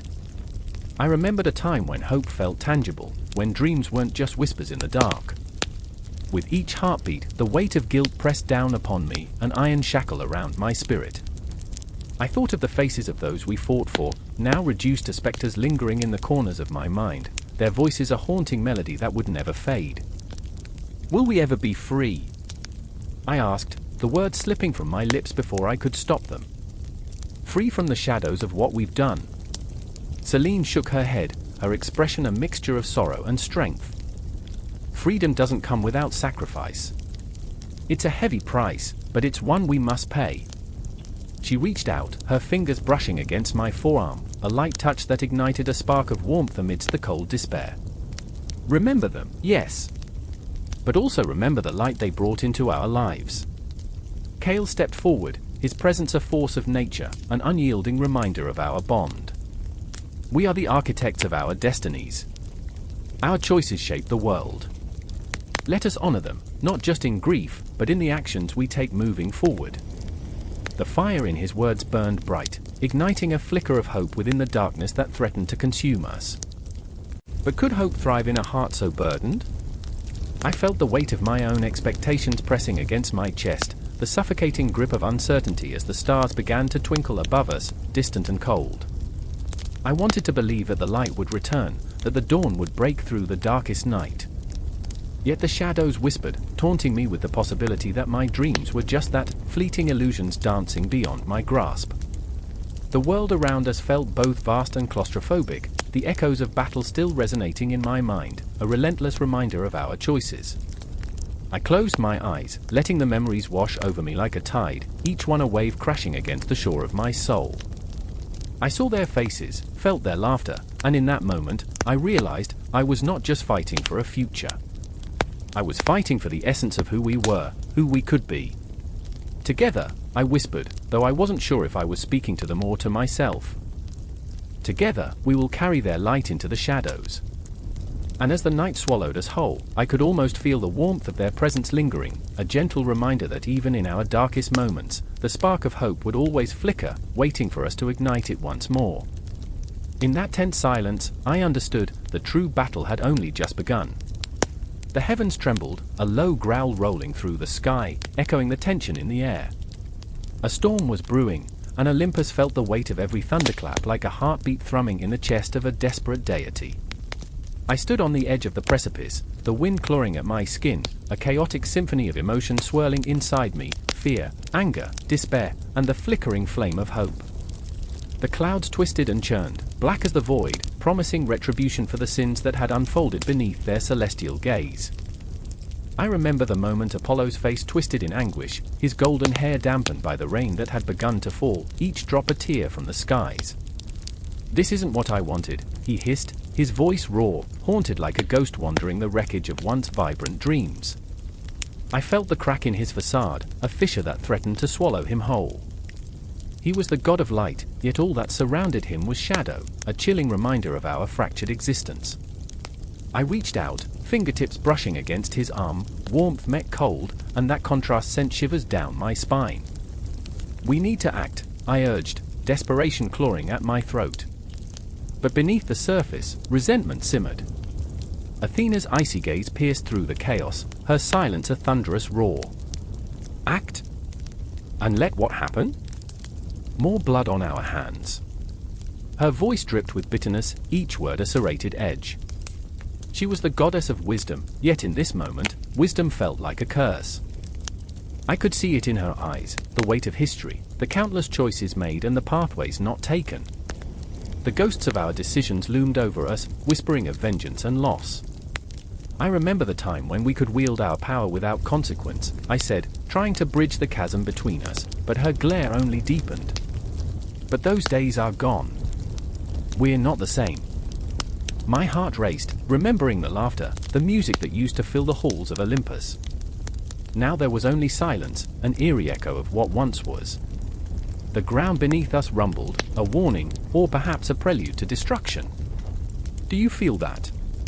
Apollo's voice was barely a whisper, each syllable soaked in dread. "It's as if Olympus itself is responding to our failures." Fear danced along my spine like ice. I felt it too, a tremor of something ancient and furious, the rage of 1,000 years of neglect rushing to the surface. It was then I caught a glimpse of Hades standing in the shadows, his dark silhouette stark against the lightning-struck sky. "You all seem so lost, so fragile," he said, an unsettling calm in his tone. "Did you think you could play with human lives and not face the repercussions?"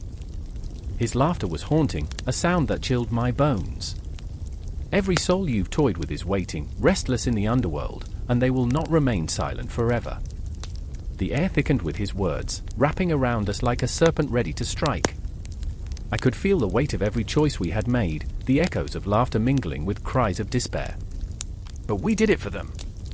I shouted, desperation clawing at me. "For humanity! To guide them!" My voice cracked, the intensity of our betrayal crashing over me like a wave. But the truth was a bitter pill, hard to swallow. I remembered the gods we once were, noble, wise, and now so deeply flawed. Athena's eyes glimmered with unshed tears, yet her resolve was unyielding. "And look where your guidance has led them. War, famine, despair. We can no longer turn away from the devastation we've wrought." Each word felt like a dagger, piercing through the fog of my thoughts. I could see her battling her own ghosts, the weight of responsibility pressing down like a boulder on her chest. "We are the architects of this chaos." Lightning slashed through the sky, illuminating a moment of vulnerability, a flicker of humanity behind the divine masks we wore. I saw it then, the cracks in our armor, the fractures that made us real and raw. "What do we do?" I whispered, half to myself, half to the void that surrounded us. Apollo turned away, the golden light of his being flickering like a dying flame. "We face it," he replied, the conviction in his voice battling the despair in his eyes. "Together. We can't run from this anymore." There was a quiet strength in his words, a flicker of hope amidst the looming darkness. But what did that mean? Could we truly reconcile with the weight of our actions? Time itself felt like a ghost, slipping through my fingers, each second a reminder of the lives we had touched and broken. I remembered the smiles of mortals, the warmth of their laughter amidst the chaos of their lives. Each face was a memory, every gesture a reminder of their fragility. What if they don't want us anymore? I dared to ask. The very thought sent ice through my veins. The storm intensified, thunder roaring like the cries of the forgotten. Hade stepped closer, his presence a chill that froze the air between us. Then we shall remind them, he said, a wicked grin splitting his face. We will remind them of the balance they have disrupted, the harmony they have shattered. The promise hung in the air like a noose, foreboding and charged with an electric intensity. I felt the ground beneath us tremble as if calling us to choose, to confront the wrath we had unleashed. The shadows grew long, whispering secrets only the wind could understand, and I knew, deep down, that this was only the beginning. Can we still be gods in the face of our failures? Can we still reclaim our place? The question lingered in the dark, unanswered, a spectre that haunted our every breath. We stood on the precipice, teetering between salvation and damnation, the storm raging around us, oblivion beckoning.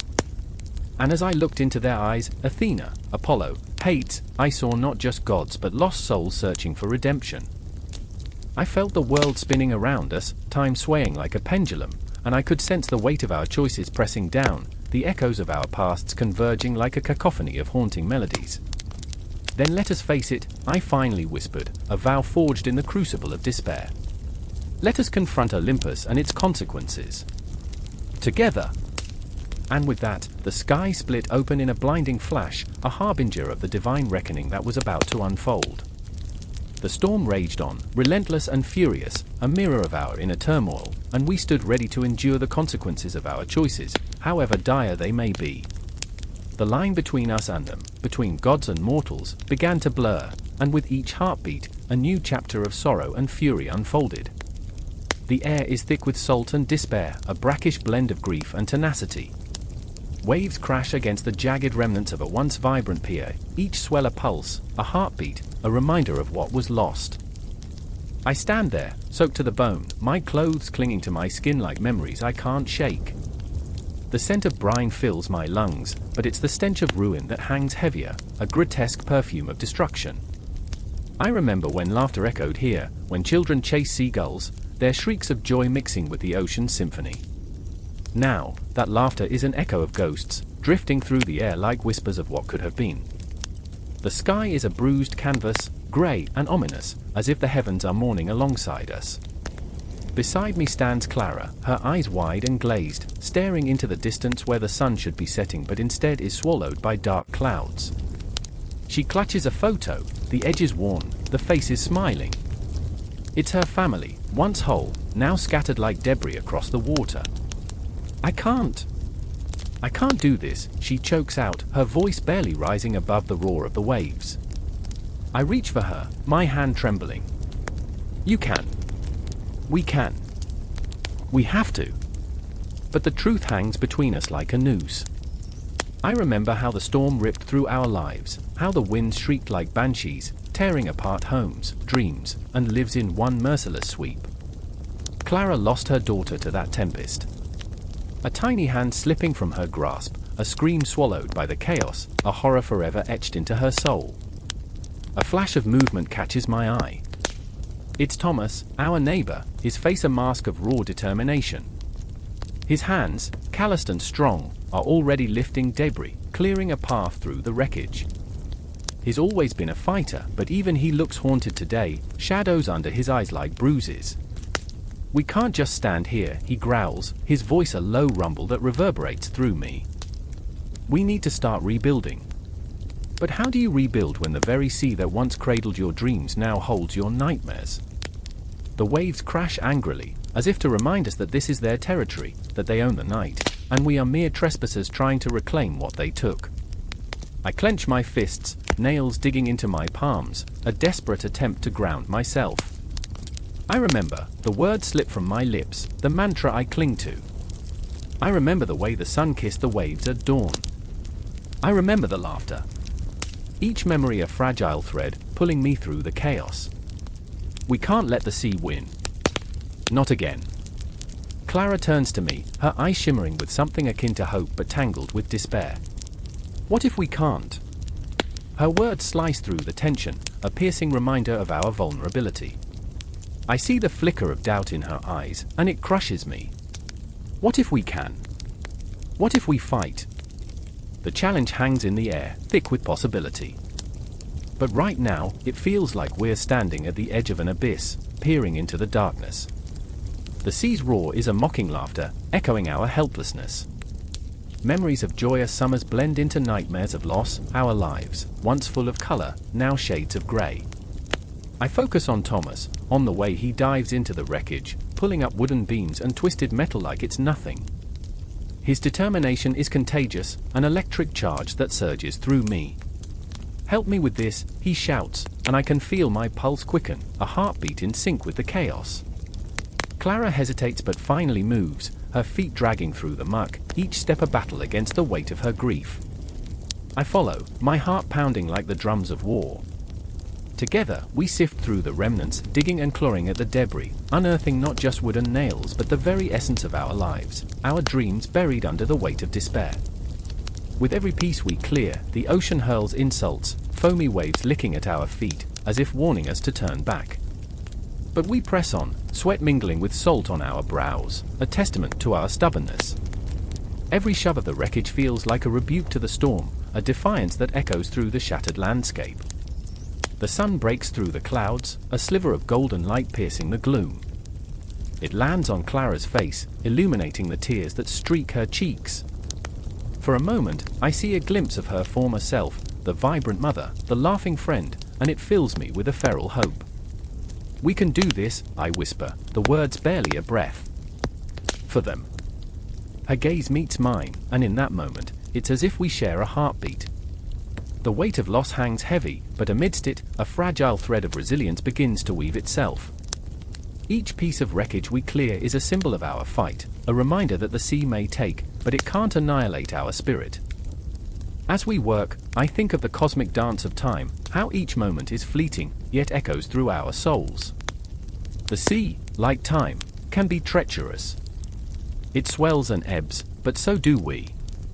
We rise, we fall, we rebuild. And just as I believe we're beginning to reclaim our lives, the wind howls, a menacing reminder that storms are never far away. I remember the way the ocean once cradled our laughter, and as the sun dips behind the clouds again, I know this is just a beginning, a whisper of hope amidst the chaos. I look at Clara and Thomas, their faces smeared with mud but lit with a spark, and I realize we are not just survivors, we are the architects of our future. The fight is far from over, and yet, as we clear the debris, I sense the tide is turning. The sea won't win today. No, not while we stand together, bound by loss, but fueled by the flickering ember of hope, ready to face whatever darkness may come next. The air crackled with electricity, a tension so thick you could almost taste it. In the dim light of the crumbling temple, shadows flickered like ghosts, dancing over cracked stone walls adorned with the remnants of ancient glory.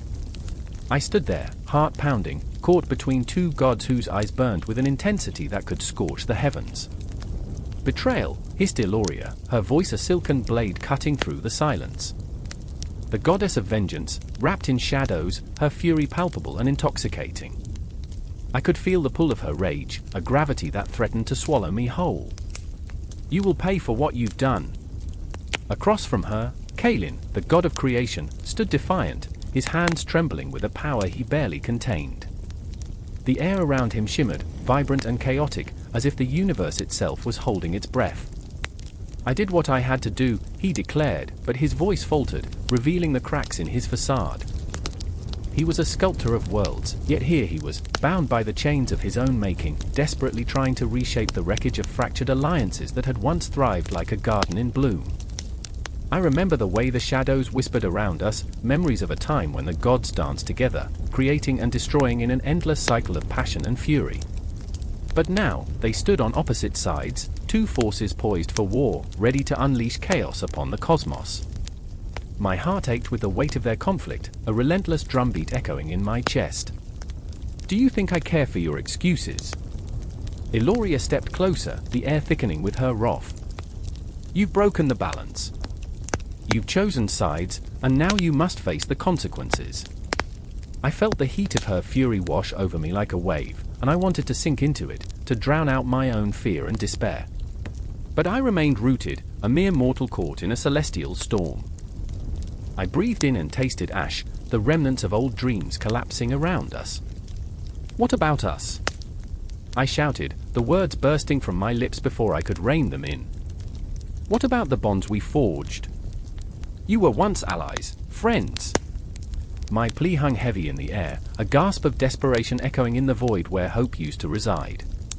Kaelin's gaze flicked to me, a flicker of vulnerability breaking through his steely resolve. We had our reasons, he murmured, the weight of his choices etched into the lines of his face. But those bonds were fragile, like glass. One wrong move, and they shattered. Shattered, I whispered, and in that moment, the world around us warped and twisted, memories flooding back, sweet laughter echoing through the halls of the divine, dreams woven in starlight, a tapestry of trust now frayed and torn. I remembered the warmth of camaraderie, the power of unity, and how swiftly it could slip through fingers like grains of sand. Every choice we made led us here, Eloria snapped, her voice a crack of thunder. You both think you can play God without repercussions? You are wrong. The cosmos demands balance, and I will restore it, no matter the cost. As she spoke, I could see the darkness swirling around her, a tempest waiting for the right moment to strike. It was mesmerizing and horrifying, the raw power of a goddess unleashed. I wanted to reach out, to grasp her hand and pull her back from the precipice of destruction. But my instinct screamed against it. She was a force of nature, a hurricane ready to obliterate anything in her path. Then show us, Kaelin challenged, his voice steady, though I could feel the tremor beneath. Show us what you intend to do, Eloria. Are you willing to sacrifice everything for vengeance? The tension thickened, a taut string ready to snap. The silence cracked, and in that moment, the air shimmered with foreboding. I could almost taste the sweet iron of blood on my tongue, the echoes of old wars threading through the present.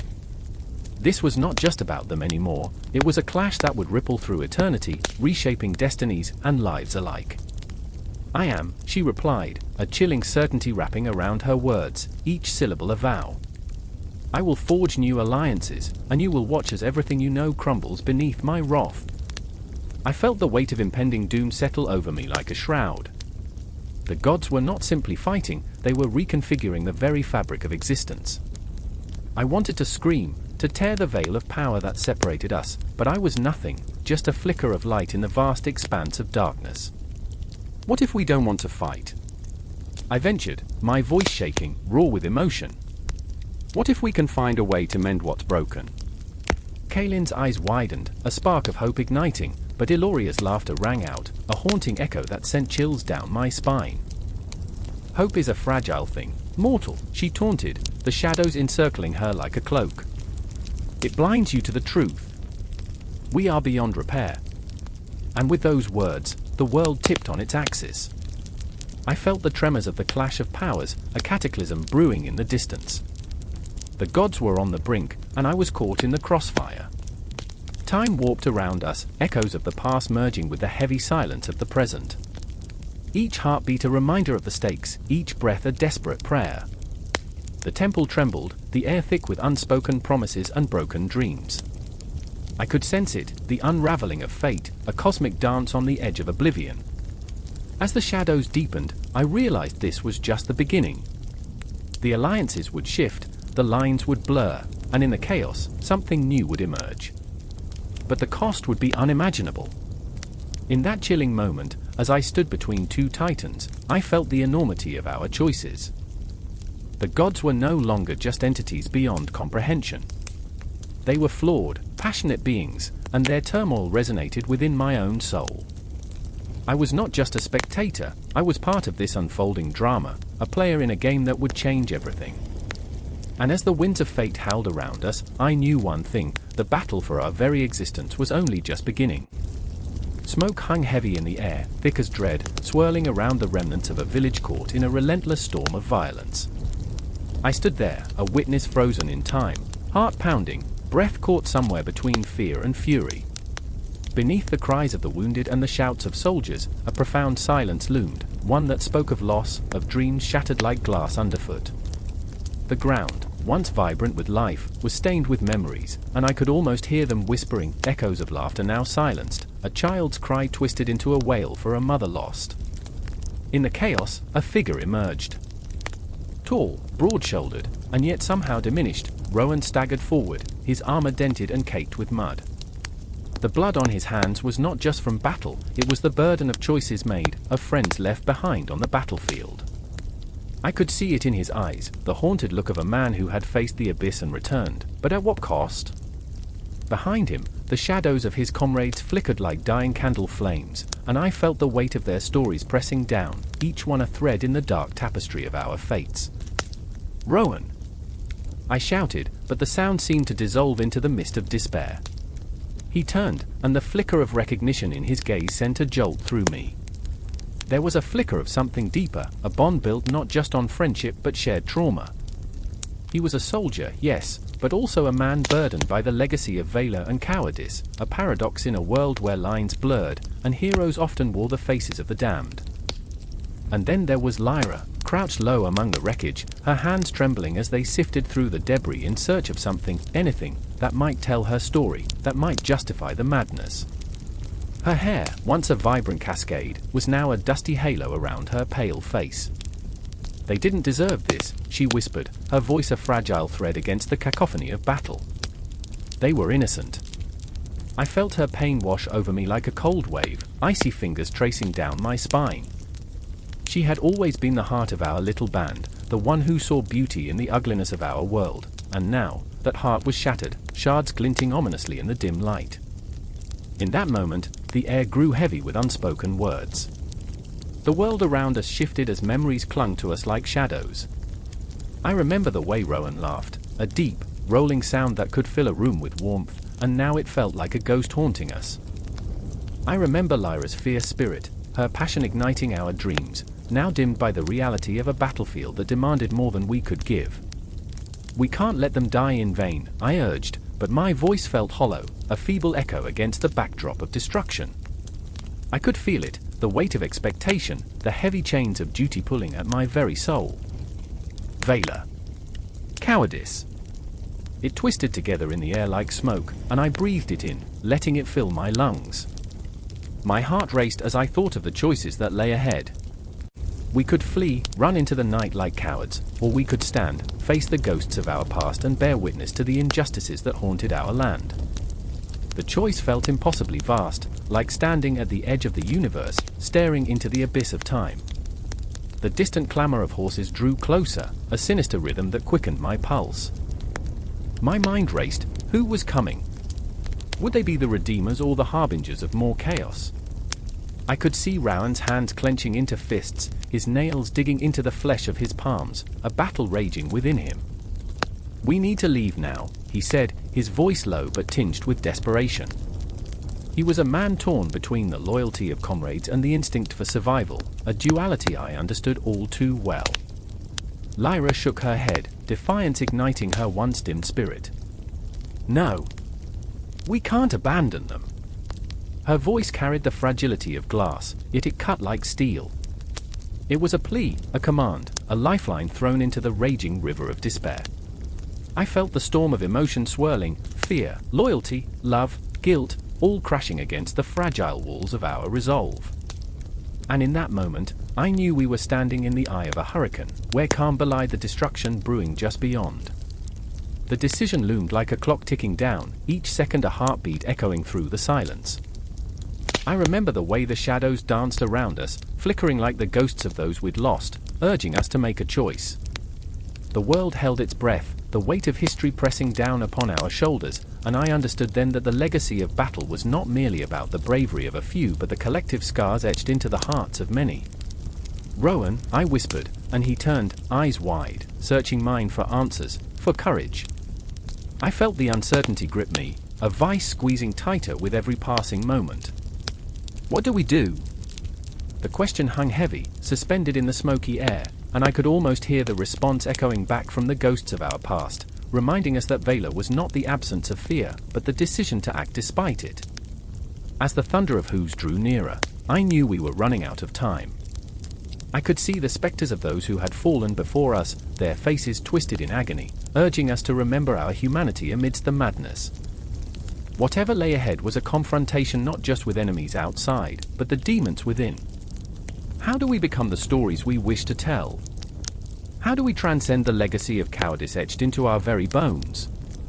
And in that moment, with the echoes of battle rising around us, the threads of our intertwined fates began to unravel. Each heartbeat echoed a choice, each breath a step toward the unknown. The ghosts would not be silenced, nor would the legacy of our actions fade into the night. We stood on the precipice, the weight of our choices heavy upon us, and I knew then that the tale was only just beginning. The air was thick, electric, a moment suspended in time, a single heartbeat echoing against the darkened sky.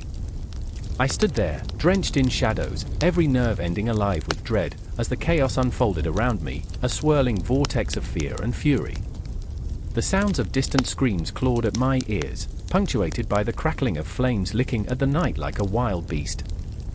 And there, silhouetted against the inferno, was Marin, her face a mask of determination and despair, eyes wide with the reflection of the fire's rage.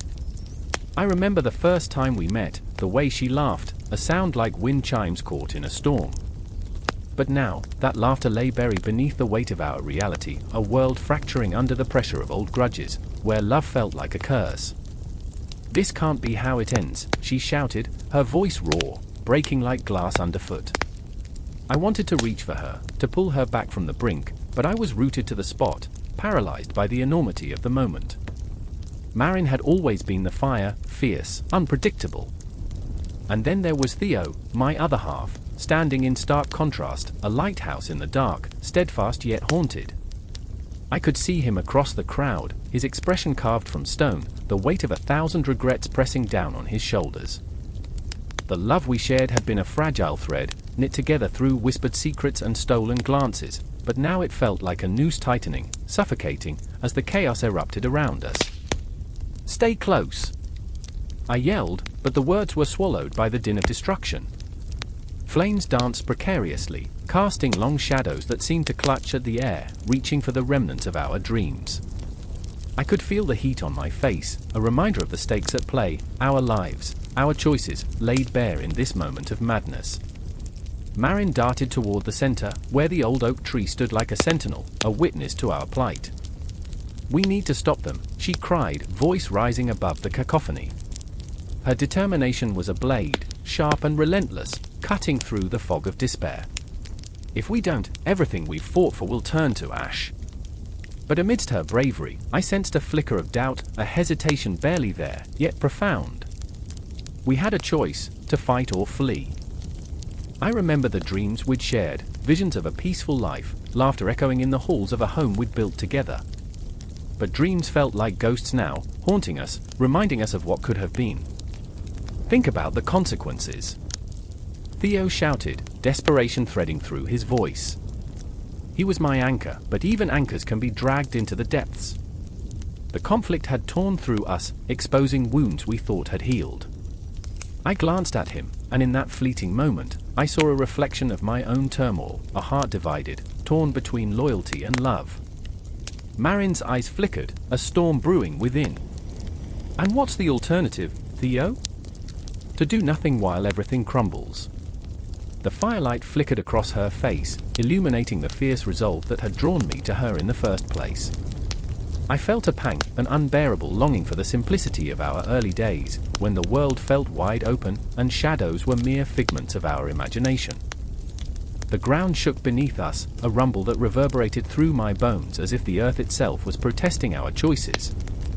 I could feel the tide rising, a swell of emotions crashing against the shore of my resolve.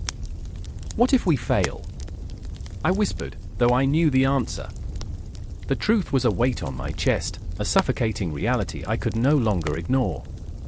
We had already lost so much, how could we risk more? But it was in that moment of doubt that I saw it, an ember of hope buried beneath the rubble of despair. "We've come too far to turn back," I finally said, my voice steadier than I felt. I could see Theo's expression soften, the tension that had gripped him loosening ever so slightly. Together, we could navigate this storm. Together, we could reclaim our future. Marin turned, her gaze steady, and in that look, I felt the spark of rebellion. "Then let's make them listen," she declared, the fire in her heart igniting ours.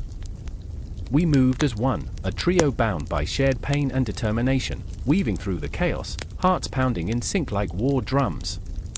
The air thickened with anticipation as we approached the heart of the conflict, where shadows and light intertwined in a dance of destruction. The figures before us were distorted, faces twisted in rage and fear, but we pressed on, fueled by the knowledge that our choices mattered, that love could be a weapon sharper than any blade. As we stepped into the fray, the world around us blurred, a kaleidoscope of emotion swirling like the flames that roared behind us. I could feel the pulse of the cosmos, the very essence of our existence aligning with every heartbeat, every breath, urging us forward. The ground trembled, a reminder that conflict shapes not just our lives but the universe itself, a cosmic battle of wills. And as the clash of voices rose to a fever pitch, I remembered the ghosts of our past, the dreams that had once filled our nights. They had shaped us, forged our resolve. They whispered in the silence between breaths, urging us to fight for what we believed in, to embrace the tides of change, no matter the cost. In that moment, I understood, we were not just players in this cosmic chess game, we were the ones who would tip the scales. Our love, messy and flawed, was a force of nature, powerful enough to bend the very fabric of reality. And as the flames danced higher, illuminating the path before us, I felt an unshakable truth settle in my chest. This was only the beginning. The tides were changing, and we were ready to ride the waves, no matter where they might lead us. The air crackled, thick with the tension of 1,000 unsaid words. Shadows stretched across the cobbled street, creeping along the walls of a crumbling building that had once been a sanctuary. Now it stood like a silent witness to the chaos that danced just beyond its reach. I could hear her voice, a fragile whisper caught in the wind, calling my name, but it felt like a distant echo, warped by the weight of regret. I remember the moment the ground shifted beneath us, the pulse of a city on the brink of unraveling. The explosions, sharp, jarring, shook the very marrow of my bones, sending shards of glass flying like deadly confetti.